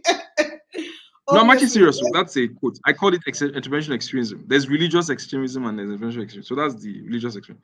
Just like I said, Wait. income inequality and the other one. Yeah, I Oh, think wow. if I can check Instagram and yeah, it's there. And this particular Okay, so quote, you're saying that you didn't even mention it here, but he coined it. Or is that what you're saying? You didn't talk about entrepreneurship extremists here, right? either they picked it from my profile, but if he coined it, then No, him and I have I'm to sure come he for it. wouldn't. I'm sure he wouldn't. He's not a social media person. But that's by the way. That's by the way. So that's why I'm saying this person is your person, because I feel like yes, I feel like you guys. Exactly said he coined it from all you talked about. That's what he's Are saying. you serious? In the comments. I'm like, it's Wow. beautiful. Like, that's your brother. I'm literally looking for the quote to show him. Wow, that's amazing. Wow, Amazing. okay. Now I understand. There's a connection here. Thank you so much, Dr. Emmanuel Tafa. Before you go, give us one final word. Yes. And when I say one final word, I'm talking about speaking to us as Africans, speaking to us at ACCEF, and speaking to the end users of the solution we're trying to create. And in order to answer that question, let me give you again a summary of what we're trying to achieve with ACCEF. We want to create singular frameworks, singular solutions, and singular institutions with which all of Africa can solve problems. So how do we create a singular system with which Africa can solve education? Each of the 55 countries adopt. And all the different themes that we will discuss as the years goes by. So that's what we stand for as ACCEF. And every year we'll take on different themes and discuss it round table like this to get problems from East, West, North, Central Africa, and create white papers that we can now begin to take to the different governments to say, we have identified a way for all of us to see each other through the same lens and solve problems as it affects us. So I want you to speak to us as ACCEF. I want you to speak to us as Africans, and I want you to speak to us as the end recipients of the solution we're trying to create as ACCEF. That's your final words, and then we can let you go. All right. Thank you very much. Society is shaped by thought, and people don't understand what that means. If you walk into an European country, everything is organized. There's nobody driving anything. People are organized around a thought. People know that this is the government. Yes, the government may just be 200,000 people in total, everybody plus the military, and you have a population of, let's say, 15, 20 million people, and you're wondering what is stopping these 20 million people from just taking over government. It's thought. It's not brute force. It's not nuclear weapons. It's the fact that everybody's obeying a thought. Let me bring it home. Religion. We're just told one story. Somebody was born one day, he died, he resurrected, and that's the reason, blah, blah, blah. We believe when asking questions, we're not there. Yes, some of us have experienced it personally in some way. But the argument is that religion, whether it's all the religions, we're all following a thought. Any change that begins with a country begins with thought. So thoughts sometimes begin with conversations. When you bring people together and they have what I call intellectual communion that gives rise to a type of thinking. It is that type of thinking that is now distilled into everybody, because we never really had the opportunity to create our own thoughts. Everything we learned were from foreign textbooks, and I'm not anti-foreign. Do you understand? I'm anti-global. I mean, I'm not into all that conspiracy theory. I'm just trying to explain that even if you want to read books on finance, you struggle to find the one that suits your country with the instruments and the relevance of it. So where I'm going is that we need homegrown solutions. And homegrown solution is not because you are jealous or you just want to prove a point. It's because that's what you really need. When you have over 500, ethnic groups. I come from a state where we have over 100 languages. I'm not kidding you. You guys in the Southwest, just Yoruba, Igbo, and South Yoruba, Igbo, Yoruba. Of course, there are variations here and there that you can still hear yourselves. I'm talking about 500 distinct languages in this country. So when you have that kind of complicated situation, plus two main religions and other types of complication, you need your own solution. Europe's solution cannot work for you. You can learn from it. You can pick something. So AGSF has started the process of constructing thought. What I would propose, and my word to you in conclusion, is you guys have to get, of course, there's a lot of theory you have to propound, a lot of research you have to do. You have to look at the data, behavioral sciences around what it takes to tweak us, and Africa. So when you get into that level of rigor to dissect and to understand and appreciate what is required, then from there, it's a long journey, it's a painful long journey that will now, take us to the point where we'll now actually have it, so that tomorrow all of us can now rechange the direction and the narrative towards achieving our goal. So it starts with thought. And when you hear things like capitalist, socialist, and what have you, those were theories. They were thoughts. They were not written in the Bible. They were not thrown down from heaven. There are people that sat down and said, this is how things should be organized, and it was this. So you can create your own. And I don't know what, maybe somebody has started to African, something. You hear them throwing out there, but you guys can ignite that. And not just for the glory of it, but because you really want to see impact and you want to see change. So I wish you a successful journey on this. Of course, you are contributing to the bigger picture because everybody's having this conversation. And let's meet somewhere at the top and drive this. But like I said, one talent at a time. And whichever souls you're able to save on this call for this purpose, why not? Let them go ahead and make more disciples. Thank you all for listening. It's a pleasure. With a rousing clap ovation, let us give it up for Dr. Emmanuel Tafa. This has been more than an enlightening session. He has broken tables. He has not just broken, he has shattered buildings, but he has managed to piece it together and allow us to rebuild the foundation. We have not come back to being buildings because he broke those buildings. But I love it. I love that he attempted to, deconstruct our thinking system and then attempt to show us the things that are wrong so that we can come together and begin to see how we can move from there. One talent at a time, and every talent that is saved, go ahead to create more disciples. Because as far as Africa is concerned, we're still doing the ground up approach. The top bottom approach is not working yet in Africa. So hopefully someday we will get there. Thank you so much, Dr. Emmanuel Tafa. From all of us at the African Government Stakeholders Engagement Forum, we say thank you for contributing to this year's conversation very richly, I must add, and we look forward to discussing bigger things with you. I do know that some of our panelists will be willing to connect with you. Earlier, you mentioned something around if you are willing to help with talents, there's a lot of money to go around. I know you mentioned that. And I know that some of our talents are interested. So we're going to create matches, so, some level of introductions and connections that allow some of our panelists to be able to have conversations with you. All of them are experts in their respective fields and have done work at individual level, corporate level, and even government level, and will be willing to do formal introductions so that we can see how we can bridge the human capital gap as far as the continent of Africa is concerned. So yes, we will be coming to you with those conversations to move this needle further. Thank you so much, Dr. Emmanuel, once again. We look forward to having bigger conversations. Thank you so much. So right now, guys, thank you so much for all who have stayed. This has been extremely enlightening. So far, we have done about 4 hours and we have a few more hours to go. We do have some panelists who are going to come up very soon. I just want to say thank you for all who has joined. Thank you for everyone who's listening. Thank you for those who are consistently making contributions and making suggestions, either publicly or even at the back of the conversation. Right now, we're going to bring back Mr. Olufumi Gabriel. I know we had introduced him from before. His network wasn't really, So right now, we're just going to bring him to take over the conversation from here. Mr. Olufumi, welcome to today's conversation, and please go ahead and take us away with your thoughts. Thank you. Do you want to check your... Thank you. Like I said earlier, it's an honor and a privilege for me to be here, and I'm delighted that... Do you want to check your audio? Are you logged in on your computer as well as on your phone? You have to log out on one. Let me do that. Okay. It's okay now, right? Yes, fantastic. Please do well to go ahead. Thank you. Thank you once again. It's been a very interesting time, and having listened to everyone who has spoken before me, and particularly let me take it over from where the last speaker, Dr. Emmanuel Tafa, where he left it.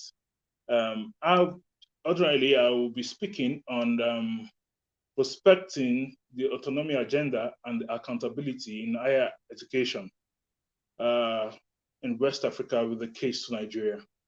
Globally, it is agreed and understood that there's a learning crisis.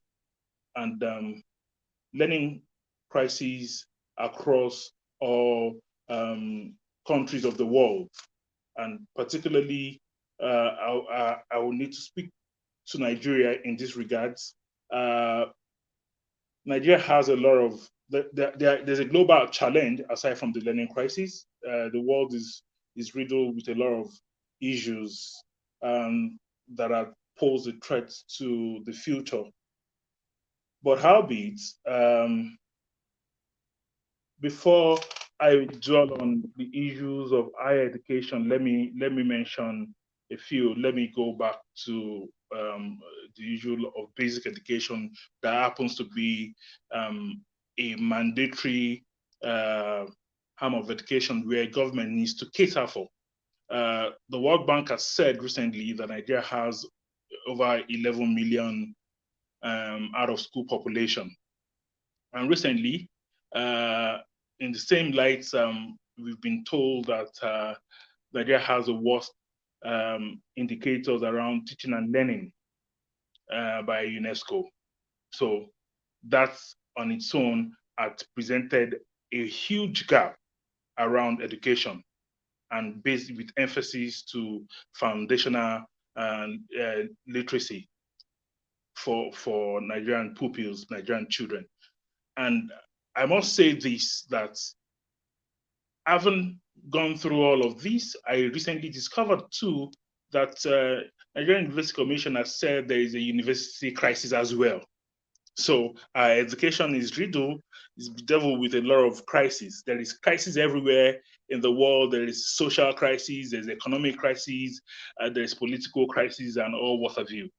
Now, I would say that the countries that have been smart enough are countries in the world that have pushed the reform and restructuring of higher education. And they've well positioned their institutions to be able to meet greater responsibilities as set by the mandates that are established them. So that we all know that higher education are institutions of learning where they are meant to address some key national, social and economic demands.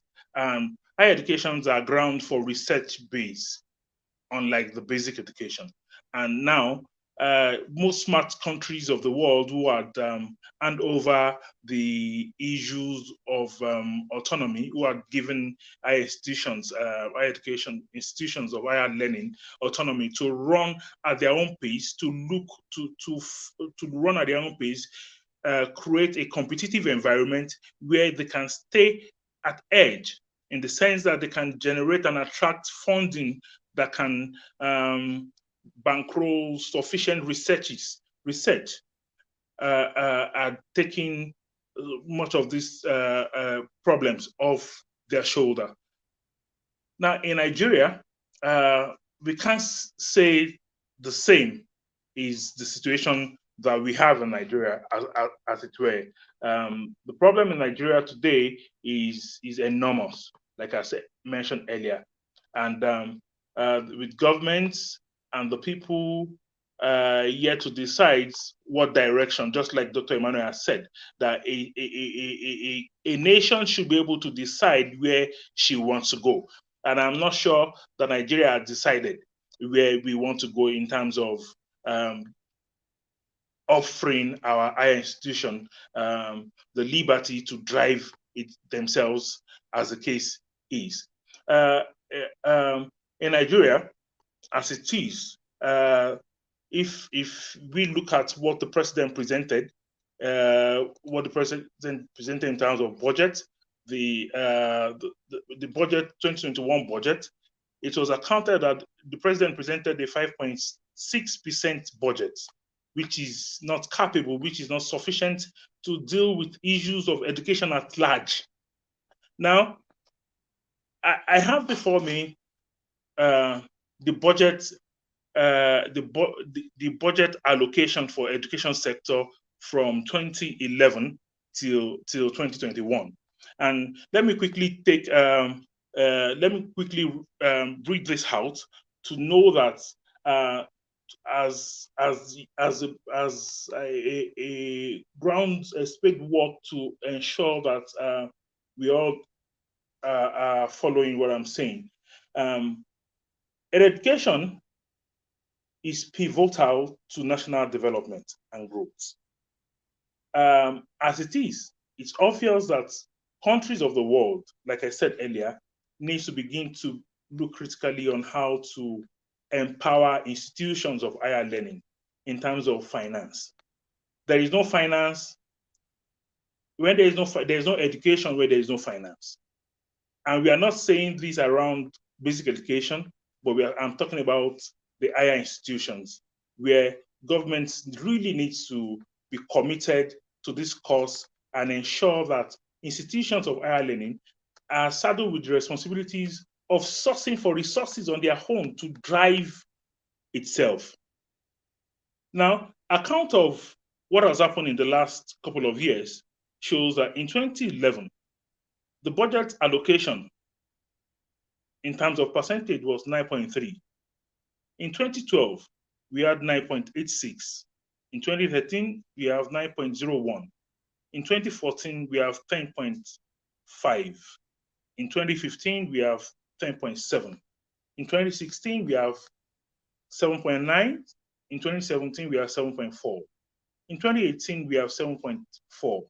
In 2019, we have 7.005. In 2020, we have 6.7. And in 2021, we have 5.6. Now, where am I driving at? Now, this is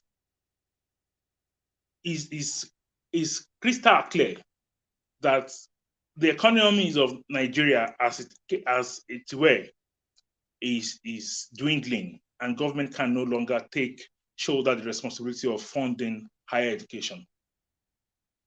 And I put in one of my quotes that though without financial independence, a university's wing to fly are clipped and it is left to walk or at best crawl. Government needs to be contextual and contemporary in practice, as it is in Nigeria today, and taking a cue from other nations that are doing it well. Because we know that higher institutions the contributions of higher institutions are critical to national growth. Now, Nigeria itself on its own has the highest number of universities in Africa. As of July 2020, Nigeria accounted for 262 higher institutions. And a couple of other countries in Africa, as it were, particularly in North African countries, have less higher institutions. For example, Tunisia has 204 universities, and the second highest number, while Morocco has 153. Egypt, followed by Egypt with 104, and other countries 70. Now, the population of Nigerian students recently has just been flagged to be 2.1, and I'm talking about reference to higher education. And now, so as cases, we're in a situation where government needs to be purposeful in terms of what a nation is set to want to achieve, just like the earlier speaker said. What kind of institution are we building? What kind of society do we want? What do we aim or hope to achieve nationally? What do we hope to produce? What do we want to showcase to nations of the earth? To the nations, what will be our contribution to higher education? And what are we expecting of these higher institutions to offer the world? Now, we've had cases where we have cases of brain drain, we have cases of mismatch, misfit, where graduates of higher institutions are not fit, just like other speakers have said. And these are not just what they've said, these are what we are seeing generally. We are graduates of higher institutions are mismatched. They're incompetent to do nothing. And so, as a nation, we need to begin to fight for this autonomy agenda in our institution. And why do we need to do this? It is clear that our society, our country does not have the resources. Government can no longer be midwifing issues of basic education, at the same time be holding on to the affairs of higher education in the country. So government needs to give this liberty. They need to ensure that these institutions drive themselves. Now we've had issues since I could tell you this, that since 1999 till date, which is about 22, 23 years, we've had Nigerian universities haven't had to gone on strike for about 15 times. And the worst of it is the recent ones that we are facing. Many of these universities in Nigeria are down, except for the private one. Most public universities in Nigeria are down. They're shut down, learning is not taking place, time wasted, resources are getting decay, and nothing is happening. The nation is standstill. And yet, a nation, a society, a government that realizes that the economy, the resources is not there, has not given the liberty to these institutions to go and source for funds elsewhere, to be at liberty to survive. For example, I'm sure other people have spoken about entrepreneurship. Well, in Nigeria today, when a couple of people can't get a job, so why some people still fold their hands and saying there are no jobs, but some people have taken the wisdom of looking for internship or entrepreneurship apprenticeship to do in an attempt to survive. So if government is advocating for such thing, I think it's wise for us as a nation to begin to see that we no longer need many of these institutions being established, but we need to see how the existing one would thrive and stay in good health so that we can have a robust society. Now, what does it really mean if we are saying this? What does it really mean to say institutions are autonomous? Because today in Nigeria, government owns literally everything in our public institutions. Before I even go into that, there are states in Nigeria today where the state government had politicized higher institutions, higher education. Today in Nigeria, we have states with 3, 4 public universities. And yes, salaries are old. Infrastructures are not there. There are no resources for people to learn. There are no equipment. There are nothing to fund researches. And yet, what do we expect to get at the end of the day? What kind of graduates are we expecting to see? What kind of society are we expecting to have? I think for me, Ladley, and for most of Nigerians, I believe that this idea of autonomy agenda is not new at all. Government oftentimes pay lip service to most of these things. They've gone abroad they've gone to study. Policymakers have gone abroad to do a couple of study tour and see how institutions like in Europe, in America, in some part of Asia are being resourceful by driving itself. But they drive themselves. They look inward.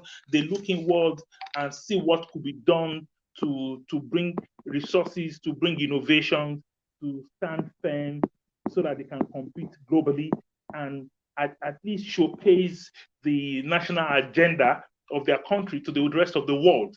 So I feel that strongly government needs to begin to look inward on how to come to a roundtable with most of our institutions of higher learning, particularly the universities, the polytechnics, and the colleges of education that we have, as against establishing many more on political grounds, but to see how these institutions can be autonomous so that they can showcase a national agenda to the world. They can begin to look at how to sell Nigeria, sell Nigerian products, sell Nigerian opportunities in Nigeria through evidence-based researches to the rest of the world. Everybody wants to have his or her child go abroad now, today, because it's obvious that when people, at least a couple of Nigerians who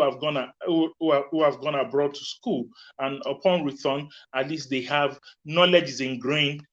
They have knowledge ingrained in them, and as against all that we do in Nigeria, where largely is just about people being in classrooms, learning nothing, theories that are not applicable to our social existence, theories that are not bringing about solutions. So, like I said earlier, let's look at what it means to be autonomous. To be autonomous means these institutions should own their own equipments and should be able to generate their funds, spend budgets to achieve their own objectives and mission, and employ and discuss academic staff issues without literally engaging government, and determine the number of people they would like to admit in their institution, determine the school fees, their examinations, set curriculum for themselves without any government interference. Just like the doctor said, he mentioned when he was speaking, and he said today history has been yanked off from the basic education, I think basic education curriculum. But why would government interfere in what should bring about institutional repository at the basic and at the foundational level or at a national level to in the society? So we need to begin to look at how we drive the autonomy agenda. For example, our institution of higher learning, we have very weak leadership, because most of the time we know that when for example, when the seats of a VC or the seats of a rector or provost of any of these colleges of education are vacant, adverts are thrown open, but yet whoever comes on board, they will not come without the unseen hands of government. At least largely government usually have interference in who becomes, maybe for the sake of loyalty, we don't know, but yet this most times the systems are usually never get so transparent. We have very weak leadership, incompetent people who are the driver's seat to drive education. Now, which has affected innovations too. People literally waiting for government to make decisions before they go about making contributions, contributing to bringing about bringing contributions that are informing to their institutions. Issues of funding. Funding has always been a national gap in the country, where most of these institutions, we literally have to wait on government before they can make any decision. They can do anything. We need to begin to see how universities get autonomy. They can begin to compete healthily to offer their clients what are contemporary, what is needed, so that people can, private sectors can begin to fund education around researches, around productivity, technology that are nationally identified. Now, issues of quality assessment. Now, nationally, just like I mentioned earlier, who assesses our university? On what premise? What's the criteria for university assessment? If there is autonomy, at least there can be a well-equipped arm of government or agency of government or external institution who can really do quality assurance of what kind of learning take place, what kind of researches, internal assessments, or external peer review issues, at least set standards, an institution that can set standards that can assess if a higher institution is faring well in terms of contribution to global discourse or to national discourse. So we need to begin to see this if we want a better output and outcome. Institutional governance. Institutions should, most trade unions today have, they've had to be at loggerhead with government for obvious reasons. So we need to begin to look at how institutions, like every other private sector, can begin to drive itself and handle its or our own affairs internally. So the gains, there's so much to the gains of autonomy if governments freely and at will allow institutions of learning to drive itself. Now, autonomy transforms higher education system so much that individuals, institutions can re-strategize so as to address local, regional, and national needs of the people. And this re-strategizing comes with an enhanced improvement in research, management of resources, improved teaching and learning that can result in improved production of human capital. So what does this say? This is simply saying most of our institutions can take an internal, they can regurgitate, take an internal reflection on how what they are offering is contemporarily, is contextual and contemporary, and how these things can meet this. Most of the researches, they can strategize on how most of the researches can meet first the local content. At least develop a research hub or research laboratories that can meet local content without necessarily waiting for government funds.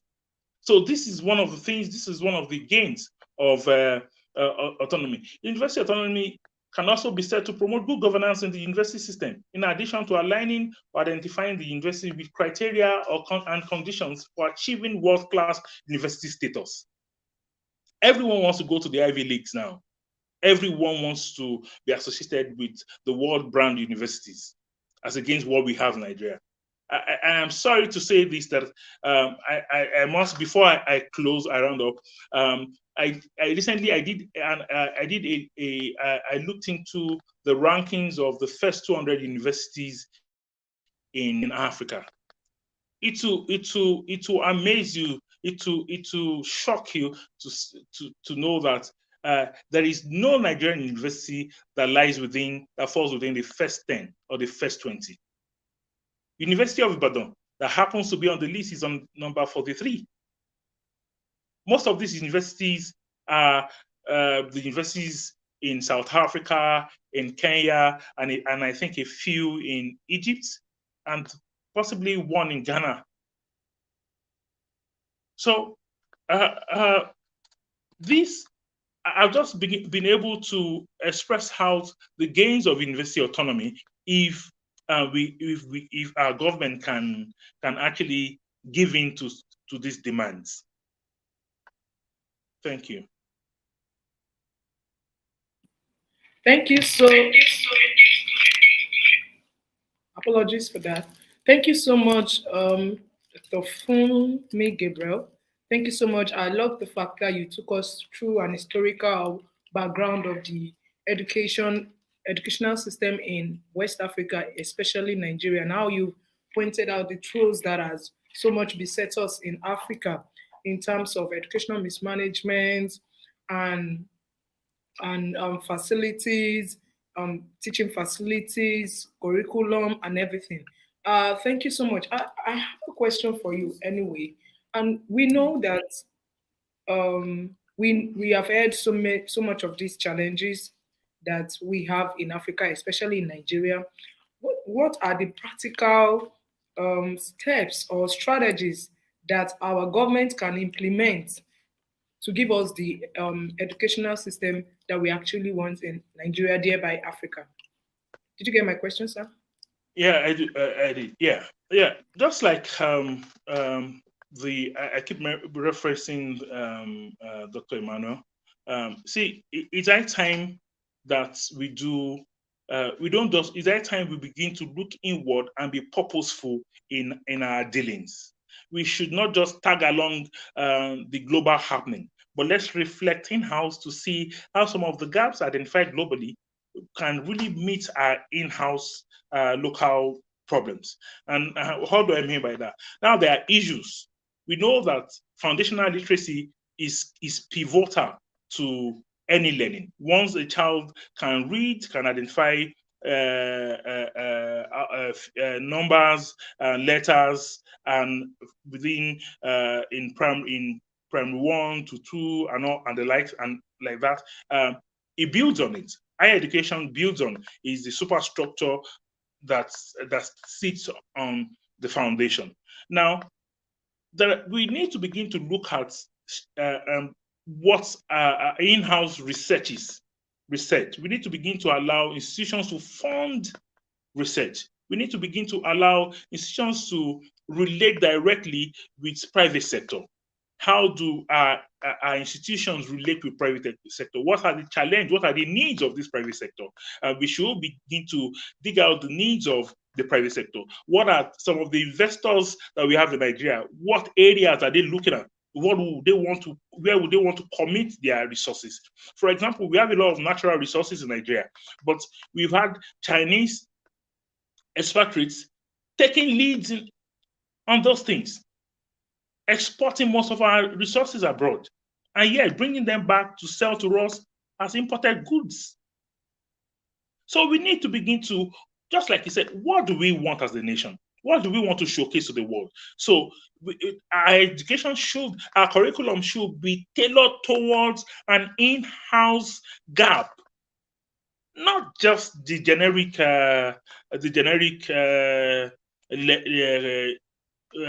learning, but there should be a curriculum should be tailored towards the local content, the issues that are critical to Nigeria.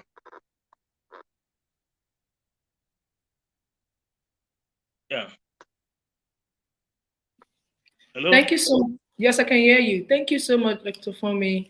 And I wanted to share with us, what do you do? I wanted to share with ACSEF and the rest of the world listening, what exactly do you do in your own corner? I won't say little, in your own corner that is actually accentuating the educational aspect of the country, either formally or informally.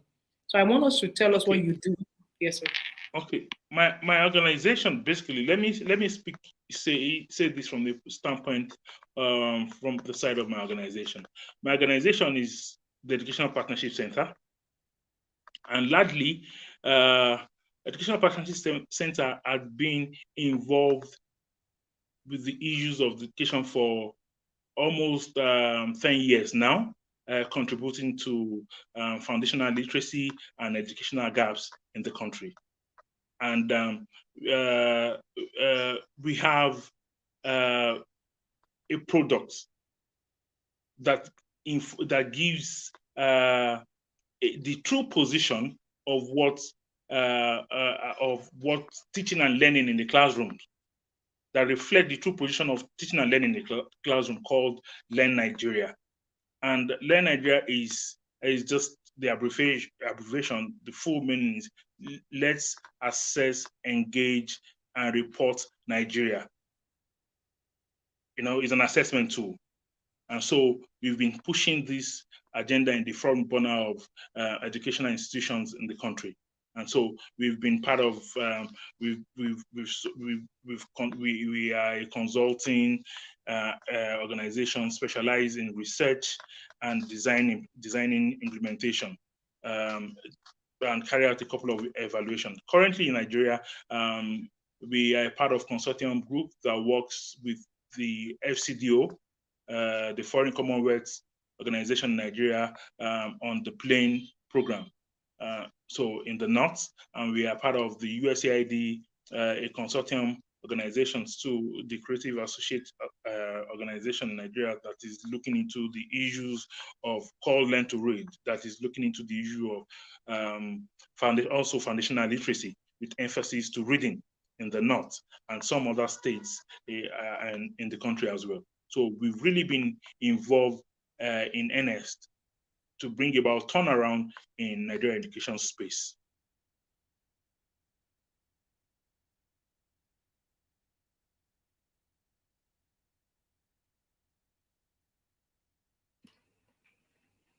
Okay, thank you so much, Dr. Fumi Gabriel. We really enjoyed this mind-blowing, engaging discussion that we've had about the educational system in West Africa. Right about now, we'll ask everyone to give you a loud clapping ovation as we allow you to take a bow while we bring up Made Jean Molel. And right about now, I'm gonna be reading his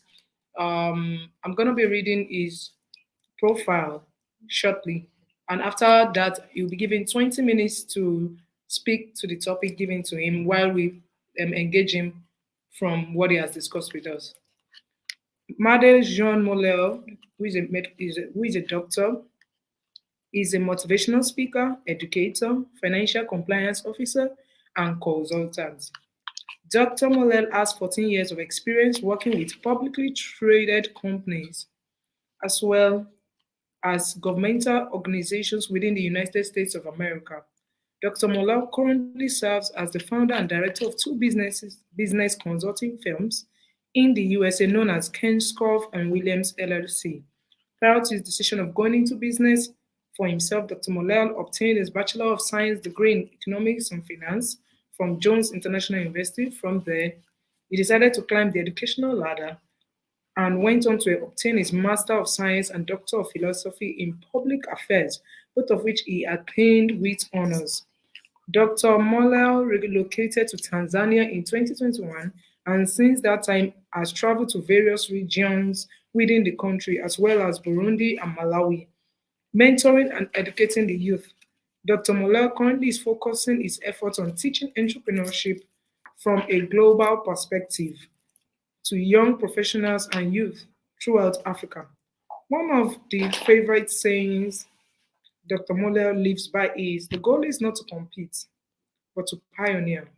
And he intends to do just that. Whilst education is one of the things Dr. Molel is passionate about, he is also a chef, fitness guru, and an avid teacher of the Bible. Make welcome Dr. Jean Molel. Thank you so much for your patience. Thank you so much. Welcome, welcome, welcome. And I would just like you to begin, just before you start, I would like you to begin by telling us what you do, giving us brief insight before you delve into your presentation. Is that okay? Yes, no problem. So currently I am in Tanzania, and right now my primary focus is educating the youth. I think one of the biggest factors that I've noticed since being in Tanzania is the lack of motivation in lieu of lack of exposure. Being a young professional, I'm also an individual who has climbed the educational ladder in the states of America, coming to Africa, coming to Tanzania in particular. My focus has been just teaching the importance of self-preservation. What is self-preservation? Looking within the environment that you are in and understanding that all of the resources that you may assume that you can obtain from outside of where you are is right at your fingertips. So enlightening the individuals that I see every single day on the understanding systems, protocols, procedures, and then just taking a lot of the things that I've learned throughout my career, throughout my life, and being able to replicate and give it back to others free of charge. There's a saying that I live by: a great leader is not necessarily an individual predicated off of how many people follow him, but a great leader is a person who can replicate himself by who follows him. So as many times as you can replicate yourself, that shows your adequacy rather on how you are a great leader, opposed to how many people follow you. So that's kind of some of the things that I'm doing right now, but I do intend to do more as the Most High God gives me the strength and the accessibility and the ability to do so.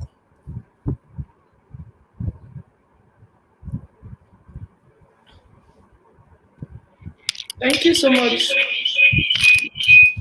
Thank you so much, Dr. Malel. You can go on with your presentation while we take you on in questions and maybe further clarity on whatever you've presented to us this afternoon. Okay, no problem. So I'll just this conversation by quoting Proverbs 29:18. The Bible says that where there is no vision, the people perish. And one thing I do understand is being that what we see today in Africa, there's not a lot of vision. And the vision is not a result of people not having the ability to obtain resources, education, systems, but it's more so there's no vision because they look at their current situation and they automatically assume that they are at a disadvantage. When you look at the educational sector in Africa, also the economy, it's a counterintuitive system that is going on. What do I mean by that? Right now, you have roughly 60% of Africa is 25 years or younger. 60%. So if there are approximately 1.4 billion people in Africa, 60% of 1.4 is roughly 820 million people. Outside of that number, you have roughly 11 million students finishing school each year. But out of the 11 million people finishing school, 3 million jobs are being offered. So there is a gap of 8 million people. And if there is a gap of 8 million people and it's going to take roughly 6 years before an individual has the opportunity to find their first job, you now have people waiting to become entrepreneurs. But here's the disadvantage. An entrepreneur is not someone who becomes an entrepreneur by default. It is someone who becomes an entrepreneur by design. So if you don't understand systems, protocol, if you do not understand analytics, if you do not understand cost analysis, if you don't understand the basic fundamentals on how businesses should run, businesses should thrive, you are then left to go into a sector, as Dr. Tarfer explained earlier, as an entrepreneurial extremist. You know, scripture says you have a zeal but not according to truth. So people are now aspiring to do things and they have not been educated with the necessary tools, or they are not equipped with the necessary tools for them to thrive and succeed. Outside of that, we're also experiencing a lack of identity, but also a lack of our story being told to the world. What do I mean by that? For the longest time, you have people from outside of Africa telling people within Africa, also in the Western world, that Africa is it's a impoverished environment, it's a poverty-stricken place. And so now people automatically adopt those concepts and those ideas, and they live retrospectively through the lens or through the views of someone else. So when we do factor in poverty can necessarily be conditions, but it's also something that starts within the mind. And so if a person has a poverty-stricken mindset, unless they change their mindset, no matter the environment they're in, they're going to be subjected to the environment. You can take a person out of a poverty-stricken environment and place them in an environment where they can thrive. But unless their mindset changed, even a successful environment could now become an impoverished environment to them. So I think that one of the things that I've noticed, but also one of the things that we as educators should focus more so on in today's timing, is looking at the youth, because the youth is the future. And if we are constantly seeing that our youth are aspiring to learn everything that they can via social media, via internet, Instagram, TikTok, and then aspiring to leave to go into the Western world or going to other worlds to build those economies and neglect where they come from, you're leaving these environments you come from at a disadvantage. Lastly, I would like to point out that in today's society, the average youth doesn't have hope because the environment is not indicative for them to progress and succeed as a result of corruption, as a result of people that are in positions that should be giving them the tools so that they can go forward, are more so focused on their own self-preservation and their own success. And I think that if we can change the narrative that we have been taught via the other people who do not share our same cultural dynamic, our same cultural adaptations, then we're going to continue to be at a disadvantage as a people, as a group of people, but also as a world. And when I say world, I'm speaking specifically for Africa. I do like, I love some of the things that, majority of the things that all of my people, the people that came before me, had stated out. And, for me, I could go on and on and on about analytics and the numbers. But my question is, as an educator and as someone who does look to the youth and look to the future of our society, it being within the youth, what can we do to start changing systems, protocols in our own, anecdotal experiences so that we can impact the world? Because as long as we continue to allow people to tell us what our experience is like, we're going to continue to be at a disadvantage as a group and as a people, but also we're wanting to finish school to go into a different world, to build another economy, instead of taking and looking within the economy they are in and then implementing the same protocols and procedures so that economy can thrive. Lastly, when I do look at the educational system, science, technology, engineering, math, and agriculture, these are systems, these are avenues that we should be focused on so that we can produce more entrepreneurs. Why do I say that? Is if the average person, no matter where they come from in Africa, the North region, South, East, or West region, if they all have the same idea or the same concepts, we should try to create a system that if a student finishes school in Nigeria and they may not have access to land or access to agriculture, they can come to East Africa, to Tanzania, to Kenya, to Mozambique, and partner with someone who has created a similar-like program to teach them agriculture, whereas they may not have that working experience or the real world experience. And so what advantage does it have for us to continue to have conversations if we're not putting in protocols, systems, but also not putting our best foot forward to ensure the sustainability of the future of Africa, which is essentially the students.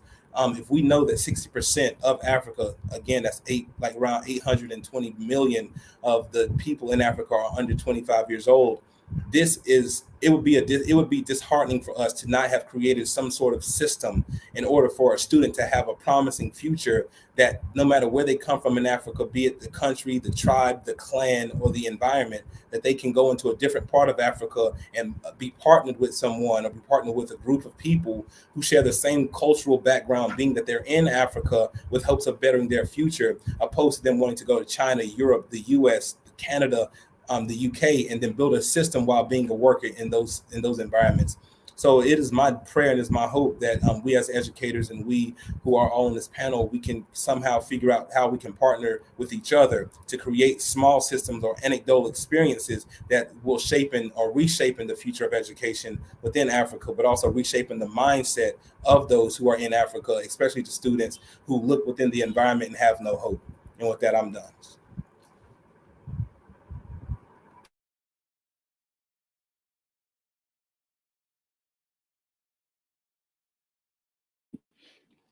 Thank you so much, Dr. Jean. Can you hear me? Can you confirm you can hear me? Yes, I can hear you, sister. Fantastic. Thank you so much for bringing every angle you brought to today's conversation. I like how you started with scriptures, defining what vision should look like for a people. And I like where you mentioned that we cannot be, defined by what our current situations are, because those situations are not our futuristic reality. If we truly come to terms with the fact that this is just a starting point and we can make use of what we have right to create what we want to become as a people. I love that. I also love that you have taken your expertise and decided to move into different parts of Africa where you're doing the great work that you're doing across the continent of Africa. This is what I call true patriotism and Pan-Africanism. We truly celebrate the great work that you do, Dr. Lade Jean Olel. Thank you so much. And one of the things I would love for you to really speak to is in working with the different both youth and businesses across the continent, what has been one of the greatest takeaways that you want to speak to us? The reason why I'm asking this question is a lot of times from within, I feel like we may not see our problems as much as when somebody else comes and has an area view perspective, like comes in and look at it with eagle eyes to identify this is what you guys are not getting wrong. So from your working with the different kinds of stakeholders on the continent, what would you say are the three most important things we should pay attention to in Africa as far as restructuring education and youth development is concerned? Three core things so we can build around those three core things. Well, I definitely think number one, we should automatically relinquish ourselves from the mindset of self-preservation. And the reason why is if we're focused solely on our academic achievements, professional achievements, we're only going to look at the person that we should be bringing behind us to build them. We're going to look at them as competition. And that mindset has crippled not only people in Africa, but also people outside of Africa who share an African experience. Culturally speaking, in the United States, you have something called the Willie Lynch syndrome. And what the Willy Lynch syndrome is essentially is it's a system, it's an internal system psychologically that puts a certain group of people against another group of people. One thing that I've noticed, being that I am young and I've been in Africa for quite some time, is when I go into certain spaces and I'm around individuals who may be older, there's this mindset that because they're older than I am, that everything that they say may be, culturally, or not culturally, everything that they say may be accurately or correct. Although the statistics, the numbers, the experience may vary and may change the variables that would create, or that would by default prove that that theory is incorrect. There is this thing that if you're around elders, they are always correct. And sometimes that is not always true. Would I allow someone who's 70 years old practice open heart surgery on me without going to school to get the training? I would not. But if someone tells me that they're 70 years old and they know what they're doing and they have not had the real life experience, I'm only setting myself up for my utter demise. Secondly, I think that we as youth, I consider myself a youth, as one of the youth, but we as younger individuals, we have to humble ourselves. We live in a time now where information is at your fingerprint, at your fingertip and at your fingerprint. So it works hand in hand. Scripture says in Daniel 12 that at the seal of the book, knowledge would increase in the last days. And so now that knowledge has increased, there's no longer this internal usage of being humble. God resists the proud but give grace to the humble. And if you are gracious, or if you have been given grace, you will humble yourself when you come around someone such as yourself, you two sisters here, or even Dr. Tarfer, or the other speakers that came before me. I would never allow myself to think that I know it all when I haven't lived long enough to qualify that I know it all. And so I think that it works hand in hand. Just because someone is older and may have the years doesn't necessarily mean they have the experience. But just because someone is younger and have the knowledge doesn't mean that they qualify to say that I know it all as well. Sometimes you have to allow both things to work hand in hand. But I think lastly, we have to start looking within our own environment and start appreciating and valuing what we see each and every single day. You would be amazed at how many people that I've spoken to within the last year and a half, 2 years, who want my passport to say, I want to go back to the United States of America.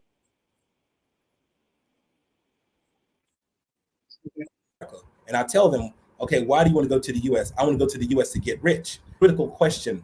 You want to go to an environment to get rich, but here's the question. If the people that built that system are not rich, what makes you think you'll go to that system and become rich? And so I think that there's this idea through social media, and we also realize that social media has warped and has contaminated the mind of our youth, that everything is glitz and glamour and everything is instantaneous. There's this microwavable ideology that I can just become a medical doctor in 3 years. I can become married in 6 months. I can become rich overnight.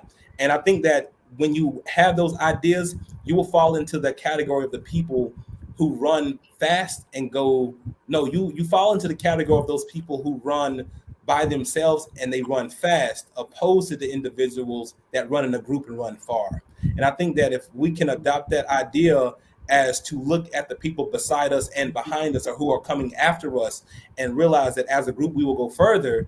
And if we humble ourselves on both sides, I think that we will be able to accomplish great exploits. But if we continue to run as individuals, we will run fast. But like my father used to say, a fast horse doesn't run long. So I hope that I've answered all. Thank you so very much, Dr. Jean. I have extremely loved your perspectives, your contributions. This has been very, very helpful. I do know that this year's conversation, we have just started. This is the beginning. There will be many more, back-end conversations where us stakeholders will gather in the room, not for public views like this, but for us to truly discuss, to see areas of synergy. Because the idea of conversations like this is to, have everybody see what they're doing behind the scenes, then create room for synergistic relationships that will push us very far, just like you said, going in groups and going very far.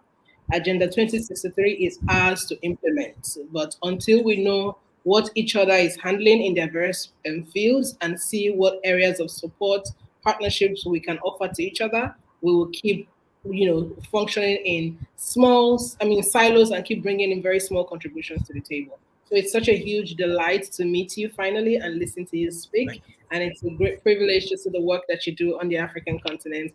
We love you and we celebrate the great work that you do. Thank you so very much, Dr. John. Do have a fantastic evening. Thank you. Many blessings. God bless.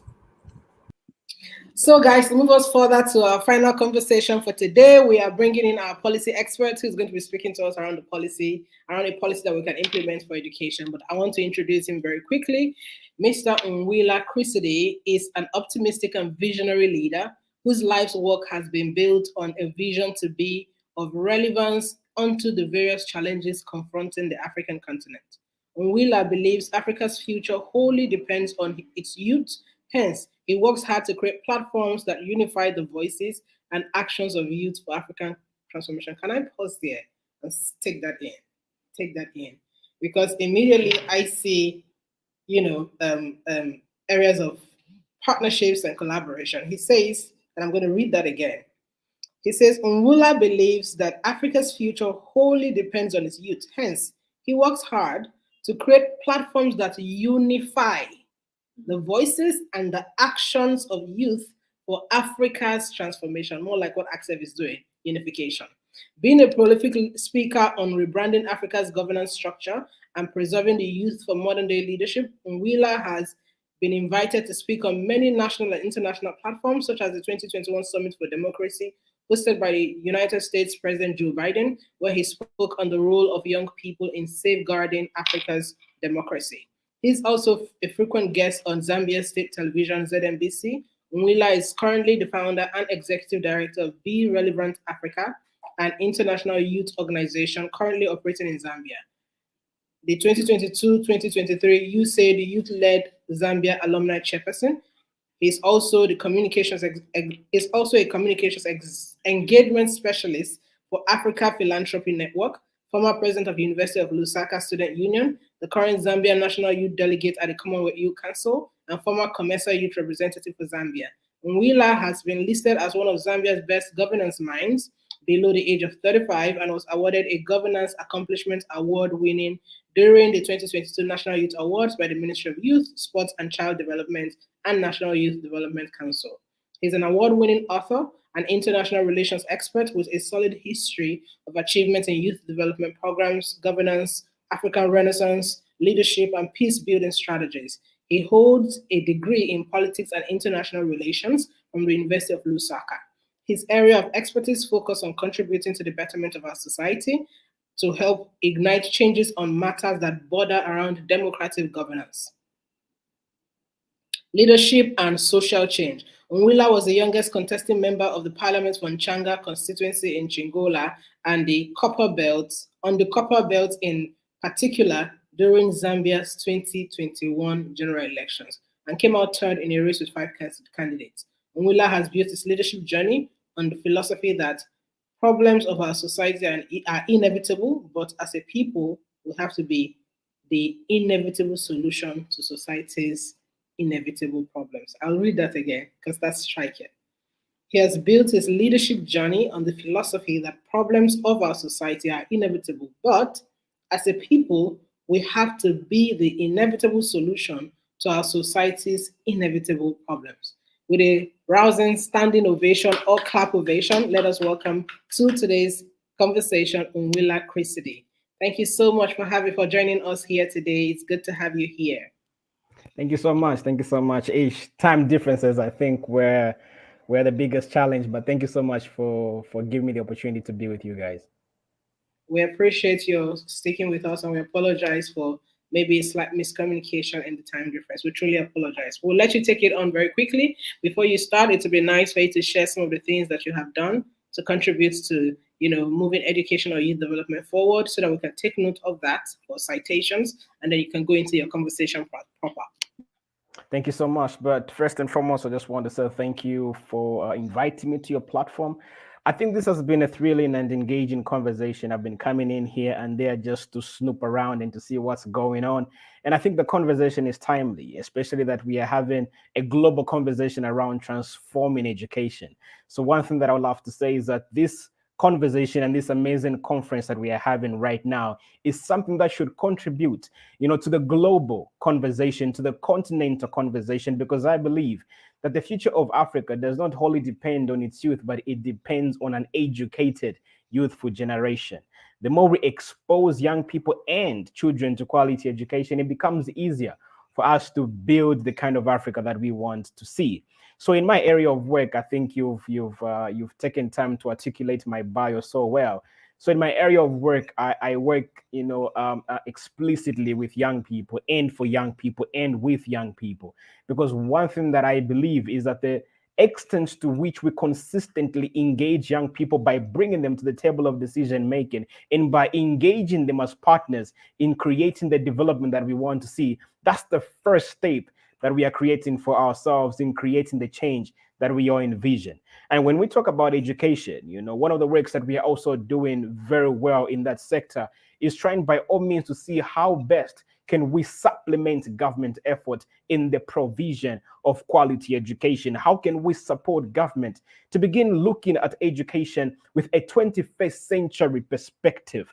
Because one of the things I believe many of our speakers have also touched on is that there's a need for us to start looking at education and start asking ourselves the kind of education that we're providing young people, the kind of education that we're providing children, is it meeting the demands of the 21st century? And those are some of the areas in which we are trying by all means to actually penetrate in the works that we are currently doing. So to quickly get into my conversation right now, which is basically focusing on policy recommendation on how to move education and youth development further on the African continent. Before I go any further, allow me to say that the educational curriculum that we inherited from our colonial masters was an education that focused specifically on trying to make the Africans in particular become more dependent to a particular system.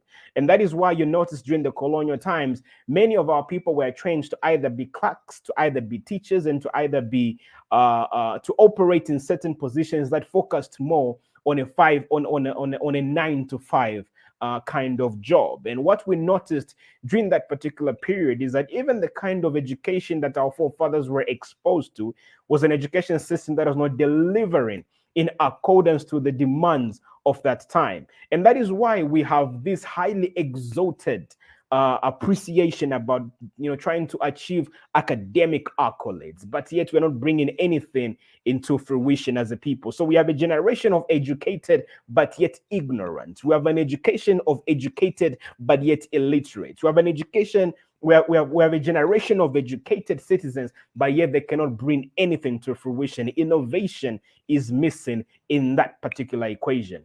And that is why it brings me to my first point, that one of the policy recommendations I think we need to do, as sectors and as departments and as government ministries that are working hard to transform education, is the need to revisit our education system in many African countries in order for it to be able to meet the demands of the 21st century.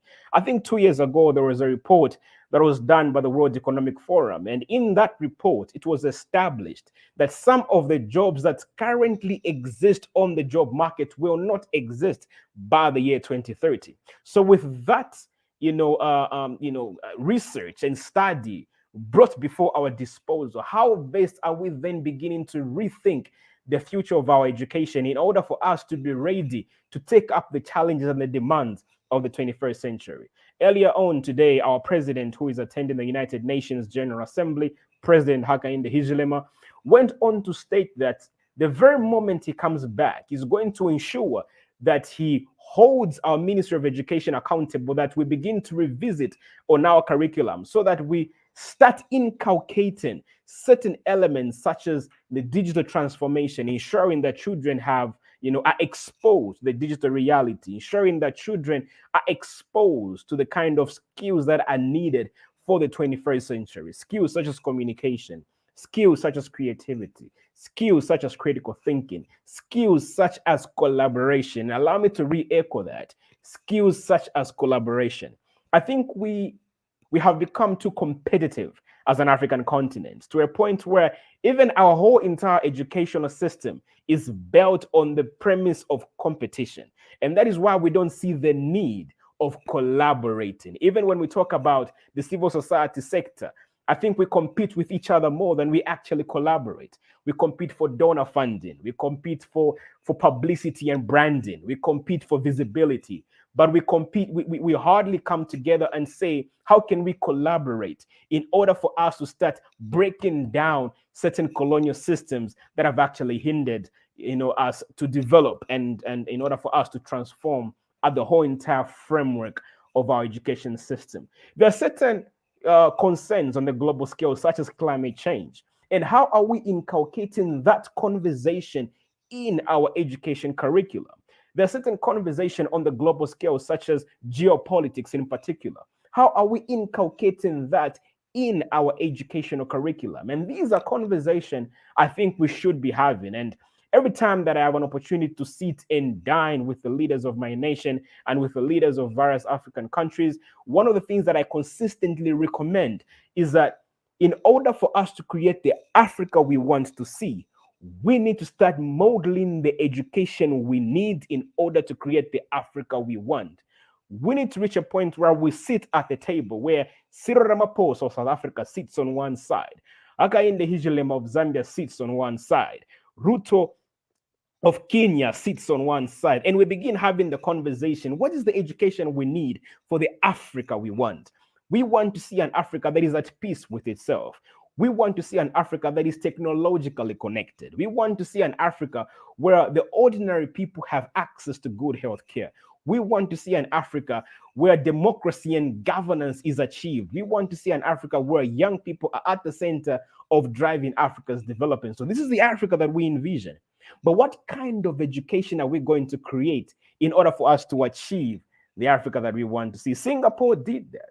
If you read the book by Lee Kuan Yew, From Third World to First World, specifically in chapter 10, in chapter 10 of the book, he goes on to state that education was one area that we invested in broadly because we understood that when we have an educated and enlightened community, the greatness that we can achieve as a nation is beyond fathom. And that is something I believe we need to start inculcating even when we're beginning to talk about the aspects of education. Now, the third point I want to talk about, I've talked about the need for us to rethink our education curriculum. I've talked about the need for us to create the education we need for the Africa we want. The third segment I want to talk about, which was also part of the topic that I was given, how can we rethink youth development on the African continent? The third point I want to talk about is replacing the ideology of bringing to the youth to the table specifically for them just to be there and neglecting the essence of practical inclusion. And I think that's the point that we have reached, where we have conferences and summits and events where young people are invited. And the only reason to why young people are invited is because we just want to tick it on our to-do list that young people were actually engaged. But we're not really engaging young people in order to achieve practical inclusion. The essence to which we're including young people is in order for us to look politically correct in the eyes, either of the electorates, in the eyes of the donors, or in the eyes of many participants. There are so many events where we intend to engage young people, not because we want to hear from them, but we want to see them linger around and take pictures on our banners and be able to take selfies and be able to fill up the podium in the room. And at the end of the day, we'll be able to take our box and say, we had this number of young people being engaged during our actual conference. So there's need for us to start thinking of the aspect of practical inclusion. Even when we talk about the future of education and we talk about how best can we reform and repeal certain policy, there's need for us to start saying, how can we get voices and ideas from young people in order for us to move in this particular direction? Because one of the things that I've come to believe is that, and with the few people that have actually mentored me, is much of the education policy that we even have in my country were formulated by a group of young people. The very first African Minister of Education that we had in my country was 25 years old. His name was the late John Mwanakatu, was 25 years old. And he was able to put together an education policy that has stood the test of time. That was a young person. Same thing applies. that if we engage and invite young people to the room, we can formulate for ourselves an education policy that delivers, an education policy that is not only anchored on rhetoric, an education policy that is not only anchored on substantive data and information. Because the biggest challenge that we have had as a continent is not that we don't want to develop. We have amazing policies, but they are on paper. We have amazing policies, but they're just simply poetic and rhetoric. We have amazing policies, but they're simply just conference and summit conversations. We have amazing policies, but they're simply for show and they're accumulating as much dust as they can. So the biggest issue that we also want to have is not only to discuss what kind of policies that we want to have, but what kind of action, what call to action can we begin to think about in order to drive the policy direction that we actually want to drive? Many African countries, my dear friends, have been able to come up with, progressive education policies. South Africa has a progressive education policy. Botswana has a progressive education policy. And many other countries that I would like to talk about have progressive education policies. The biggest problem that we have is the aspect of implementation. And that is an area and a conversation that we can talk about, but I believe I'm going to take up much of our time. The last point I want to quickly discuss on is the need of creating an enabling environment for youth in all spaces to excel. I think you agree with me that as Africa, we have, what's the word I love to use?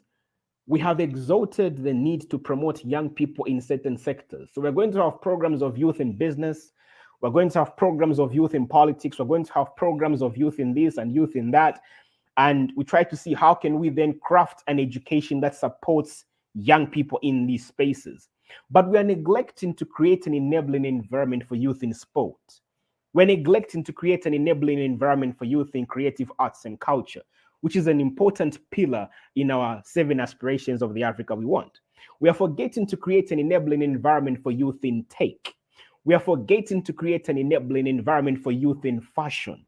And these are certain conversations we should be thinking about. How do we develop an education curriculum that speaks to youth in sport? How do we develop an education curriculum that speaks to youth in art? How do we develop an education curriculum that speaks to youth in fashion, that speaks to youth in various curricular activities?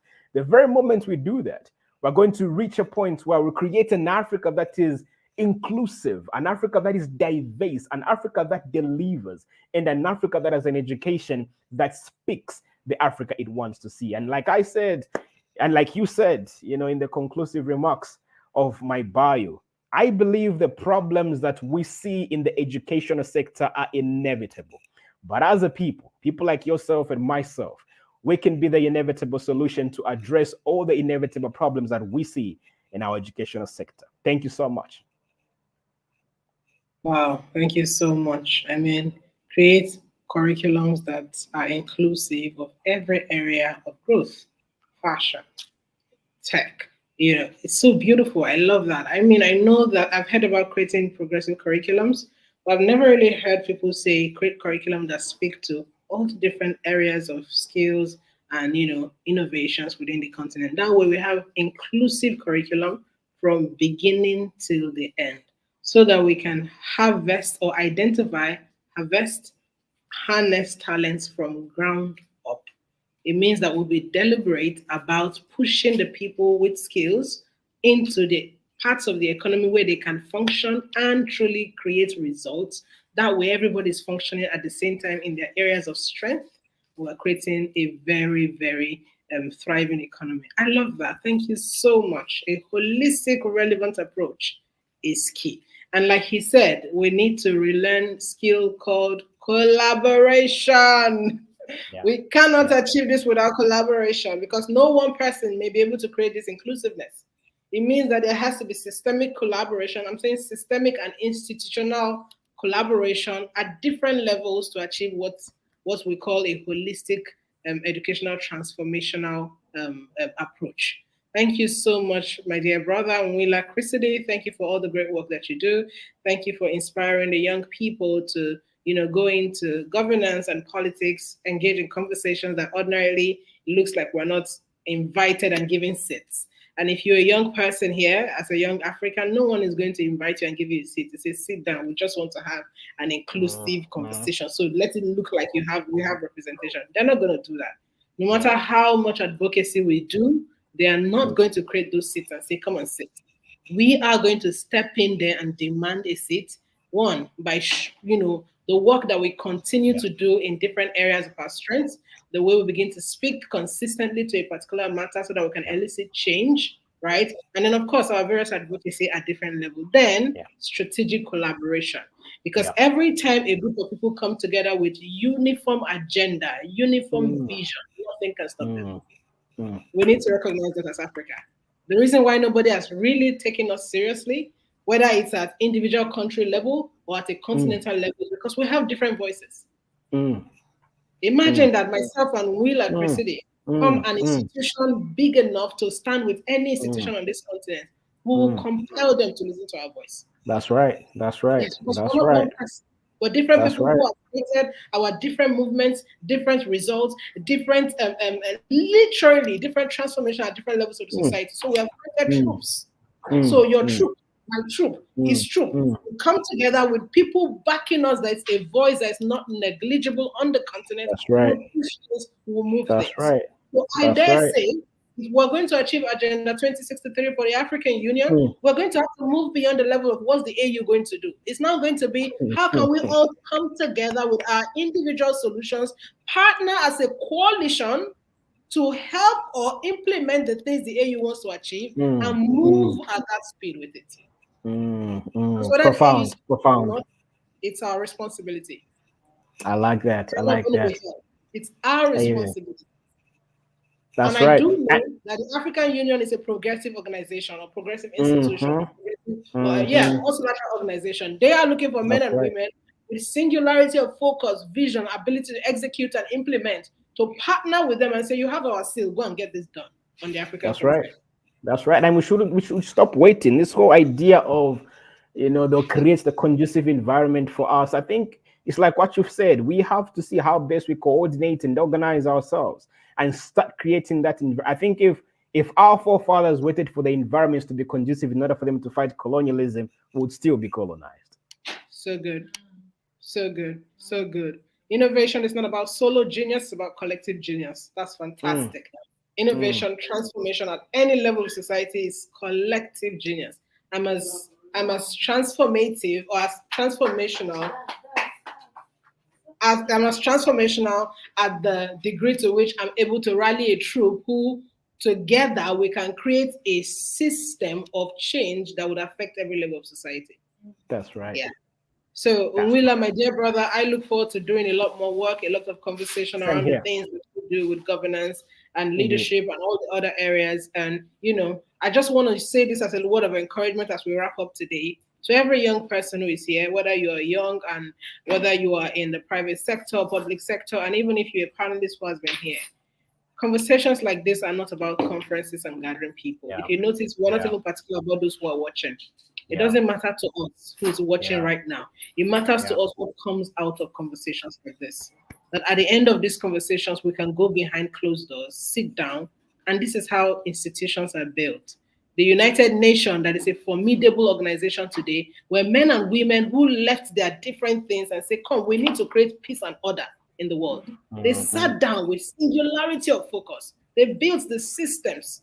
And right now, they're the singular most powerful organization in the world as far as peace and unity is concerned. And all the nations are compelled to listen to them. What did they do differently? Singularity of vision and institutions. So as singularity of vision. Yes, and institutions. They institutionalize their vision. So as young Africans who are listening today, Just Ibe is one person. My co-founder Edith Njage is one person. Wheeler is one person. Nicole is one person. Mara is one person. Noreen is one person. We're one person, but with our collaborative genius, we can create institutions that would match and supersede every institution that exists on this earth. Profound. Yes. Profound. Thank you so much. I just want to, I don't know if anybody asks questions. If you have questions, I want you to quickly drop it. Somebody says, if we want to build organizations that can innovate time and again, we must unlearn our conventional notions of leadership. That's so profound. That's amazing. I love That's that. amazing. I love that. Helpfulness sounds really anemic, but it's absolutely core to successful teams. And it routinely outperforms individual intelligence. I love that. I love that. I love that. It says helpfulness may sound anemic, but it's absolutely core to successful teams. It routinely outperforms individual intelligence. I think Dr. Promise will be one of our next speakers or panelists in our subsequent conversations. I mean, there's a lot of value I think he can bring to the table. So when we have subsequent closed-door conversations, we'll have to bring him on board so that we can speak to each other to say, this is what you're doing in Africa. How can we help move each other forward? And excel. Because 10 years from now, my dear brother, 10 years, 20 years from now, the quality of what we're building will be tested. Exactly. Without a doubt. You know, we were in Arusha with Edith, and this is a similar conversation we had, you know, where we sat and we were discussing to say, look, there's this whole entire conversation about the African Continental Free Trade Area. The question we should be asking ourselves is, how do we think of this agenda, not only for Africa, but how can Africa take over the global village? And that should be our conversation. I think Aspiration 7 of Agenda 2063 envisions an African continent that positions itself for global influence. And in order for us to do that, it's such conversations that we are currently having right now. I love that. I truly love that. And as a final thought to everyone who is here, we are moving. It may look like it's slow, we are moving. And I speak from a place of knowing, a deep knowing, because I have brothers and sisters scattered across the continent who are moving the needle in their different spaces. It may look small, but we're moving. And very soon you will find that if you're looking for governance and leadership, Nwila is the guy for Africa. If you're looking for job creation, Edith is the girl for Africa. If you're looking for if you're looking for education and unification, Just is the girl for Africa. Literally, we will now begin to have singular institutions as people who started like this, who have become institutions, who can tackle big and wicked problems as far as Africa is concerned. Thank you so very much. A final comment from one of us, our audience, and he says, holding tight is very safe and very small. You never know what's going to happen when you release an idea to a group. So good. So good. With the right partners, it leads to bigger and bigger things. So good. It's hard to learn if we already know, so we've got to remind ourselves to be curious. So good. So good. Don't you think that he's even a panelist? You are a panelist. This is how to be a panelist without being a panelist. So good. Thank you, Willa, for truly crowning today up. Thank you so much. Thank you so much. Thank you so much. Wonderful closing. Thank you. All right, everyone, you have come to the end of day 1 of today's conversation. Tomorrow we'll move to day 2. To end today's conversation, we'll just do a quick closing prayer, and then everyone can go, so that tomorrow 9 a.m. West African time, 11 a.m. East African time. I think it's the same thing for, I think it's 10 a.m. Zambian time. I'm not sure exactly now, but yeah, that's what we're going to have tomorrow. Tomorrow we're centered on the panels who are going to be discussing youth development. Today was education. How do we restructure education? Tomorrow is how do we restructure youth development with the policy perspective. So I can't wait to see all of you tomorrow by the grace of God. To bring it to an end, Father, thank you for today. It's been a fantastic conversation. You have opened our hearts. We have unlearned, we have relearned, and we have adopted new things. We have created resolutions that will enable us come together with the different gifts you have given us so that we can begin to move the needle further as far as your desire for Africa. We recognize that the things we have started today, we can only start with our understanding, but only you can move us forward. We ask that as we continue to take these conversations forward, you give us the grace, you give us the capacity, you give us the wherewithal and intelligence required to move this needle to the destination where you want it to be for Africa. We believe in our heart, oh God, that Africa is truly the next frontier. We know in your heart also that you have positioned Africa to become such a giant. We ask that you give us the strength to be able to deliver the Africa that you see. We ask that you give us the strength to be able to have this vision accepted led by every African so that collectively we can drive it. We ask that every form of division within this continent, because if the people are divided against themselves, they can't build. We ask that every factor of division within the continent of Africa, that we begin to eliminate it by the power of God in every arena of influence in this continent. By your power, dear Jesus, we will move the needle further. And we have declared and decreed today that conversations like this that started will become institutions that will bring transformation to every level of this continent. We decree this over ACCEPT and over everyone who has spoken and who has an initiative trying to build Africa. We decree this over it and we say it is so. In Jesus' name we have prayed. Amen. All right. Thank you, everyone. This has been an amazing day one. My heart is joyed and I look forward to seeing you tomorrow. Until tomorrow, feel free to keep sharing this link. Keep sharing, because at the end of our conversations, before the month of October runs out or early November, we would have a white paper that is a summary of everything we call a singular framework to solving education and youth development in Africa. A white paper that's a singular framework that every country on this continent can adopt in our bid to achieving our One Africa agenda. Looking forward to seeing every one of you tomorrow by God's grace. Until then, stay safe, stay blessed, and stay amazing. Bye. Bye.